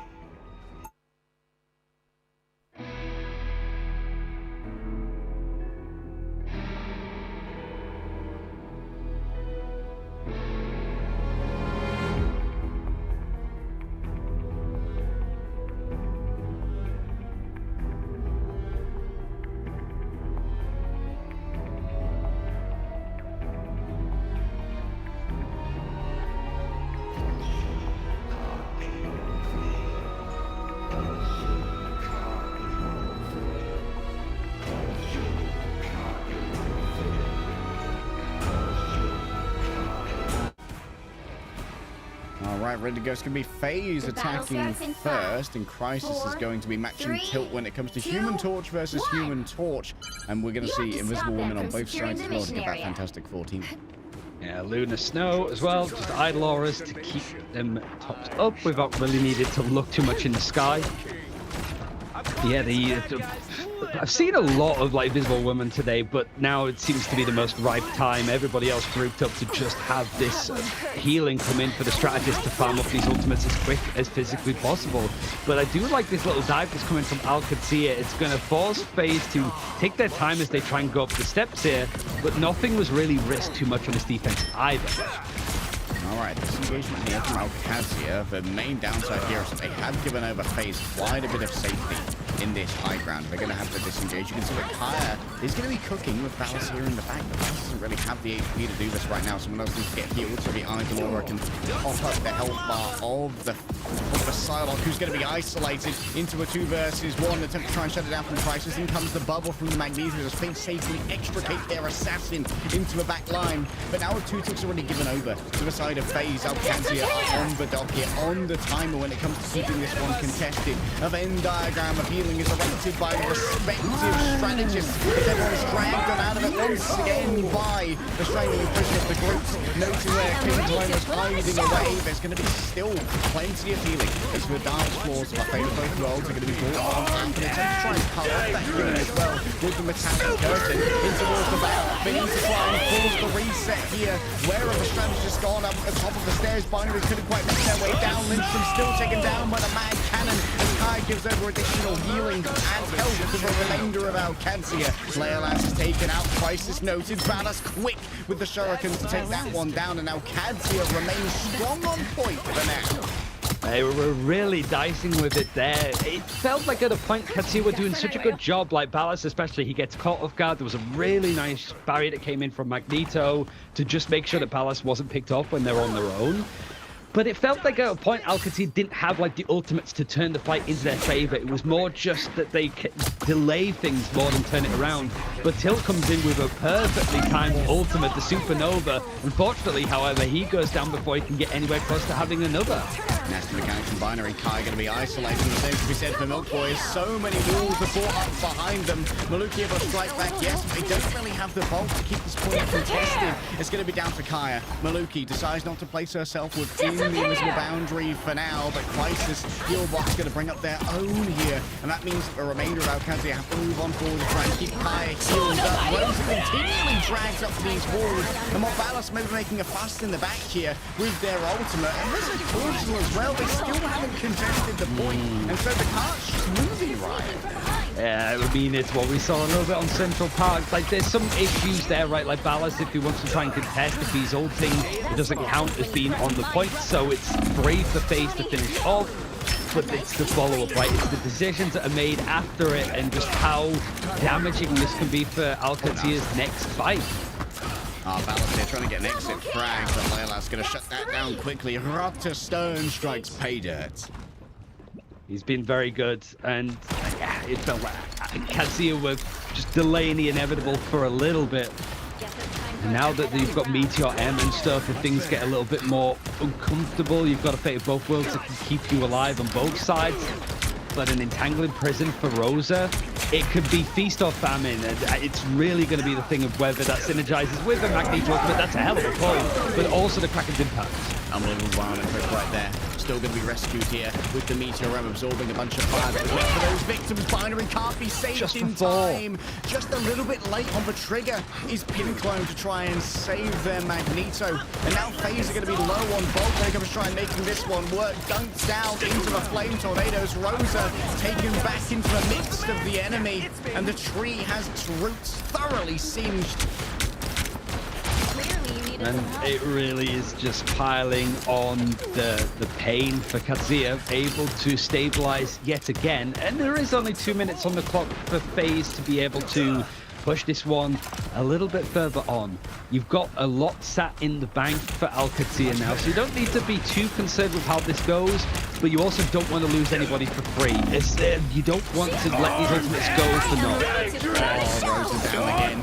Fire going to be next up on the docket. Of course, inside of the healing field is going to be fairly easy to try and survive. They keep coming through from the Meteor M. They want to try and take out away, so you can see the Guardian Shield was ready to go, as well the Metallic Curtain. The defensive onion around the Luna was formed well, and Tilt's been made to pay for an aggressive position. Kaya dragged in after being punched on up by the Trooper's fist. It's great combos of control here onto the usually evasive Captain America, and Crisis takes it upon himself to chase down the rascal. The Rapscallion is arrested, and that's going to be yet another pull coming through. Milk Boy gets isolated. They can't make it around the walls in time, even with the fate of both worlds. What construction here by Rosa. 4 players dragged on in, and the wall gets it done again. Literally channeling the fate of both worlds, but just can't connect with any of their teammates. You've got the terrain that's getting in your way, but also one side of like Rosa's getting so much from the ultimates, but also the walls. They're perfectly timed to just isolate one person who's trying to press S to get to safety. There's only so much that they can do. Portal play is required here, and it's pretty much a decent time for Alcatia to go in. The Supernova just in the nick of time, potentially. It is going to force out that invisible boundary, and it has to pull Alcatia into it to try and contest it. Boys don't know where to go. Binary range above it all, looking for a strategist, but can't quite make their way down. Oh no. They will settle for Ballas, and you know what? That's quite a good prize when you consider the fragging power he's got behind him. Lindstrom tried to platform on up to put on a show, yes, but when you dance on the table, the tree is unamused. FaZe continue on to third. And Kazuya, again, when things get a little bit more chaotic, some of the songs that they're trying to play, these symphonies, turn into a little bit jazz. And I think FaZe just seem to be the ones that are better at playing it currently. It seems to be the 6 players all combining, writhing in the chaos. Kazuya have a lot to try and stabilize, and a pick is going to be the great way to start this. Oh, it's a great way to start. Oh, Rosa never stood a chance against the Kraken impact, looking in towards the back. Binary's going to be afflicted with that Culling debuff, but should have more than enough healing here to avoid offering a reset to Ballas. So FaZe, just a backstep, not even a full disengage. They've got one foot in the door. And now Ballas switching over towards that with the Soldier. If these hooks can connect, both teams will be very patient in their approach.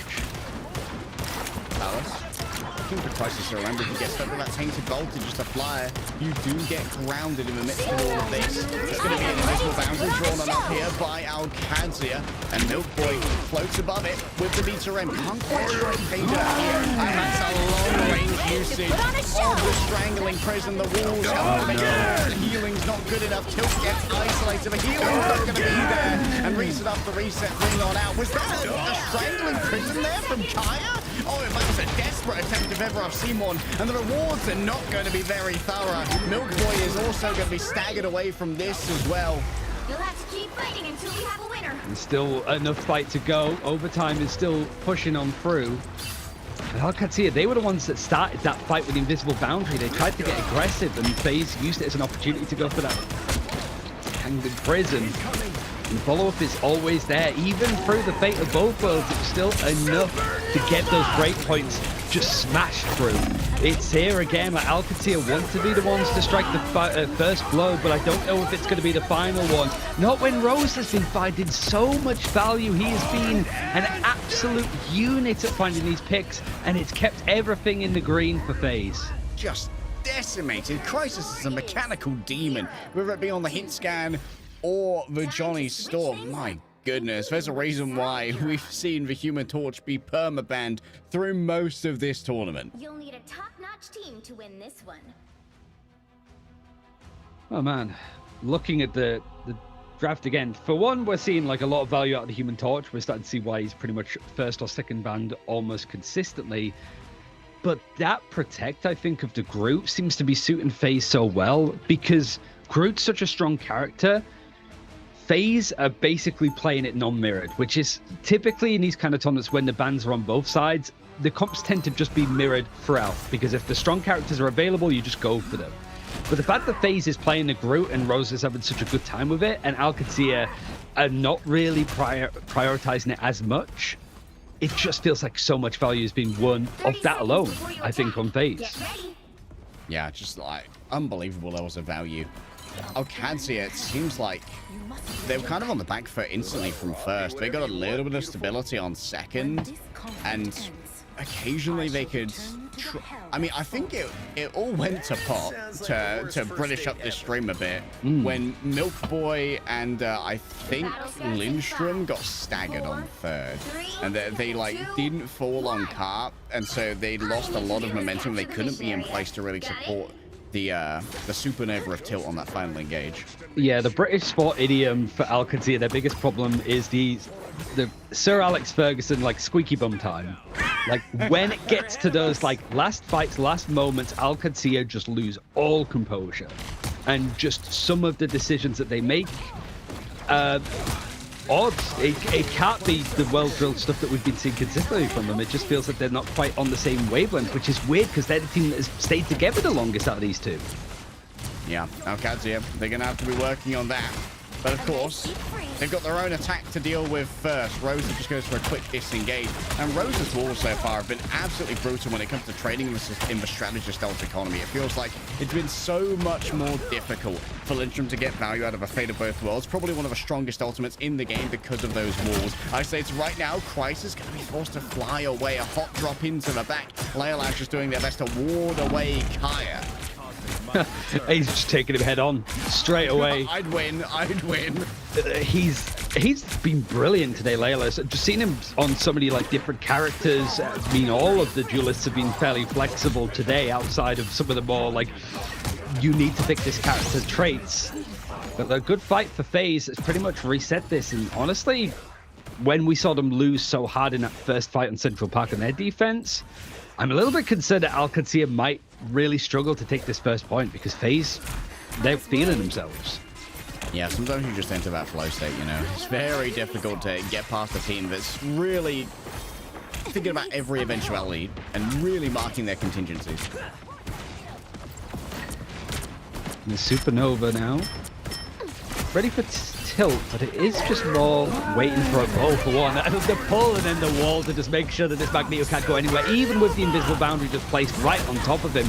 it's not enough. It's going to be used on both sides to just try and keep themselves alive for the Supernova. And Alcancia finding picks, but they're all brought back with that Cameron revival. Oh, gotta be careful here not to lose out on the Meteor M. Seems like for now it is going to be rewarded with some safety, but not with any frags on the other side. Alcancia now have an opportunity to move on forward with one less ultimate to think about. Kaya really needs some value out of a strangling prison. Alcancia are in a position where they have the resources to make this work, but if they can't convert on this fight, it might well be curtains for all of Symbiotic Surface. An emergency bubble given over to Crisis, let them play with a little bit more audacity. And once again, we're going to have to be dealing with the walls here to try and get value out of Lindstrom's ultimate. Instead, they cover the disengage. That's going to be a huge strangling prison. And as well, the Kraken impact on top of it. Easy resets. A quick self-resurrection from Leolaz. The numbers game has been somewhat transformed now as the disengage from Ballast. Not going to be rewarded with the back of a sonic hook. However, Crisis in midair taken down by Rotter Stern. The tainted voltage can mean so much inside of these invisible boundaries. Ballast finds himself taken from both sides as Binary slays them with a man cannon. Portal now going to try and find a way back for Alcancia, but they're taking the first point, but it's been 3.5 minutes of action, and I don't think the FaZe are quite done with this one. As I say it, they are completely done with this one. They are disengaging completely, and Alcancia might be able to string some more momentum if they can catch FaZe with their backs turned.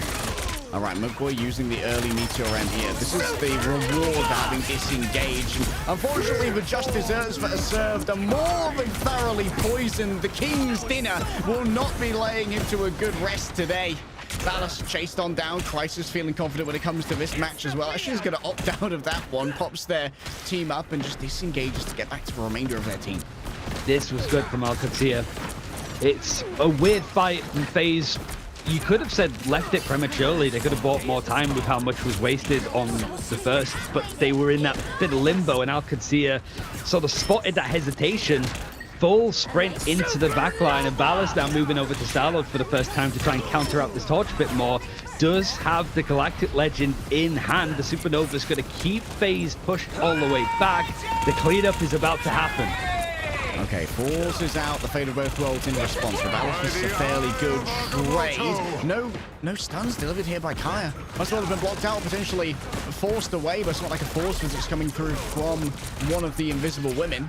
Crisis for now just being given this additional shielding coming through from the invisible. We're looking over towards Tilt. Getting rid of the opposing Human Torch can be the primary concern of these players. A hot drop means that Tilt does not have much in the way of disengagement options, but you don't need them so much when Crisis already gone down. A quick resurrection up on the high ground potentially, and so everyone else feeds over onto the cart to quickly get a bit of additional stall and then come back with the remainder of their team. All the healing that they need is going to be ready to move as Pinklow has themselves an invisible boundary to draw on fourth here. Tilt going to be slowed as they disengage from it, yes, but it seems like the target focus is not going to be there to punish for Johnny Storm for such an audacious position.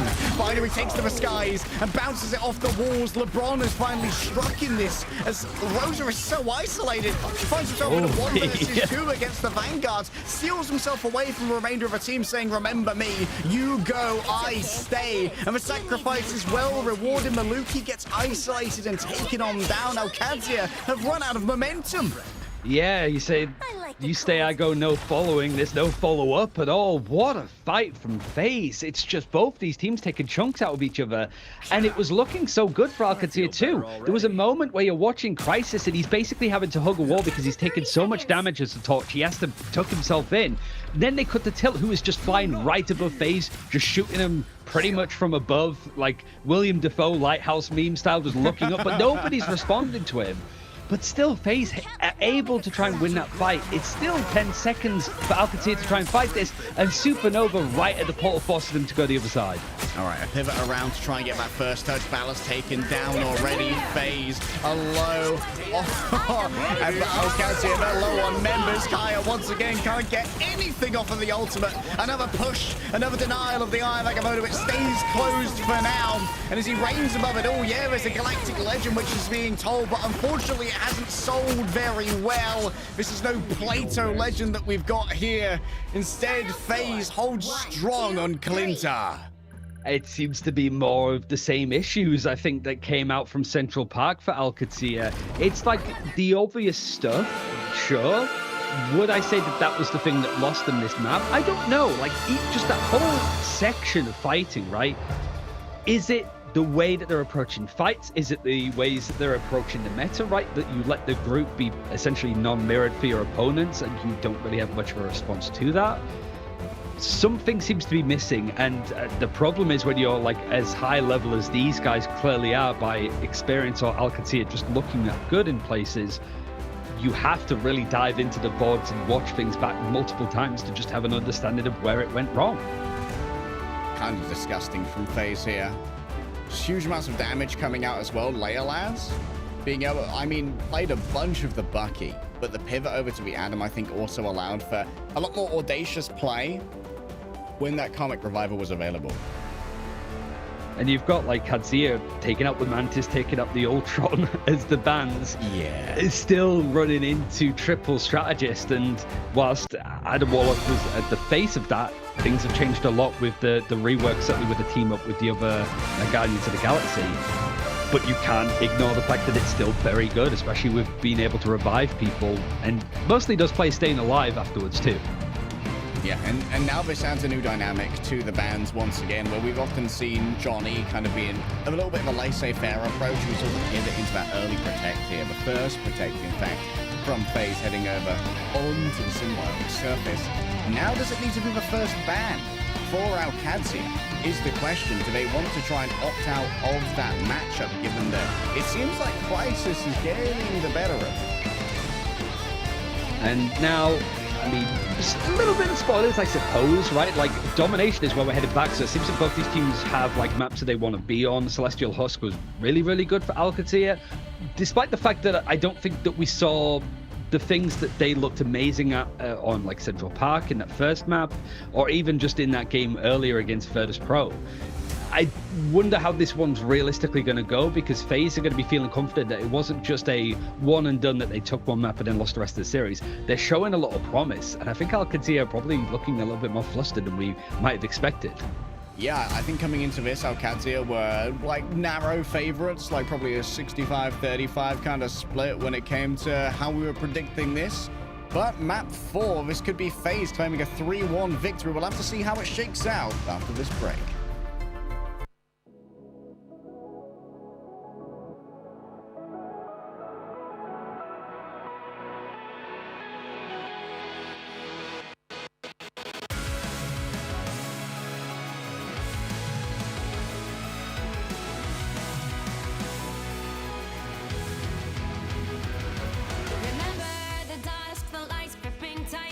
Trapping all those fighting souls, but yet across the world I see you standing in my way. And remember the time, the place we used to fight, like the sun and moon. And I wonder if ever there was a time that we were friends. The night has fallen, shadows looming, and yes, that time has come for me to seek you out. We are set now for our last reunion. Break the chains, find your way, come find me. Do you remember who you really are? Show me that you are still the only one for me. I'll be waiting for you. Blink and open your eyes, raising up your fists and smashing through time walls. Before the rift splinters again, we are rebels till the end. Rise and open your mind, hold on to your powers, no one can stop us. We are rivals till the end of time. We will clash, no matter where. We will fight, reaching across time and space. 'Cause you are my destiny to the end.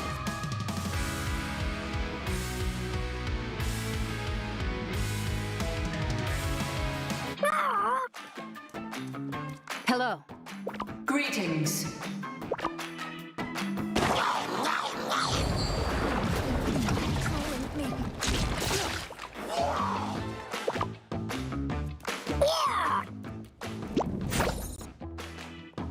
You cannot hurt me. I was merciful. Crawl back to your domain, Hela. In this timeline, the machines will rule. Embrace, the doctor has conjured a portal. Ultron is like a plague. We must be the cure.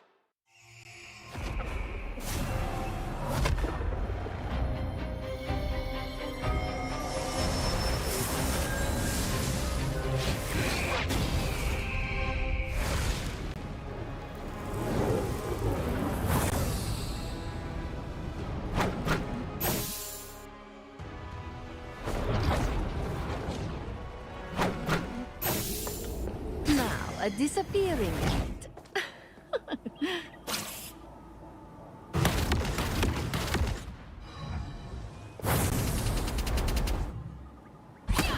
You are under my spell.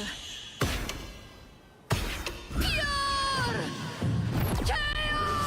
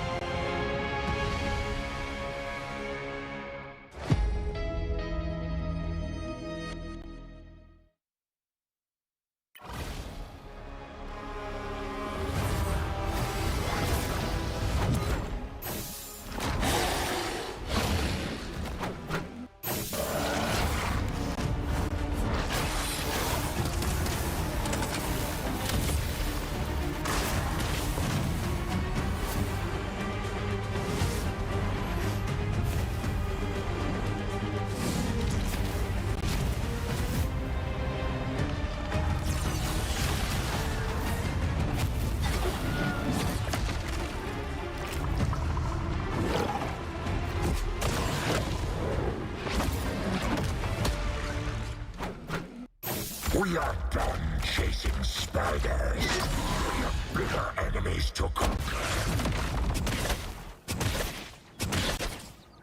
You're ours now.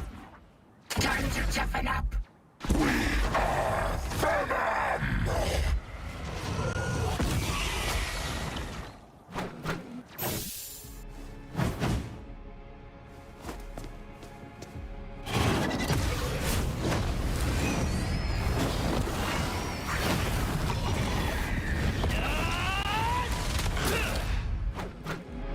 The other guy's been doing a lot of talking for me.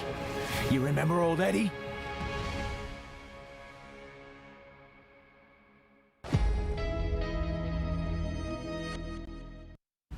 Domination's on the docket, and for the first time since their IPO however many years ago, FaZe stocks are up. Alcadzia are on the lower side right now, currently 2-1 down against FaZe, and the team are going to have to dig deep and try and find some new strats and approaches to try and get one over on FaZe. Yeah, I wonder how much it's going to be trying to take out the Groot again. It was the map that Alcadzia won that they actually did make sure that the group wasn't allowed to be played by Rosa, but the other two maps that they lost, it was not only available, but pretty much in the hands exclusively of Rosa and not in the hands of Alcadzia, as they prefer to be on like Emma Frost, Captain America, something else entirely. But Domination, whether it's going to be enough of a priority for Alcadzia to ban it out first, or whether FaZe would even consider protecting it quite early, I think that's going to be a key element. Naturally, you want to get the Torch out because it's Human Torch. He's always very good. And you know exactly that FaZe can play around it. Yep, that had to be the pivot after Crisis did so well on the duel against Tilt up in the sky. Question here is, will we see Alcadzia once again lean into the Jeff? And if so, does FaZe need to use a Jeff ban? Given how effective Alcadzia were over on Celestial Husk with that Psylocke, Cap, and Jeff diving core. The Emma Frost being protected might be like a response for Groot, right? You sort of mentioned it earlier on in one of the other games of just having that ability to CC him. It used to be pretty much the job exclusively of Wolverine to try and take down a Groot, but that just hasn't really seemed to be trendy at the moment. But now that other Vanguards have been taken out, it's like FaZe are limited themselves here. You're not going to protect the Groot. I don't think it's going to be banned out at this point, but it probably does mean that we are going to see Kaya versus Rosa on the Groot versus Groot. Certainly would make sense here. Both the Mantis and the Luna are going to be staying in. And taking out that Cap is at least going to make sure that Ballast is going to have a far lesser supported dive. That's going to be a protect here onto the Tilt. Yeah, making sure that Jeff can stay in certainly is going to allow Ballast to be a little bit more free on the other side, and getting rid of Leolaz's Adam, given how much danger it posed last time, where Leolaz would straight square up to a Captain America and be like, yeah, I'd win. It's... yeah, if any of the sort of top duelists in Europe was doing that, we would be waxing lyrical about them. And so, you know, Leolaz deserves his roses today, full stop. It felt like before, right? You'd have players like Demon and stuff that we saw earlier be the ones like Demon's doesn't, right? The characters that he plays. But I think we have seen some of these, especially now that we're seeing triple Vanguard, triple Strategist in places, a lot more flexibility from those flex players really earning their keep on various rosters. It better be real, Binary. I want to see the Binary Hulk. Well, here's Krakoa. The Hellfire Gala is underway.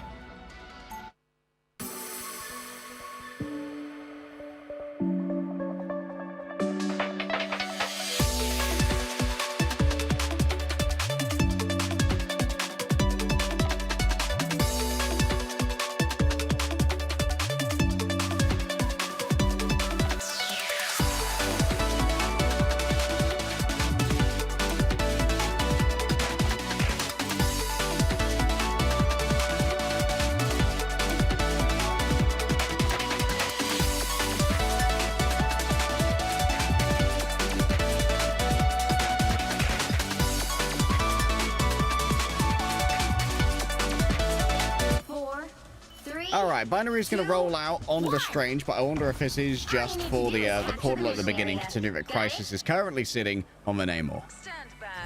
He's going for something fast. Maybe he does go out to the Hulk just for the quick run out. Yeah. Yeah, there we go. We actually do get to see it in play. It's not going to be too far behind. I like the way that he just pop, just skip the animation, which just makes it even funnier. Animation on Hulk transform, the new tech. Can you imagine if that was a thing though? Like, good grief.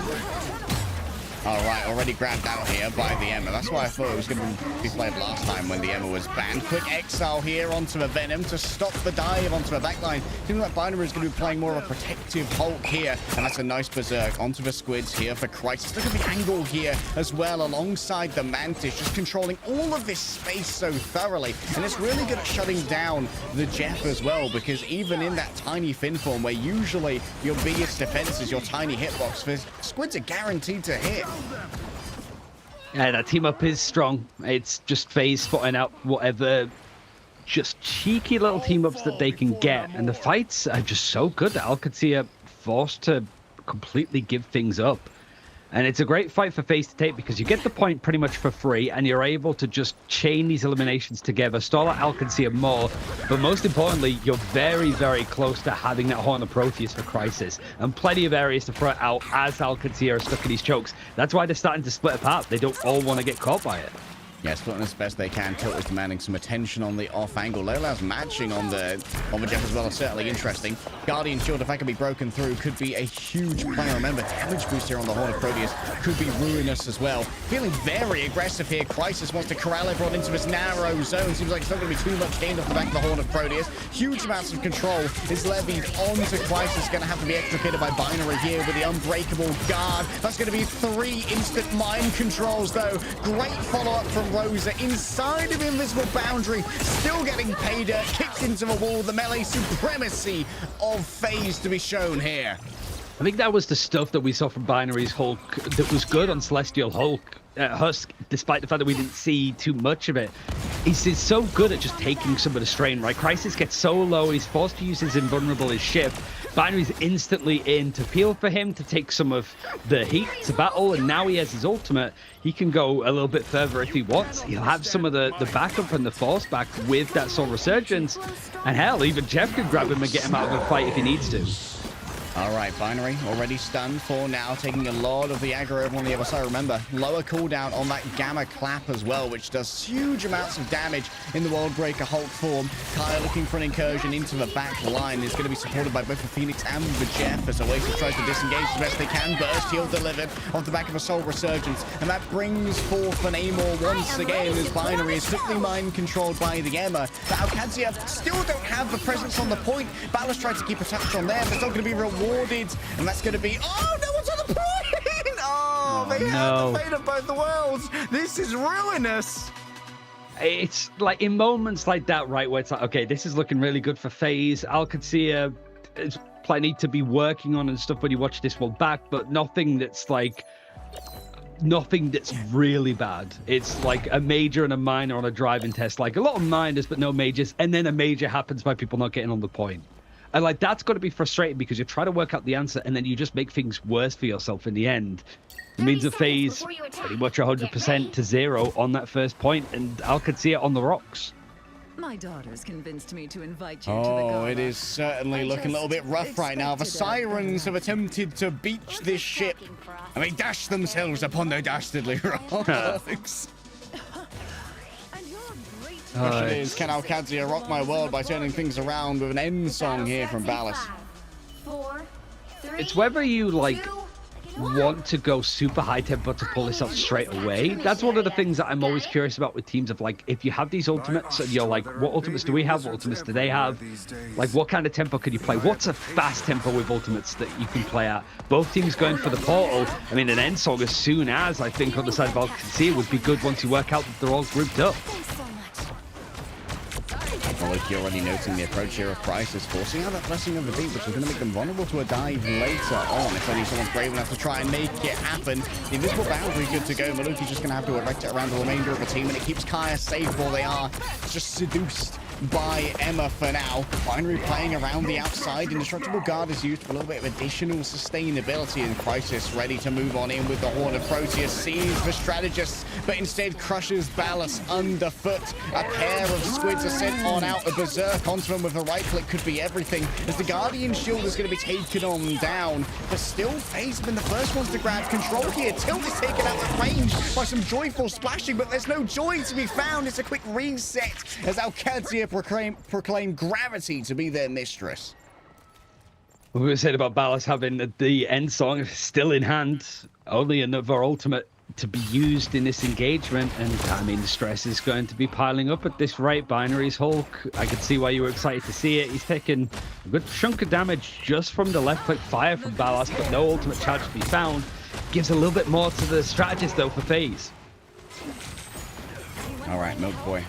Question is, how do you invest it? Binary are trying to bait out the initial grab here from Milk Boy instead. They're just going to be erecting a shield for the remainder of the team. Can't quite connect with the Carbon Crush, and that overextends Milk Boy.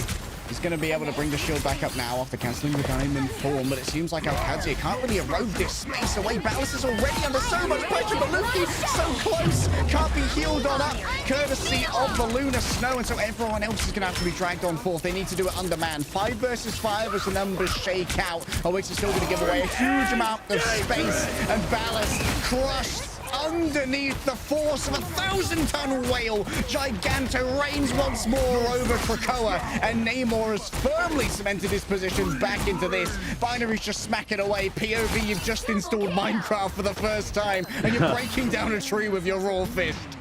It's just back to caveman, back to monkey. In FaZe, it's Alcadzia have not had an in at all. They've had nothing that's really gone well for them, enough to put pressure on the point at all. It's 86%. They've been unable to take anything on Krakoa so far, and Binary is just waiting for that chance to really show his limits, I think, on this hole. Oh, they are close to the edge. This could be ruinous if Binary can get some knockoffs off the back of the World Breaker. Hulk instead is going to opt into just jumping into the invisible boundary here. Wants to get involved in this. Unable to really put the Unbreakable Guard. Oh, can't ult in time because of a suppression there from the EMEA Frost. Great play from Milkboy to shut that one down, but Oasis and Crisis still move as a duo, and they're the danger still on the outset for now. Kaya potentially overwhelmed. Oasis bounced around again and again due to the joyful splashes. Tilt is just an annoying menace in the back. A recovery of the Hulk form and straight into the World Breaker for Binary as everyone's getting thrown to and fro. Sundered is the armor as everyone just faces the fists of Hulk, and still it's Leolaz on this angry angle. It's a little bit of a turnaround. Wow. A surprising one here. Crisis is going to have such a good view over the remainder of the point. Still, Ballas almost has the Horn of Proteus. Needs just a couple of percentage points more and is able to grab it. That's going to be Leolaz down first. Can they get themselves a second? Wants to try and take down the Lunar Snow. It's now or never for Alcadzia, or their run in the lower bracket in MRC is over, and Binary's looking to finish it here and now. Kaya's taken down Oasis, but you can't stand up to the furious fists of Hulk. Oh, they get it. Have both fallen, exiled for a moment. Alcadzia get the cap. It took everything that they had, but I think the most notable thing I wanted to highlight when we were watching Oasis on the Mantis, they were just running around pretty much where the Namor is here from side to side. Oh, he accidentally goes through the portal. It's going to be used to play for Alcadzia to try and keep falling maybe into a bit of a problem here. FaZe have actually hot-stepped their way to a very fast-paced attack, and FaZe might be able to steal this one back from Alcancia for free. Descending the stairs, though, keeps them away from the sonic seduction of the EMEA, but Kai's just doing so much damage here to Pinkloin. Can't stand up to this, even inside of the invisible boundary. Oasis next up on the docket. Kai's just pumping out the EPS here, and despite losing the point, Alcacia are able to reclaim. Oh, man.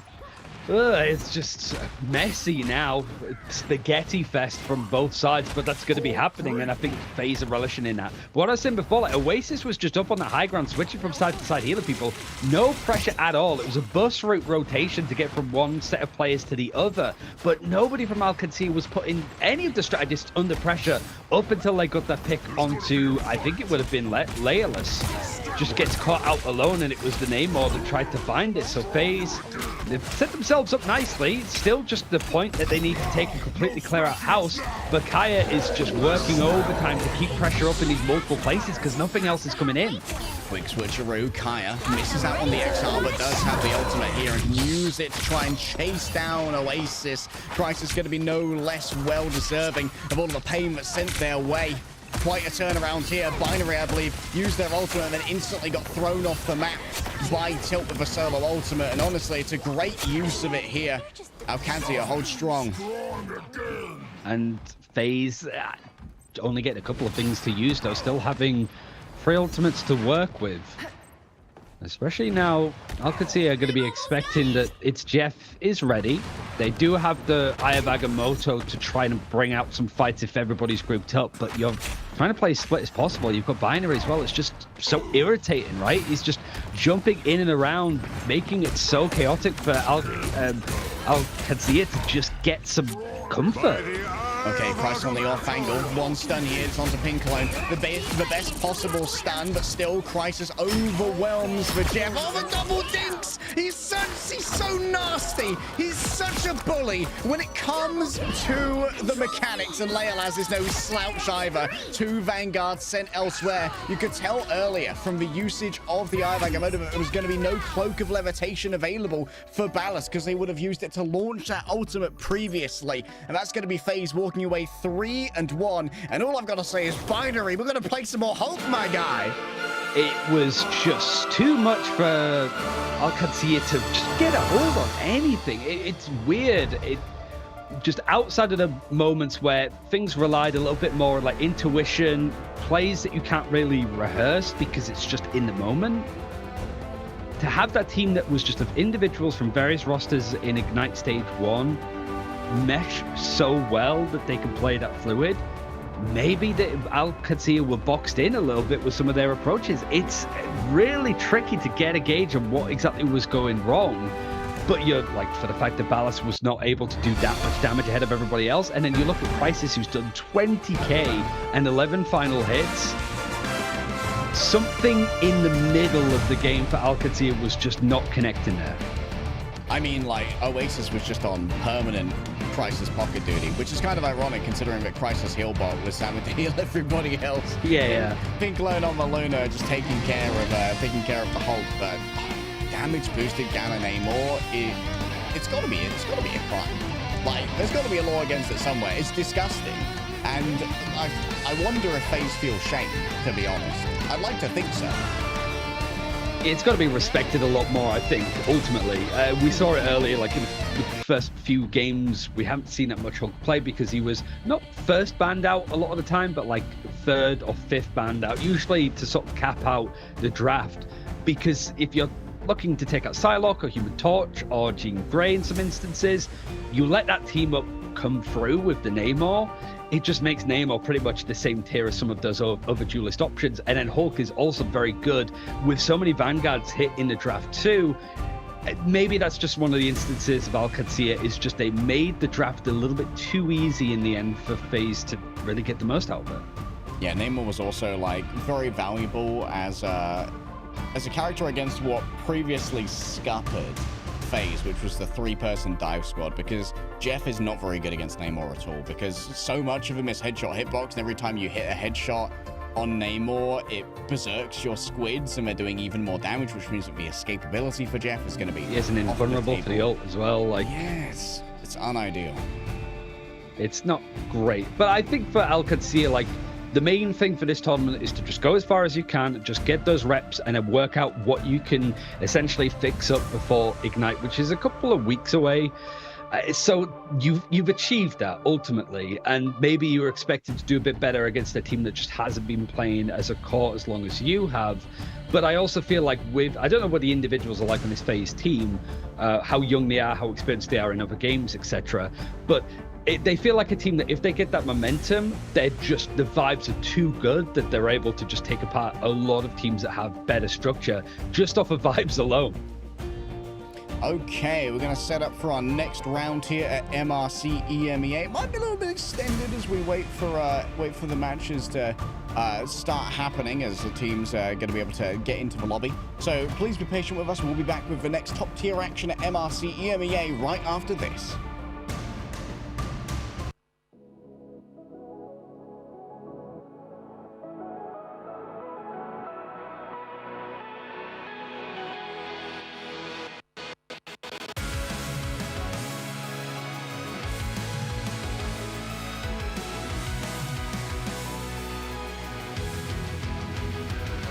Remember the dusk, the lights gripping tightly, trapping all those fighting souls. But yet, across the world, I see you standing in my way.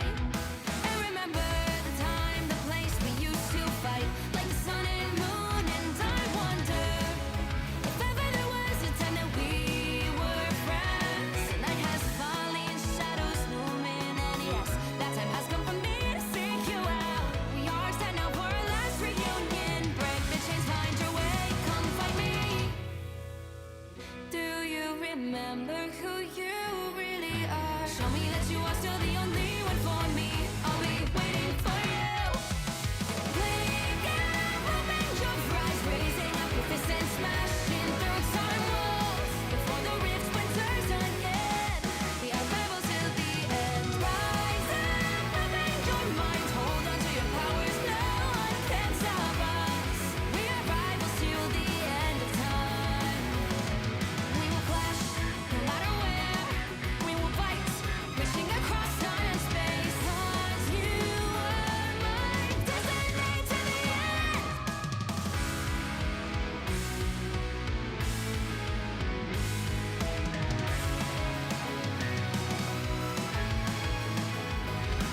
You see the dawn, the flames burning brightly, shining on those memories. And yes, across all time I see you turning the tides. And do you see now our time, our turn? We can still fight like the wind and fire. And wonder no more that now is the only time your heart is mine. Light has fallen, darkness grows, and yes, we fight for our destiny and fate. New days smiling for the past and future. Break those chains, lead the way, fight with me. And when you wake up, open your eyes, raising up your fists and smash.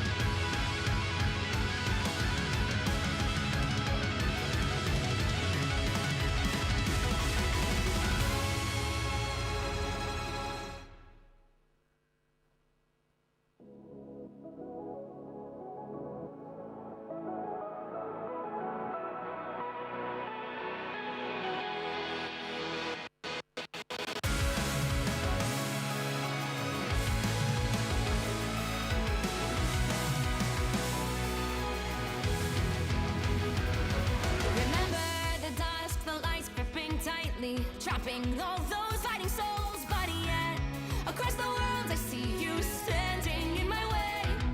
And remember the time, the place we used to fight, like the sun and moon. And I wonder if ever there was a time that we were friends. The night has fallen, shadows looming, and yes, that time has come for me to seek you out. We are set now for our last reunion. Break the chains, find your way, come fight me. Do you remember who you really are? Show me that you are still the only one for me. I'll be waiting for you. Wake up, open your eyes, raising up your fists and smashing through time walls. Before the rift splinters again, we are rebels till the end. Rise up, open your mind, hold on to your powers. No one can stop us. We are rivals till the end of time. We will clash, no matter where. We will fight, reaching across time and space. 'Cause you are my destiny to the end.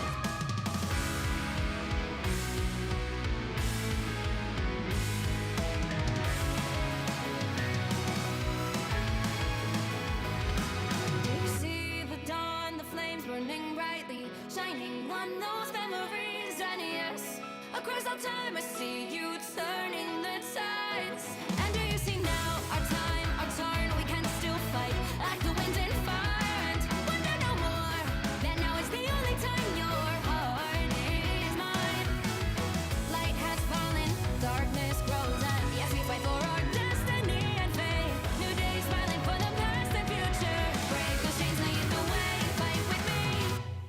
And when you wake up, open your eyes, raising up your fists and smashing through time walls. Before the rift splinters again, we are rebels till the end. Rise up, open your mind, hold on to your powers. No one can stop us. We are rivals again until the end of time.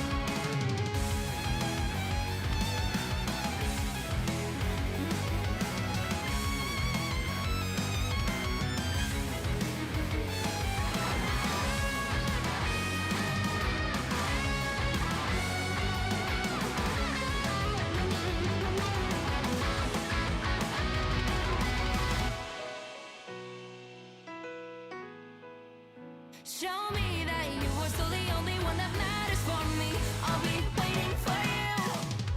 Wait up, open your hands, holding on to your heart. Look inside you. Can you feel it? The sparks in you. Add it up, unleash it all. Wake up, open your eyes, raising up your fists and smashing through time walls. Before the rift splinters yet again, we are rivals till the end. And rise up, open your mind, hold on to your powers. No one can stop us. We are rivals till the end of time.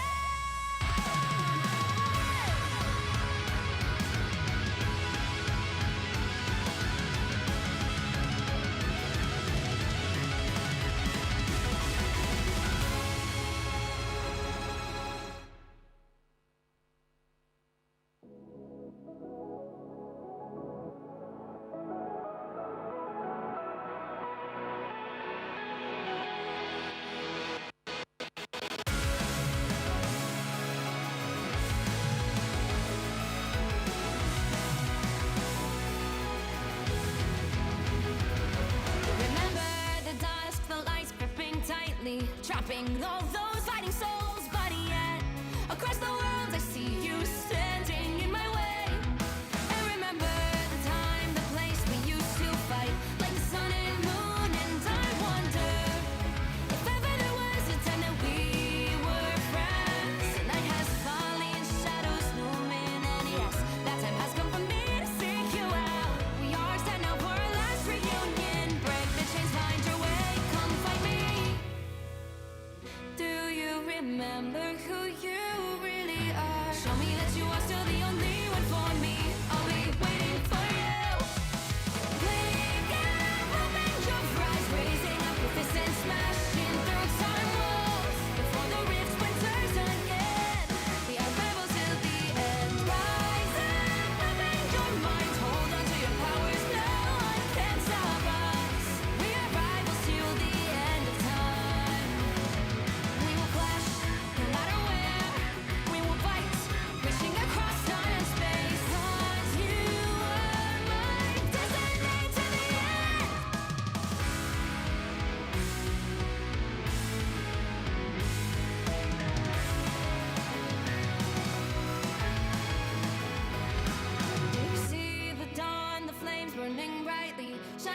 on those memories, and yes, across all time I see you turning the tides. And do you see now our time, our turn? We can still fight like the wind and fire, and wonder no more that now is the only time your heart is mine. Light has fallen, darkness grows, and yes, we fight for our destiny and fate. New days smiling for the past and future. Break those chains, lead the way, fight with me.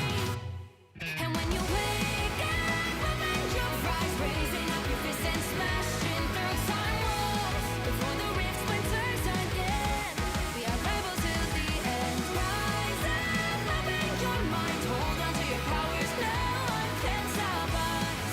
We are rivals again until the end of time.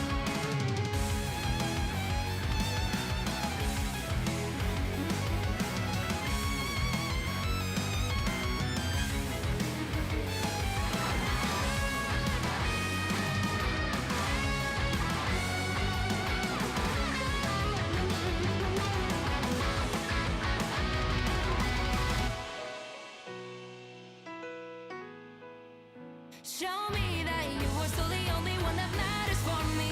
I'll be waiting for you. Wait up, open your hands, holding on to your heart. Look inside you. Can you feel it? The sparks in you. Add it up, unleash it all. Wake up, open your eyes, raising up your fists and smashing through time walls. Before the rift splinters yet again, we are rivals to the end. And rise up, open your mind, hold on to your powers. No one can stop us. We are rivals till the end of time.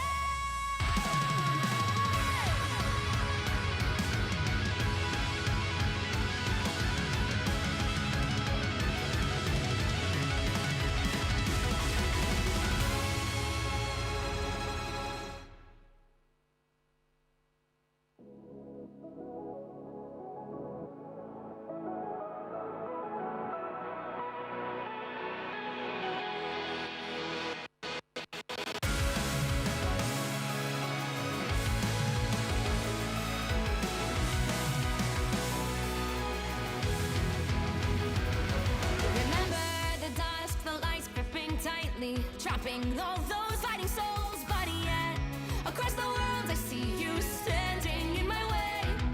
And remember the time, the place we used to fight, like the sun and moon. And I wonder if ever there was a time that we were friends. The night has fallen, shadows looming, and yes, that time has come for me to seek you out. We are set now for our last reunion. Break the chains, find your way, come fight me. Do you remember who you really are? Show me that you are still the only one for me. I'll be waiting for you. Wake up, open your eyes, raising up your fists and smashing through time walls. Before the rift splinters again, we are rebels till the end. Rise up, open your mind, hold on to your powers. No one can stop us. We are rivals till the end of time. We will clash, no matter where. We will fight, reaching across time and space. 'Cause you are my destiny to the end.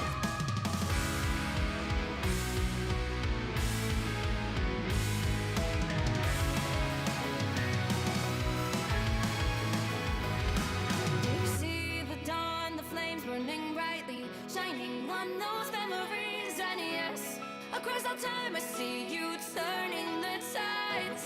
And do you see now our time, our turn? We can still fight like the wind and fire, and wonder no more that now is the only time your heart is mine. Light has fallen, darkness grows, and yes, we fight for our destiny and fate. New days smiling for the past and future. Break those chains, lead the way, fight with me. And when you wake up, open your eyes, raising up your fists and smashing through time walls. Before the rift splinters again.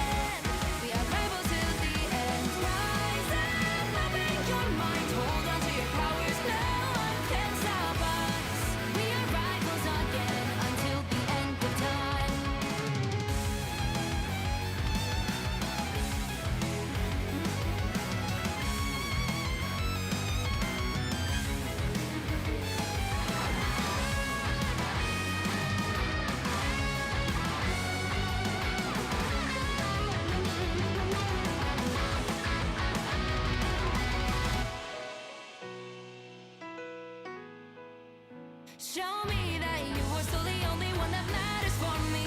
I'll be waiting for you. Wait up, open your hands, holding on to your heart. Look inside you. Can you feel it? The sparks in you. Add it up, unleash it up. Wake up, open your eyes, raising up your fists and smashing through time walls. Before the rift splinters yet again. We are rivals till the end. And rise up, open your mind, hold on to your powers. No one can stop us. We are rivals till the end of time.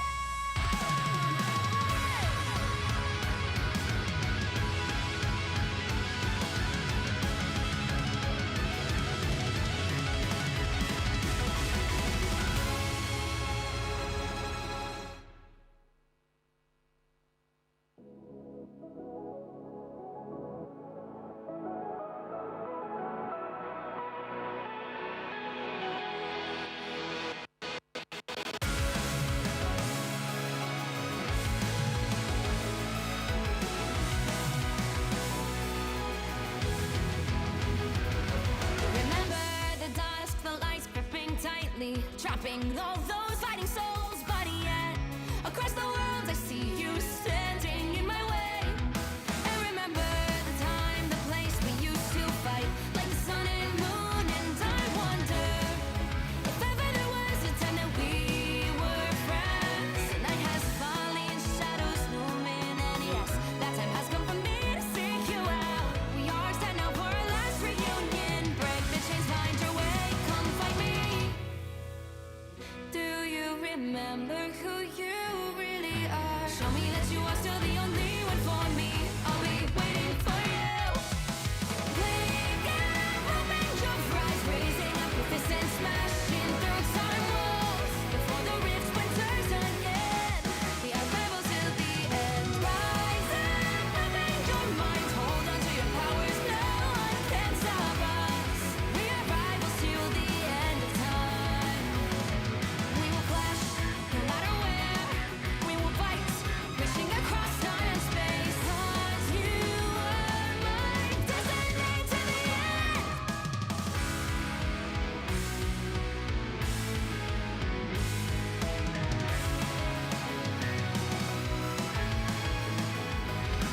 You see the dawn, the flames burning brightly, shining on those memories. And yes, across all time I see you turning the tides.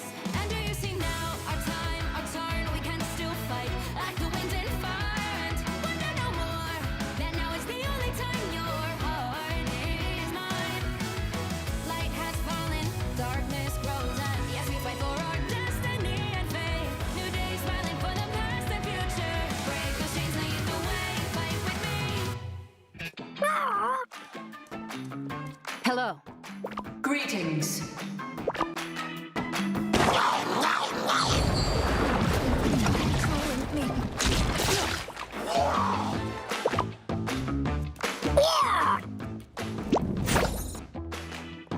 You cannot hurt me. I was merciful. Crawl back to your domain, Hela. In this timeline, the machines will rule. Embrace, the doctor has conjured a portal. Ultron is like a plague. We must be the cure.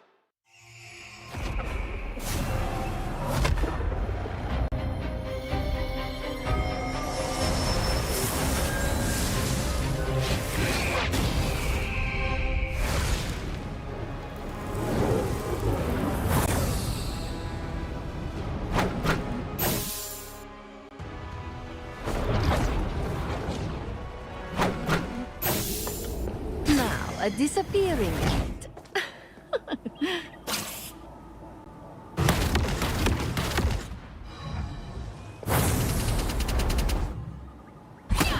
You are under my spell. Pure chaos!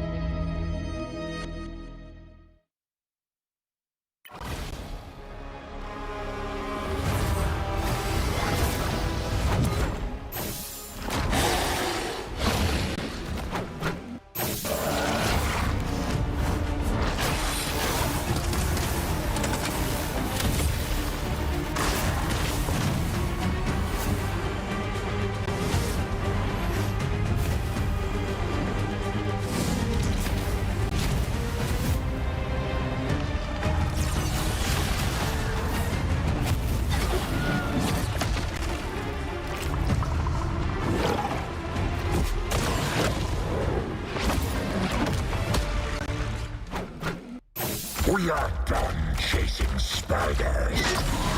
We have bigger enemies to conquer. You're ours now. Time to toughen up. We are Venom!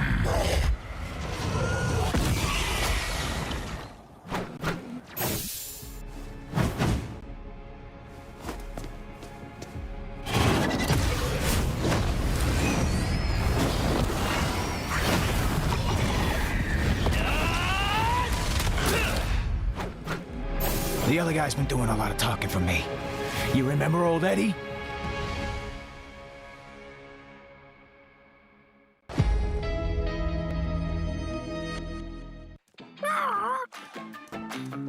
Hello. Greetings.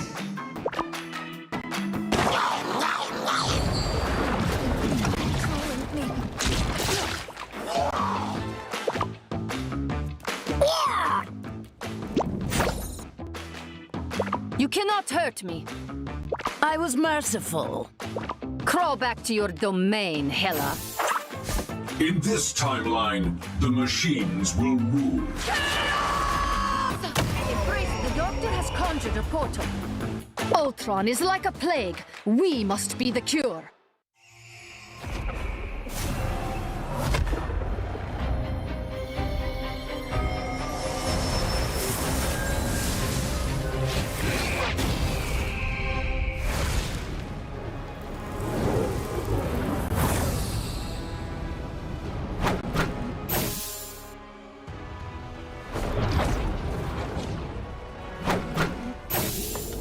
Now, a disappearing act.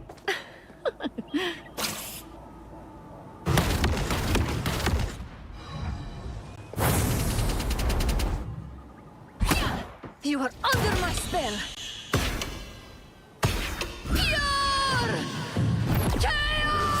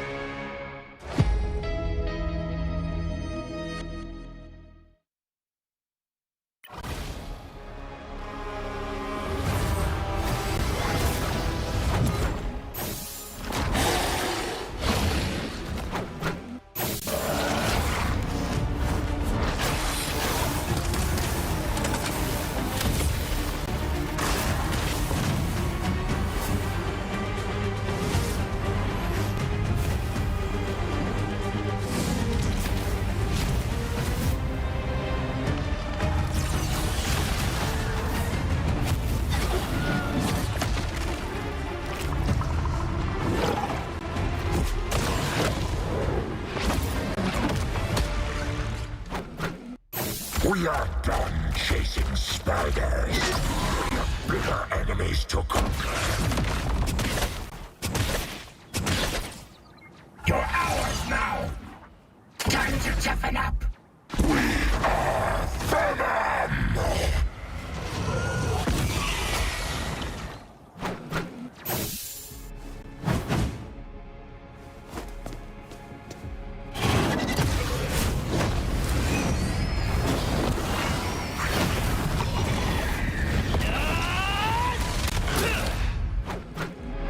The other guy's been doing a lot of talking for me.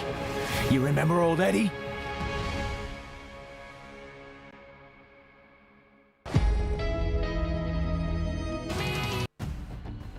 Welcome back, heroes and villains. Thank you so much for your patience. We've got one series left for you today here at MRC EMEA, and we've got ourselves a winners finals, Ryan, between Verdus Pro and Choppity. Yeah, it's a great chance, I suppose, to see at least one of these teams is going to be making a grand final. We'll be seeing both tomorrow because the losers bracket final would be tomorrow as well. But it is the case of like Verdus Pro looking dominant, expected to be the winners here because they're expected to be the winners pretty much anywhere, maybe up until previous tournaments. But because we are missing those teams that went to the mid-season finals, that went to China, it pretty much is third place finish, and that's what Verdus Pro were able to get last time. This Chop team, though, has turned some heads. It already beat Team 1X Rad roster. Maybe a win against Verdus Pro would really put them on the map. Yeah, a win against a world champion is nothing to sniff at, and maybe we're getting one of those little Reaper knocking memes here as they come up to their next top EMEA team to try and get one over on Choppity. Did have some issues up against Zabs on their way here, however. So the all-business roster, they certainly have at least confounded Choppity a touch on their path to face Verdus Pro in the Winners' Finals. Yeah, I wouldn't say that Chopped as a team is like perfect by any stretch of the imagination. There's still a lot that they're trying to work out and what they're putting together. But honestly, it is like, this is the kind of team that could catch Verdus Pro off guard if they're not careful. And more so, it's the fact that it is just these like mirrored pick bands too, means that Verdus Pro should have the advantage because they're very good at trying to Sherpa the draft in a particular direction. I just think Chopped are good enough as a team to not let that happen. Yeah, maybe Chopped get one by here. Interesting that both of these teams actually like to first ban Loki. So Choppity kind of doing a favor here to Verdus Pro and maybe freeing up a ban slot, because Verdus Pro are quite used to first banning Loki out, and instead they're just going to get rid of a Captain America, which honestly is a very smart ban going up against Beetle. And that's one of the things too for like the Vanguard line for Verdus Pro is that they're so flexible. It's not that they can't play Captain America. I just don't think it's high on their priority list. But getting the over onto that Phoenix, even before, like stuff like Torch and stuff is still readily available. It just solidifies a character that can really pivot to whatever comps Verdus Pro want to play around. Yeah, Torch still being available means that it is indeed going to be protected. This is, it's going to be a lot to deal with. Tuzi and Crazy Kitty here. Maybe we see Crazy Kitty play for Fly. We know that Crazy Kitty's been playing a lot of the Ultron, and Tuzi can obviously move over onto Phoenix in his own right, but I imagine we actually probably see Tuzi pick up the Human Torch. Interesting that they get rid of the Ultron, which is usually Crazy Kitty, so maybe they are going to do that Phoenix Human Torch split. Yeah, they feel like because they have both those options that they would move away from Triple Strategist, which is what was so successful for them. It almost feels that chopping their arm off a little bit by taking out the Ultron because it was so useful for Crazy Kitty. He was just so good at enabling some of these fights and keeping the tempo within their favor. But the fact that Ultron and Mantis are being banned out means that Triple Strategist is still on the cards. It always has to be, but you're taking out some of those big hitters. Yeah, still going to have Luna and the Cloak and Dagger available, as well as the Invisible Woman, which Saipe has been getting quite a bit of use of over the last couple of games that we've been watching. Last ban now. Once again, it is going to be a protect of the Psylocke up against Verdus Pro, and this is arguably Sparker's best hero. And I think that the Namor is a smart ban here, given that there's always the capacity for a pivot onto that Gamma Namor.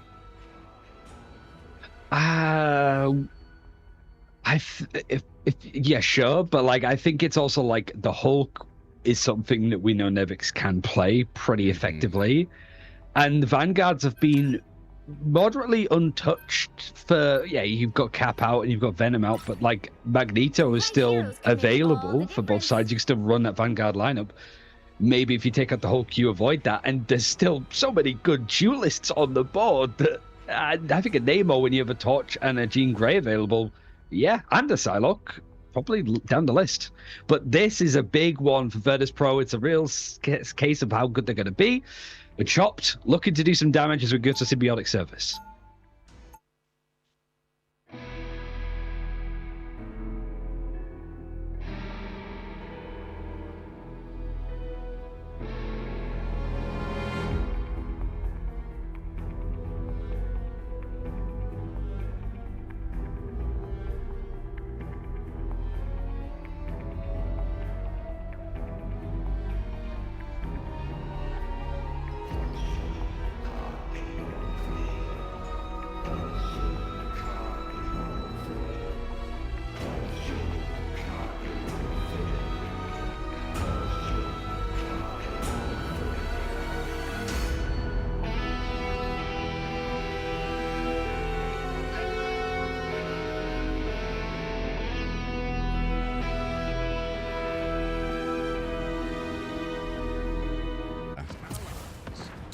Getting rid of the more mobile vanguards here for the side, well, for both teams, with both the Captain America and the Venom off the table. It does mean that Verdus Pro have kind of crafted a very front-to-back approach here. It's going to be all about the overall macro management of fights. Tuzi's going to be constantly noted on the off angle. Fire's already put him on notice, going to force him to grab a little bit of additional healing, but Fire having used their hot drop does mean they're now in a little bit more of a vulnerable position. Pops their team up for a little bit of extra sustainability, but DRP on this angle is going to be a nightmare to try and deal with. Is how much that these torches can realistically get away from. We saw it in some of the games earlier of just some of them being bunkered into a corner, having to just hug the wall to avoid this damage coming in. But Thai is confident enough to not only be out in the open, but try and find some fights, really pester off Tuzi that's trying to find an opening. Verdus Pro making sure that there's no little gaps that can cut through, but this invisible woman from MASH already has that boundary.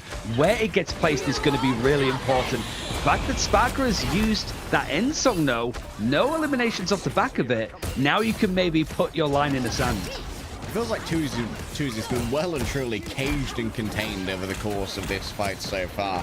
A lot of Fire's attention is going that way because Crazy Kitty's been essentially penned in by Sparker the entire time. These will catch him some sparks as well, and it feels like this slow, methodical style is not quite what Choppity want to be playing with both the Venom and the Cap off the table. They're just slowly walking into Verdus Pro, who have great game plans for most eventualities. Speaking of eventualities, the eventual burning of the forest here from the side of Crazy Kitty as they pop the supernova. Vinci keeps that one at bay for a moment, using the Sonic Seduction, but this is going to force a quick disengage from Verdus Pro. They're going to wait for most of this ultimate to be over before Drugo rolls forward with their own, and there's going to be a significant advantage here when it comes to the overall longevity of the ultimate. Seems like Drugo managed to survive the incoming danger of the Meteor M as well. Everyone piles back inside of the invisible boundary as they're erected next to each other. MASH seen downtown clean when it comes to the connections as Sparker reigns above it all. A quick freeze to put Crazy Kitty's Kelvin count down to 0, and Verdus Pro holds strong. It was just a quick maths for Nevix to know what are my chances of actually doing lethal damage off the back of Meteor M. I could do this, and I just need to make sure that I hit them head on. I do exactly that. Like, it's knowing where to take these fights, and even just the pressure of holding on to the Meteor M whilst you've got invisible boundaries up. The anticipation was too much for Chop to deal with. They go out into the open, and there's a nice follow-up there. But these fights going on long, we saw it a lot from Sparker's perspective. He is happy to just sit back if he needs to, where Dredro is currently. But now, there's only less than a minute on the clock. This might be Verdus Pro trying to put their boot down on the neck of Choppity. Only a little bit of time remains, and only a tick to their name thus far. Crazy Kitty has found the squishy underbelly of Verdus Pro, but it seems like Drudro is more than happy to try and duel his way out of this one. Quick bit of a vortex to drag them on in. DRP finds himself isolated and without a heal, and Beetle's next up on the docket. Vinci rolls on through. What a grab there onto Crazy Kitty. A carbon crush kicks them into the box, and Tuzi never stood a chance against the engrossing forward momentum of Verdus Pro. Really forces Chop to go in for a portal play. I think Verdus Pro know at this point there's no other options on their card.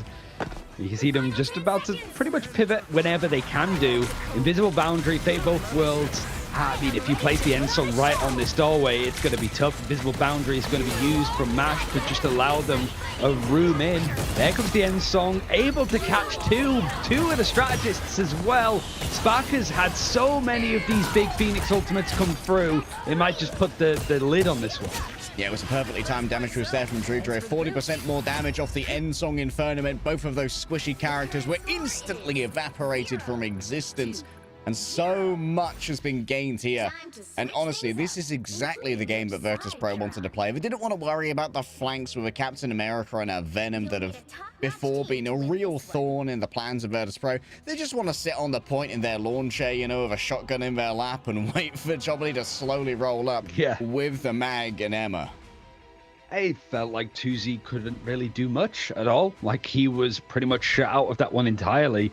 Not that it's always his job to find the picks and find the eliminations, but when you have the Jean Grey and the Torch, and it's just you're unable to find any opening to pull yourself any more progression on the point, It's a little bit alarming, but I think that's just Verdus Pro knowing exactly, like, they want to have these comps. They want the broken heroes in the server, in the game, because they just know that they're better with them. Get ready. It's that kind of confidence that really can make a duelist player take these audacious plays. And we saw Tuzi doing it earlier against Zabs, making these audacious plays, these incredibly dangerous plays that are high risk but high reward at the same time. Verdus Pro, I wonder if they will also once again just go for a slow roll up here. It feels like we never saw Choppity go for a full rotation around high ground where they're now holding. Maybe that would have served them well, to be honest. Yeah, it sort of felt that they just were trying to find a way through the front door. And there wasn't enough pressure even then to allow 2C like a bit of a gap. But it's not as if Choppity are playing for a draw at best. They did get a decent amount of progression on the actual objective, but holding on for 4 minutes for 44%, all for naught maybe. All right, it's going to be Verdus Pro with the full rotation that we were hoping to see from Choppity already. Going to start forcing them off of this high ground as they're drawn on in by a force physics from an invisible woman.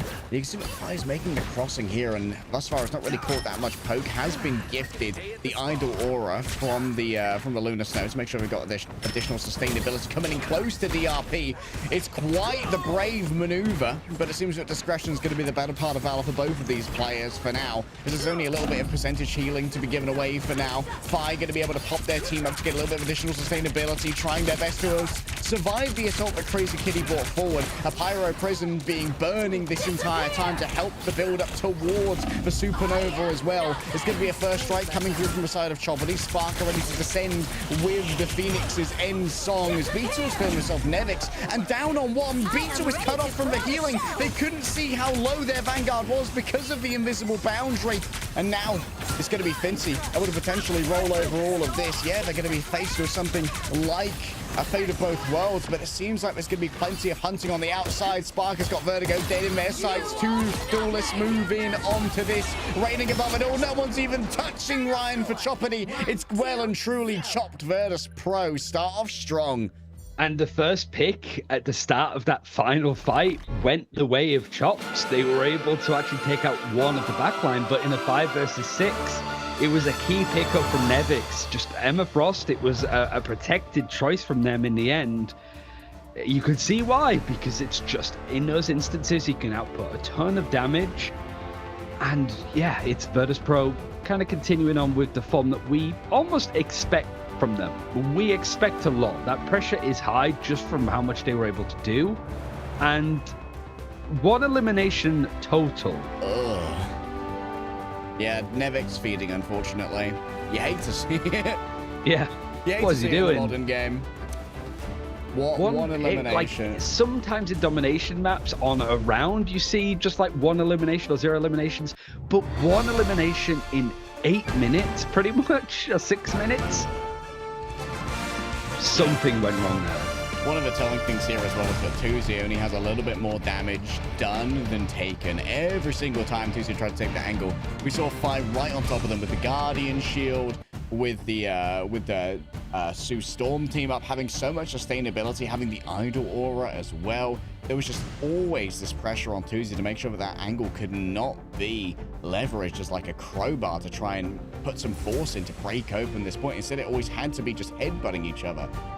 Vanguards on Vanguards. I think one of the things to look back at for just any coaches or anybody that wants to learn out, probably the positioning on that defense for Verdus Pro, because I think the way that they were set up was almost intentional to just make sure that if any dive came in, there was enough peel, there was enough support, and they had so many people on the point just free and open to take damage. It felt almost like a trap to just put somebody on the point for Verdus Pro. Chop do a lot of damage to them. They end up trying to just heal them through as much as they possibly can. And then you've just got the strategist ultimates available consistently, and no eliminations are coming through. There's no breakpoints being broken at all. It just felt like Chop didn't have enough, and Verdus Pro had a set plan, and it functioned perfectly. Well, I got a set plan, Ryan. It's to go to map 2, but you're gonna have to wait for it till after this break.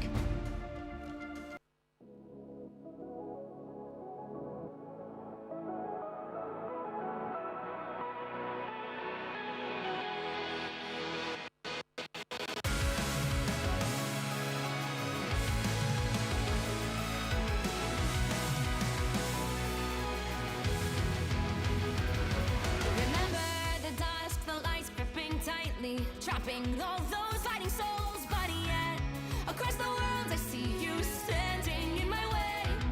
And remember the time, the place we used to fight, like the sun and moon. And I wonder if ever there was a time that we were friends. The night has fallen, shadows looming, and yes, that time has come for me to seek you out. We are set now for our last reunion. Break the chains, find your way, come find me.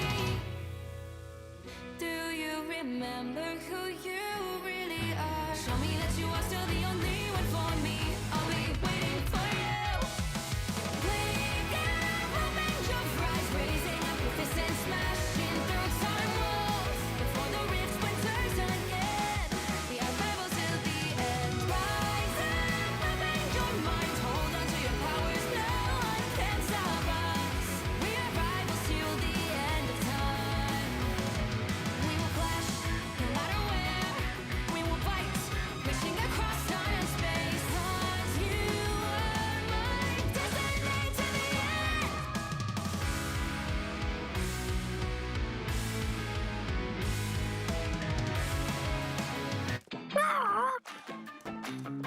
Hello. Greetings.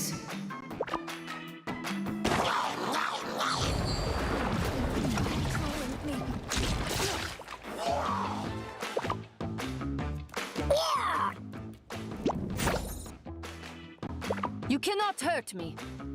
I was merciful. Crawl back to your domain, Hela. In this timeline, the machines will rule. Embrace. The doctor has conjured a portal. Ultron is like a plague. We must be the cure.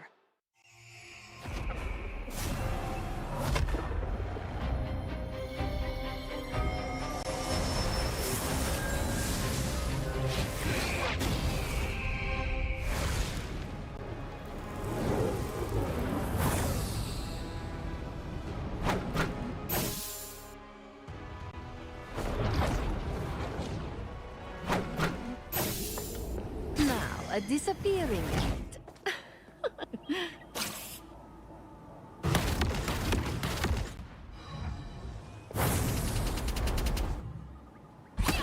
You are under my spell. Pure chaos!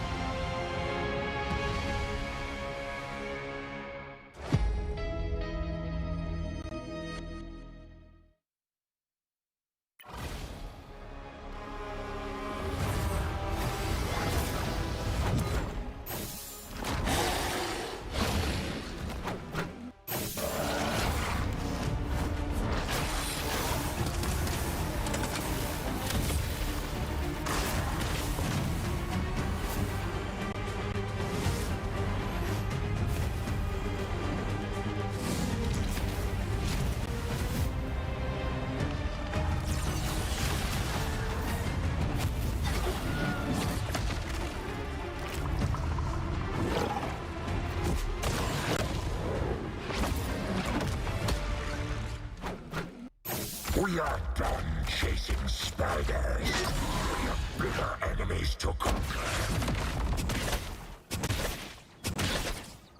You're ours now. Time to toughen up. We are Venom!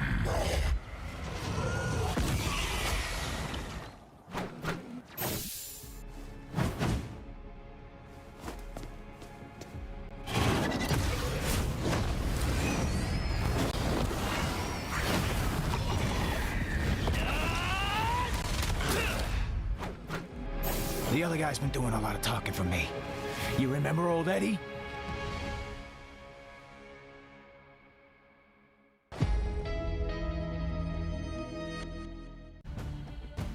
Welcome back, heroes and villains. We are here in the winners finals of MRC EMEA. Currently, Verdus Pro are up 1-0 as we head over to our next map, Ryan, Central Park.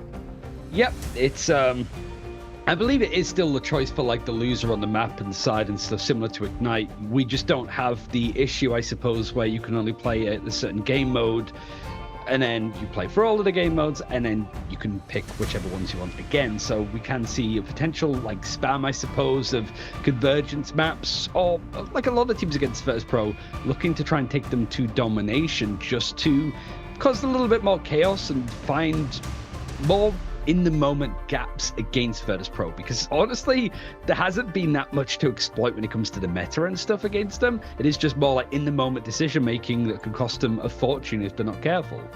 Yeah, I'd love to see some movement here towards a Cap or a Venom Protect from the side of Choppity to allow Beetle to start leveraging some much faster gameplay, try and play around some off angles here and stop the front to back the Verdus Pro really want to play. They're old heads, you know. They like firing at vanguards and using their strategist ultimates in the most min-maxy ways. They're great at disengaging when you try and use a strategist ultimate to engage, and they're good at using their ultimates offensively to try and punish positioning as well. We saw in the previous Symbiotic Surface that Milk Boy got picked off on the EMEA from what should be a relatively safe position by being forced inside of the invisible boundary of Saipei, meaning that their strategist had no idea where their health bar was at the time, and they couldn't deliver reliable healing either.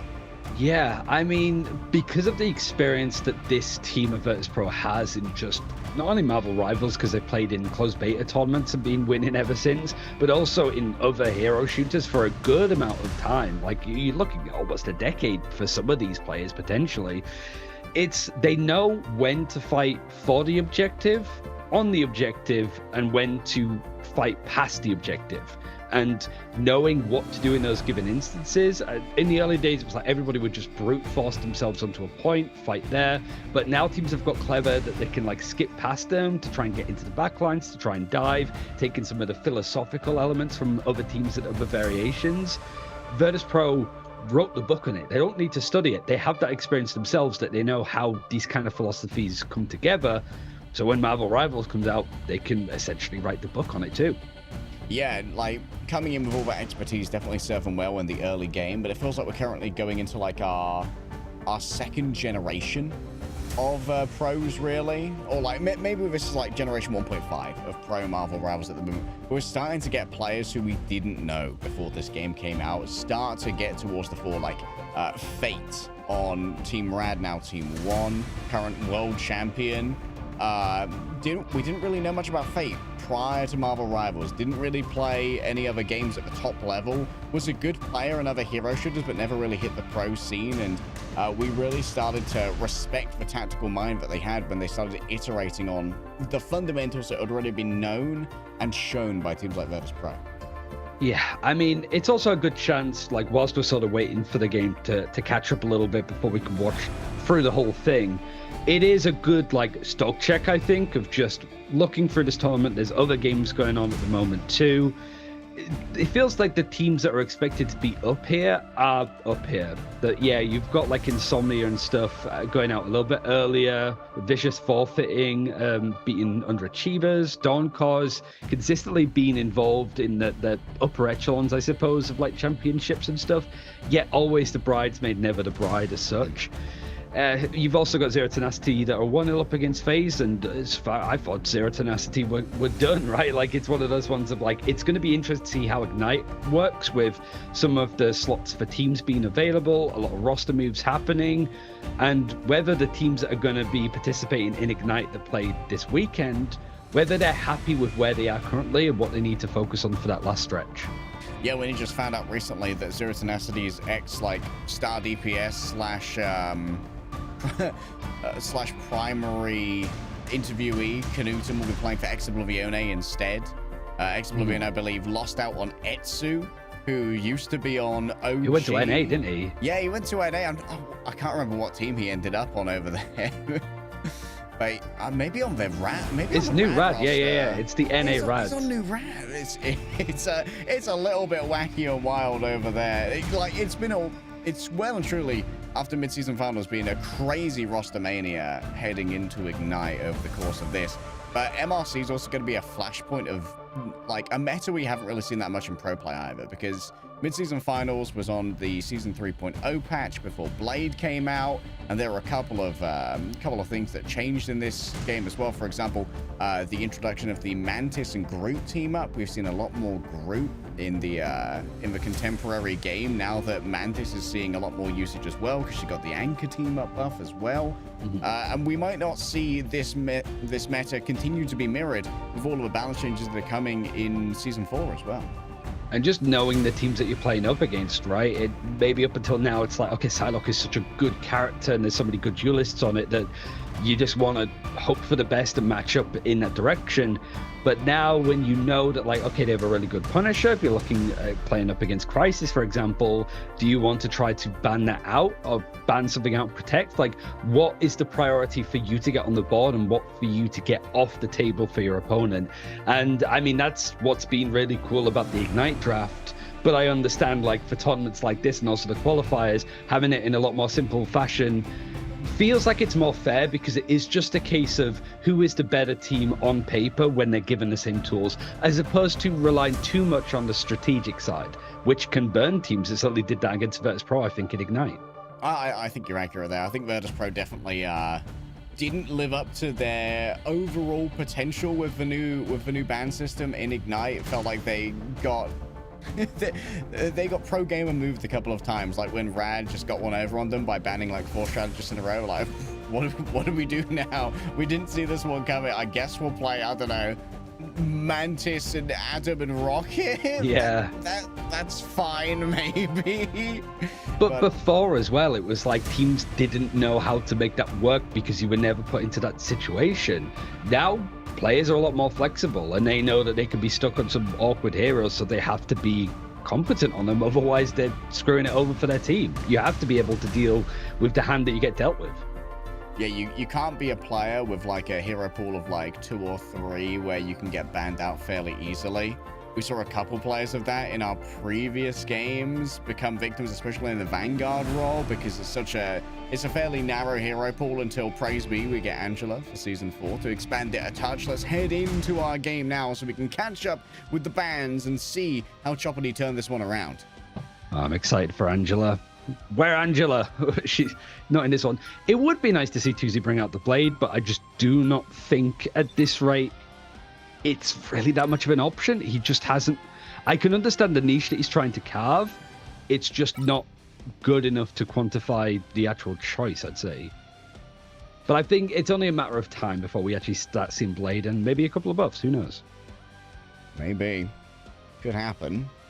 Obviously, with Blade's buff to his sword coming in season 4, maybe we're going to fill that niche of a frontline brawl a little bit better. Is going to be another Protect here of the mag, and I like that Choppity have gone for the early assassination here of EMEA, and this is exactly what I wanted to see from Choppity. A real change up of how the tempo of the game works. We don't want to have everyone standing in these battle lines, because when you line up British style for a battle, when you load the muskets, Verdus Pro are generally going to win those engagements.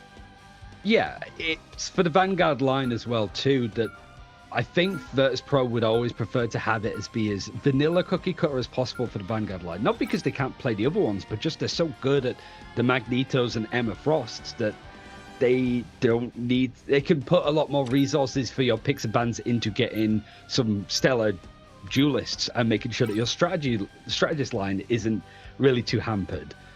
But now I guess with the second Protect, it's still Torch is available, Jean Grey is still available, and it's Central Park, so any flyer would be nice here. Yeah. Torch being on the table, Verdus Pro now have a decision to make. They seem to be fairly confident with it last time, having Fly just stay on top of either Crazy Kitty or on top of Tuesday. So maybe Choppity. Do they want to opt out of this one? They've once again banned away the Ultron. But as you were pointing out earlier, Verdus Pro have never really been a huge triple strategist team. They generally prefer to have Fi and Sparker play these double duelists, even though we have seen times where Sparker's been playing the Adam Warlock for Wolverine. Okay. I quite like that, given how static Verdus Pro tend to like to play with their Vanguards. We have seen Verdus Pro have significant issues with Wolverines before. and you don't have the Emma Frost, mostly because you took it out yourself, so you don't have some form of CC to be dealing with stuff. It might scare Verdus Pro enough to ban out the Hulk, but it does feel, yet again, like a character that if Nevix has it available to him, he is more than happy to play it. And certainly with the Namor being banned out, you don't need to worry about it full stop. They're going to just take out the Psylocke. They have that Jean Grey. And whether now it's a case of like, okay, Fi has the Human Torch available because it wasn't picked or banned, which I have not seen for a very, very long time. Yeah, the Psylocke ban here is really, really good, as it means that you can pretty much stay on the twin flames of Phoenix and Human Torch the entire time. And it means that if you pivot over to the Wolverine, you're at a disadvantage. Let's head to Central Park.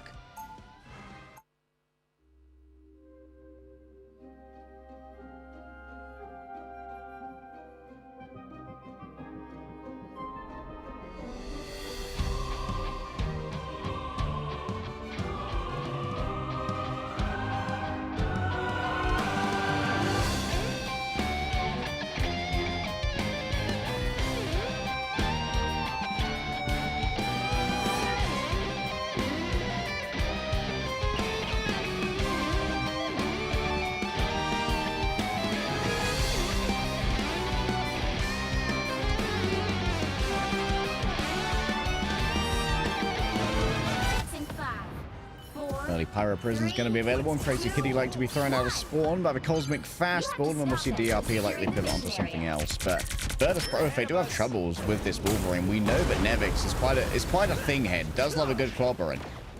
Maybe that's why they protected the Magneto. It sort of said it before as well when they played Alcancia, just making sure, well, Vinci might actually go down because he gets caught out from Crazy Kitty leaping through the sky. So that frontline Vanguard might be missing for Verdus Pro, and they're dropping like flies like they. Damn, where'd BP go? I said they had trouble with the Wolverine before, and indeed that still seems to be the case for surprise Cosmic Fastball into the elongated channel. Oh, Fincy. They're waiting for that Doctor Strange to come on through so they can instantly grab him. Nevix is reporting that the Wolverine is indeed waiting there. And the second that Fincy comes on through, yeah, that is going to be Crazy Kitty being an angry little Wolverine and carving through the Vanguard line. He's been pretty much on Ultron duty all day, got a bit of torch action on the last map, but that's, I think, what the first elimination actually playing a duelist that he's managed today. Needed, though. Verdus Pro, I said before, like, Fincy, just allowing him to get the Magneto means that you can have Nevix pivot to all of these other different Vanguards just to be able to dive on people like he is with a Venom, or just playing before like he was on the group. But now that there's that verticality, the Venom makes a lot more sense here. Sideface taking a bit of a beating, Regeneration Domain forced out, and he does have to go to Mischief, but he's holding out as long as he can before it's needed. Okay, sticking it onto Sci-Fi, also managing to give over that Idol Aura to their co-strategist to make sure that as they focus forward, they don't lose anyone in the back. Tuzi with a great cut here, might be able to try and take down this ultimate. You can see they're trying to combine with DRP, get those damages together. They move in onto the Luna, combined powers decimate Sci-Fi, but Dredra is still going to be around thereafter to follow this one up. Oh, Fi though, too high up in the air to be healed effectively, and it seems like Verdus Pro, they've been absolutely shell-shocked by this assault. It's just mechanic stiffed. I think that ultimate was pixel perfect from 2Z, and you could sort of tell as soon as that end song came out, Verdus Pro's positioning, 2Z wasn't sure exactly how he wanted to approach it. He knew that as soon as he went to dive in, that at least the Luna would try to get out of dodge, but he gets such a perfect position and able to string more onto the torch and stuff in the sky. Vinci at least finding one, but with the supernova, these tornadoes from right onto the point, Meteor M, mostly to get him just off the ground because it's currently lava. It's a perfect hit onto Vertigo from downtown. Perfect hit or perfect catch, the audience can decide. Mash has lost the Luna form for now. Should be able to have a Duplicity to swap away to one of their doppelgangers, and Kitty, what a mid-air hit there with the flame clusters, but still the meat of Nevix and of Fincy in tandem should be enough to stand up to these duelists for now and then clap back on them when it's most necessary. Verdus Pro should have been able to clutch this one out, and indeed they have. They heard me say that there was a mechanics diff, but chopped with that engagement before, and they all just hit some nasty shots in various ways and with the projectiles. Good grief. Verdus Pro holding on in a way that no other team, I don't think, would be able to. Finzi was the main hero, but Spark is just so good to springboard off of this. He's setting himself up nicely. Players up on the high ground here. Oh, they're moving as a 6, and they're instantly assaulted by the Venom. That's going to be a big cellular corrosion that needs to be punished. Oh, there's so much damage. And Spark is right in the middle of all of it, making sure that Vertigo cannot survive the onslaught. Troubly still have 2 minutes 30 left. So if they take that one essentially as a dry fight. Now a reset. Shot. Maybe even not talking about it now, but in the back of the mind's thinking, like, how are we still on this second point? We just had such a good time bank. It looked like we were able to take it. So how do we approach this now? You've got some good stuff to find openings, but an invisible boundary, the fate of both worlds, is sat in play for Verdus Pro.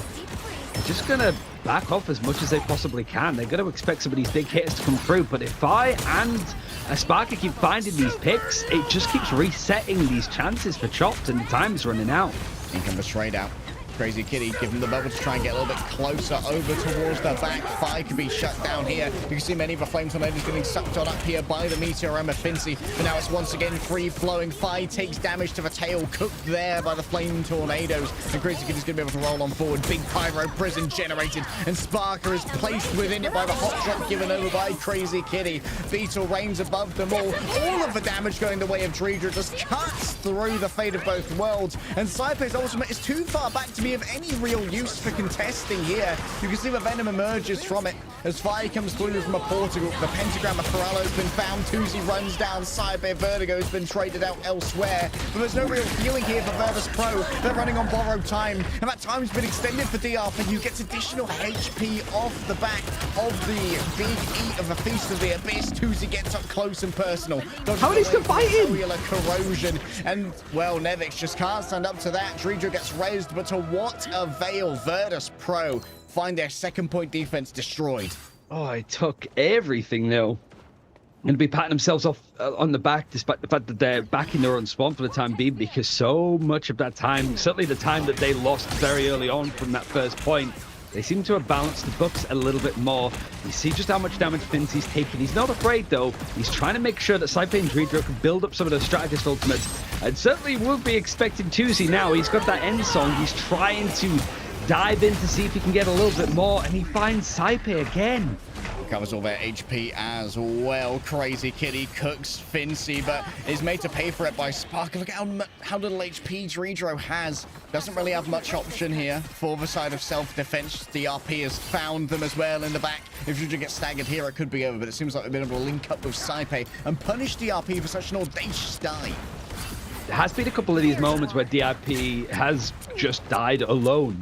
There's not really much follow-up. You don't have that much synergy to dive on a target with DRP, but it's mostly that Chops look like they're getting momentum, and then DRP goes down, and suddenly Verdus Pro have provided an opportunity to swing things back.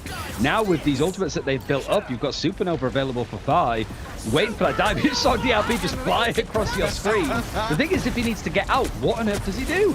Inhospitable staircase right here. Definitely not health and safety approved. Fi making sure that all the damage is being done where it's needed. Nevix hangs up within the flame tornadoes. Mash is found in the midst of all of this, going in onto Vertigo in the back. They need to try and take out the strategist, and indeed Verdus Pro have made sure that now Choppity are playing on borrowed time, and Fi is calling to collect on the debts for the road. DRP once more seen in the back, has their disengage scuppered by a well-placed knockback, and even with the symbiotic resilience, all they can do is earn more ult charge.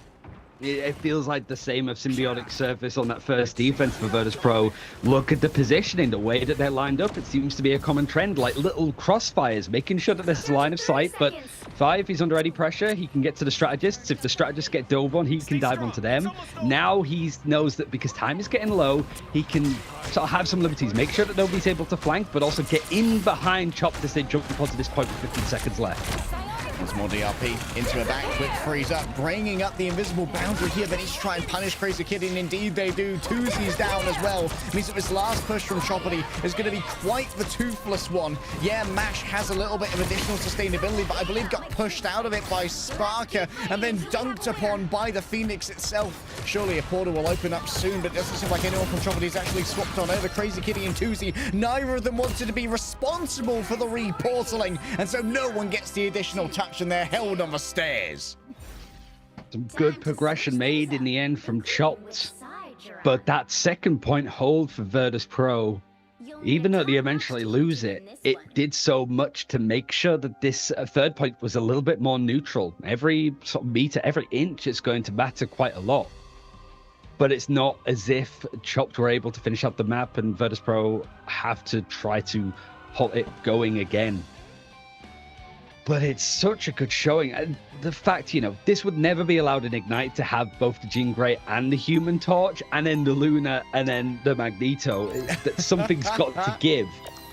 But despite that fact, we keep saying that Verdus Pro are like the pound-for-pound better team. I think Chopped are not that far behind, frankly. I mean, honestly, there's a world where Verdus Pro lose this map off the back of Choppity just actually burning some time on first. That was one of the fastest first point Central Park takes we have seen across all of competitive Marvel Rivals, honestly. And Verdus Pro, they're going to have to match that pace here if they want a chance to try and get through second in good time. Even if Choppity had like a good set play to try and take that point quickly, Verdus Pro are going to feel like there was a mistake somewhere. Trying to go for a similar play now on the defense of Chopped. Crazy Kitty just putting down Fire Prison. Hot Charcoal to just farm up some more ult charge. But Verdus Pro making sure that the Vanguards go out first means that Saipei and Dredro can make some good progression on those big strategist ultimates to allow a fight to happen on the point. Yeah, an exchange of resources, some Supernova charge versus strategist ult charge, which can be the most impactful in the entirety of the game. DRP once again diving in deep. Oh, the stuns of it all. DRP barely gets a chance to breathe, and indeed won't be able to do so for a little bit longer here as Sparker makes an aggressive move to try and control the high ground. Max has gone down. The Pyro Prison claimed them. Off to Alcatraz for Sue Storm, unfortunately, as Crazy Kitty is going to see just as quick a retake here. DRP ready with the portal. There's going to be a momentary collapse of everybody to try and body block the exits. You can see Nevix on one side, Fincy on the other. Can you get through the large meat that was presented here by Verdus Pro? Seems unlikely to be the case. A quick dip back inside the portal from Crazy Kitty, trying his luck against all of the damage, but it's quickly carved through, and Verdus Pro claim first in almost record time. Chopped just 10-15 seconds, buying a little bit more time. You're also aiming to get some of those big ultimates out from Verdus Pro, but they just knew that they weren't needed. Verdus Pro weren't forced to use up anything. In fact, they didn't really have much available in the first place. But what makes it worse of a fight for Chopped is now that those big ultimates, certainly from the Duelists, are pretty much ready and waiting. And if this defense doesn't sort of tighten itself up, this could be a hot steam momentum roll onto the second checkpoint. Momentum certainly in Verdus Pro's favor for now. Not going to be too much to contest them before they get to the last corner. DRP noted on the approach, and already has had to use the symbiotic resilience just for the first dive, and instantly has to get out. That's so much freedom now for the strategist to try and play with. And you can see that the sight lines of Choppity's strategists have been scuppered entirely by the continually raised walls of group that Nevix is bringing to the table. Crazy Kitty felt a little bit ambitious there, trying to go for an aerial grab onto the Human Torch. DRP continually worried about all of this. Nevix is already used up a strangling prison elsewhere. DRP caught in midair. They're going all in onto Vertigo, but they can't quite connect the Meteor M. Seems to have gone elsewhere there from Fincy. And now it's the time to turn this one around. Taking to the air, it's going to be Beetle with big ideas. Sparker can't be found. A quick turnaround from Tuzi and gets one onto Fire. Unbelievable mechanics. It's so much of these duels that are happening all across the map. Even the strategists are taking some good hits onto these aerial targets. Last stand is going to be used stuns onto Nevix and Spark. And Nevix especially needs to be careful. He's pretty much easy picks for Crazy Kitty if he doesn't play this well. The invisible boundary was used, but because this fight has gone so stellar for Verdus Pro. They're able to push past it. It's going to be used on the other side to try and stem the bleeding a little bit more. The Verdus Pro is still in the middle of this, eventually taken down by Crazy Kitty. This is where the Wolverine really gets its bread buttered against Verdus Pro. Still 3 seconds here on the peril leap. Oh, the pull. Crazy Kitty. That's going to force out the usage of a regenerative healing factor. Has to disengage once more. So there's even more damage coming through. Crazy Kitty is absolutely run down in the streets there by Fi. They cannot allow for any more space to be gained by that Wolverine. Supernova is going to be declared. Tuzi found in midair. Can they chase him down? For now, it seems like Tuzi escapes, but the crown is going to be put on top of the strangling prison itself. Crazy Kitty on the approach. I was crazy once. They put me in a room with Ratatoska, and they tried to get Ratatoska into the castle, but it seems like for now Ratatoska's going to be elsewhere. A mid-air grab onto Fi is insane there from Crazy Kitty. The mechanics are solid, and the hold is good. Verdus Pro are once again sent back to the drawing board. It's two flying duelists up against you, and you're like, I can take him. It's a dog backing up a tree, and suddenly that dog can jump very, very high. Now Verdus Pro is still unable to just get this one across the board, and it's Vinci actually finds so much. The Meteor M gets 2, and the follow-up takes out Crazy Kitty. It was looking like Choppity were maybe going to push things back to buy a little bit more time, but out of nowhere, Vinci finds himself free. Disgusting gamer alert. 3 minutes and 30 seconds now, Ryan, for 1 point taken. Not even a whole point. 3/4. So much of this fight was good too. Like, Fi is just putting out so much suppressive fire. He pushed back Choppy into this like closed-in quarters, and then there comes the Supernova, just throw it down in these places where Chopped didn't want to end up, and they certainly don't want to fight.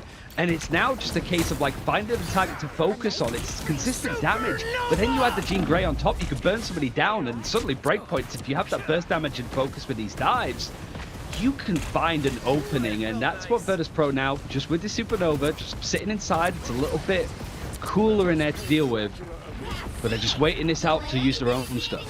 Oh, there's my Thing Merchant. Back on the Clobberer. The Thing has finally arrived, and it's going to be Nevix who's dragging it forward. Going up against Double Shield as well is great for... Oh, you can pull him up in the air as well. I forgot about the First Steps team up. That could certainly come in handy, especially as it does allow for a little bit of a burst mobility for the Thing. Noting Tuzi up in the air. He is going to be a little bit far away from the healing of the Fate of Both Worlds, of course, but it does allow Crazy Kitty to get incredibly aggressive into...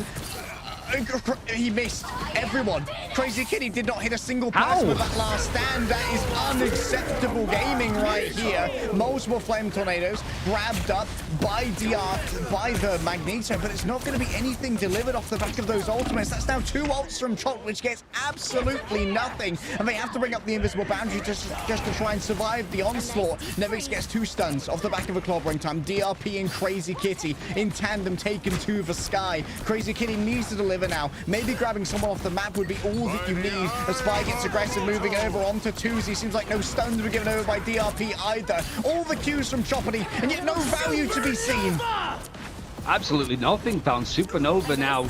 It means that time has been bought. This isn't an engagement that Verdus Pro can take anymore. Luckily, nobody's under any real stress. But it does mean that the strategists aren't able to farm up much upcharge. Spark has actually gone a bit more aggressive, almost died for his troubles, but he does get that end song available.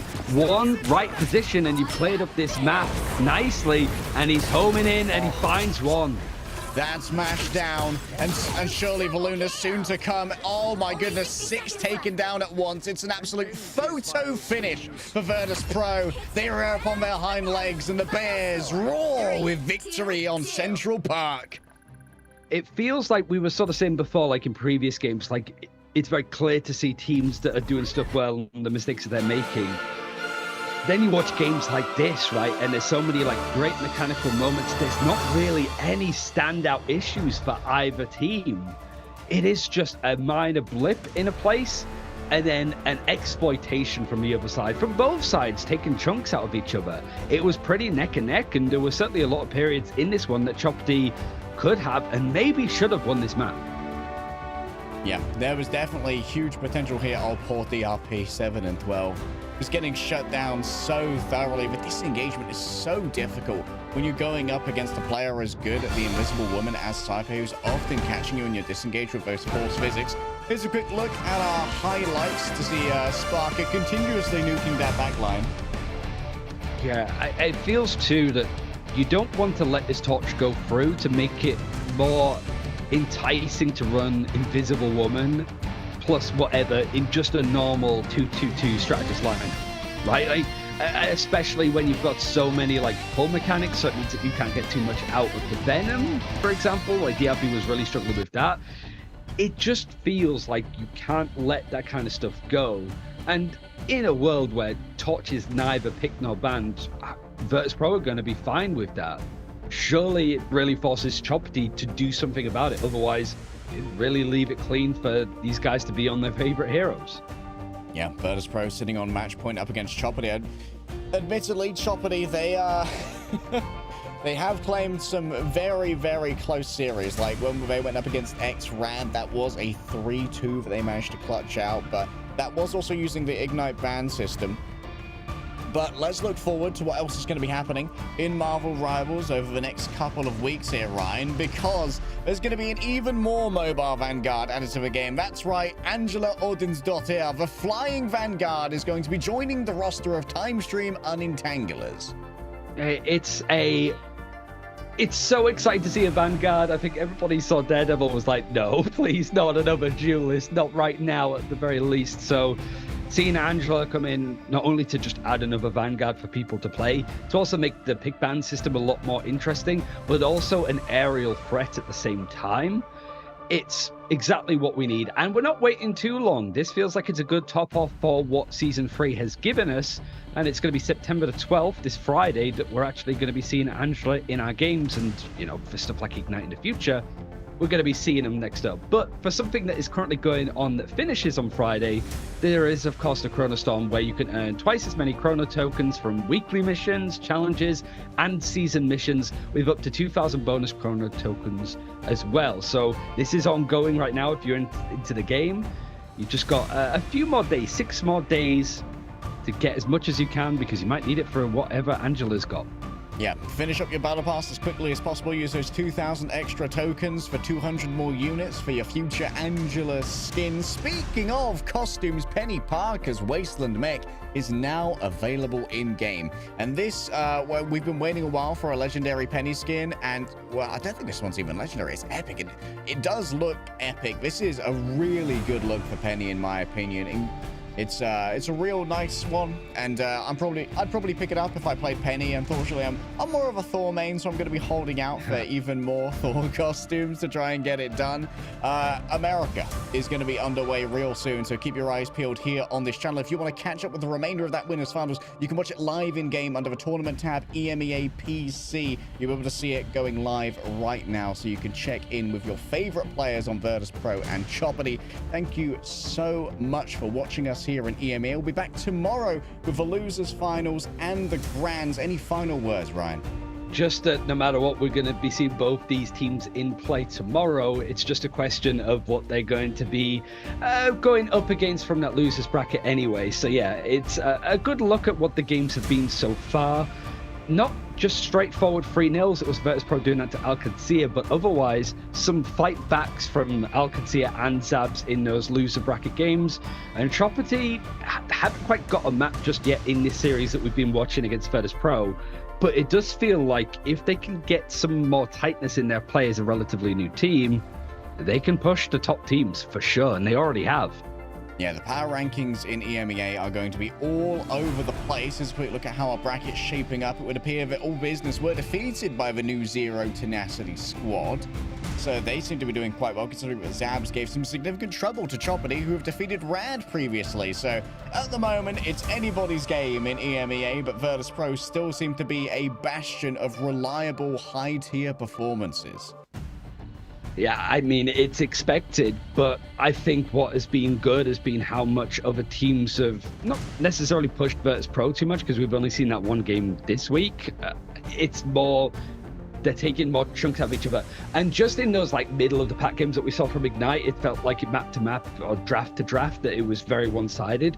Here, it doesn't feel like that. It could switch on a dime, and all it takes is one good draft, one good map, and suddenly some of these teams are taking big opportunities away from the fan favorites. All right, thank you so much for watching, everybody. We've got to move on over so that North America can start their broadcast, so we'll judge on over. Ryan will be back with you tomorrow. I'll be watching with you in the chat. Thank you so much once again. Be good to each other, and we will see you tomorrow.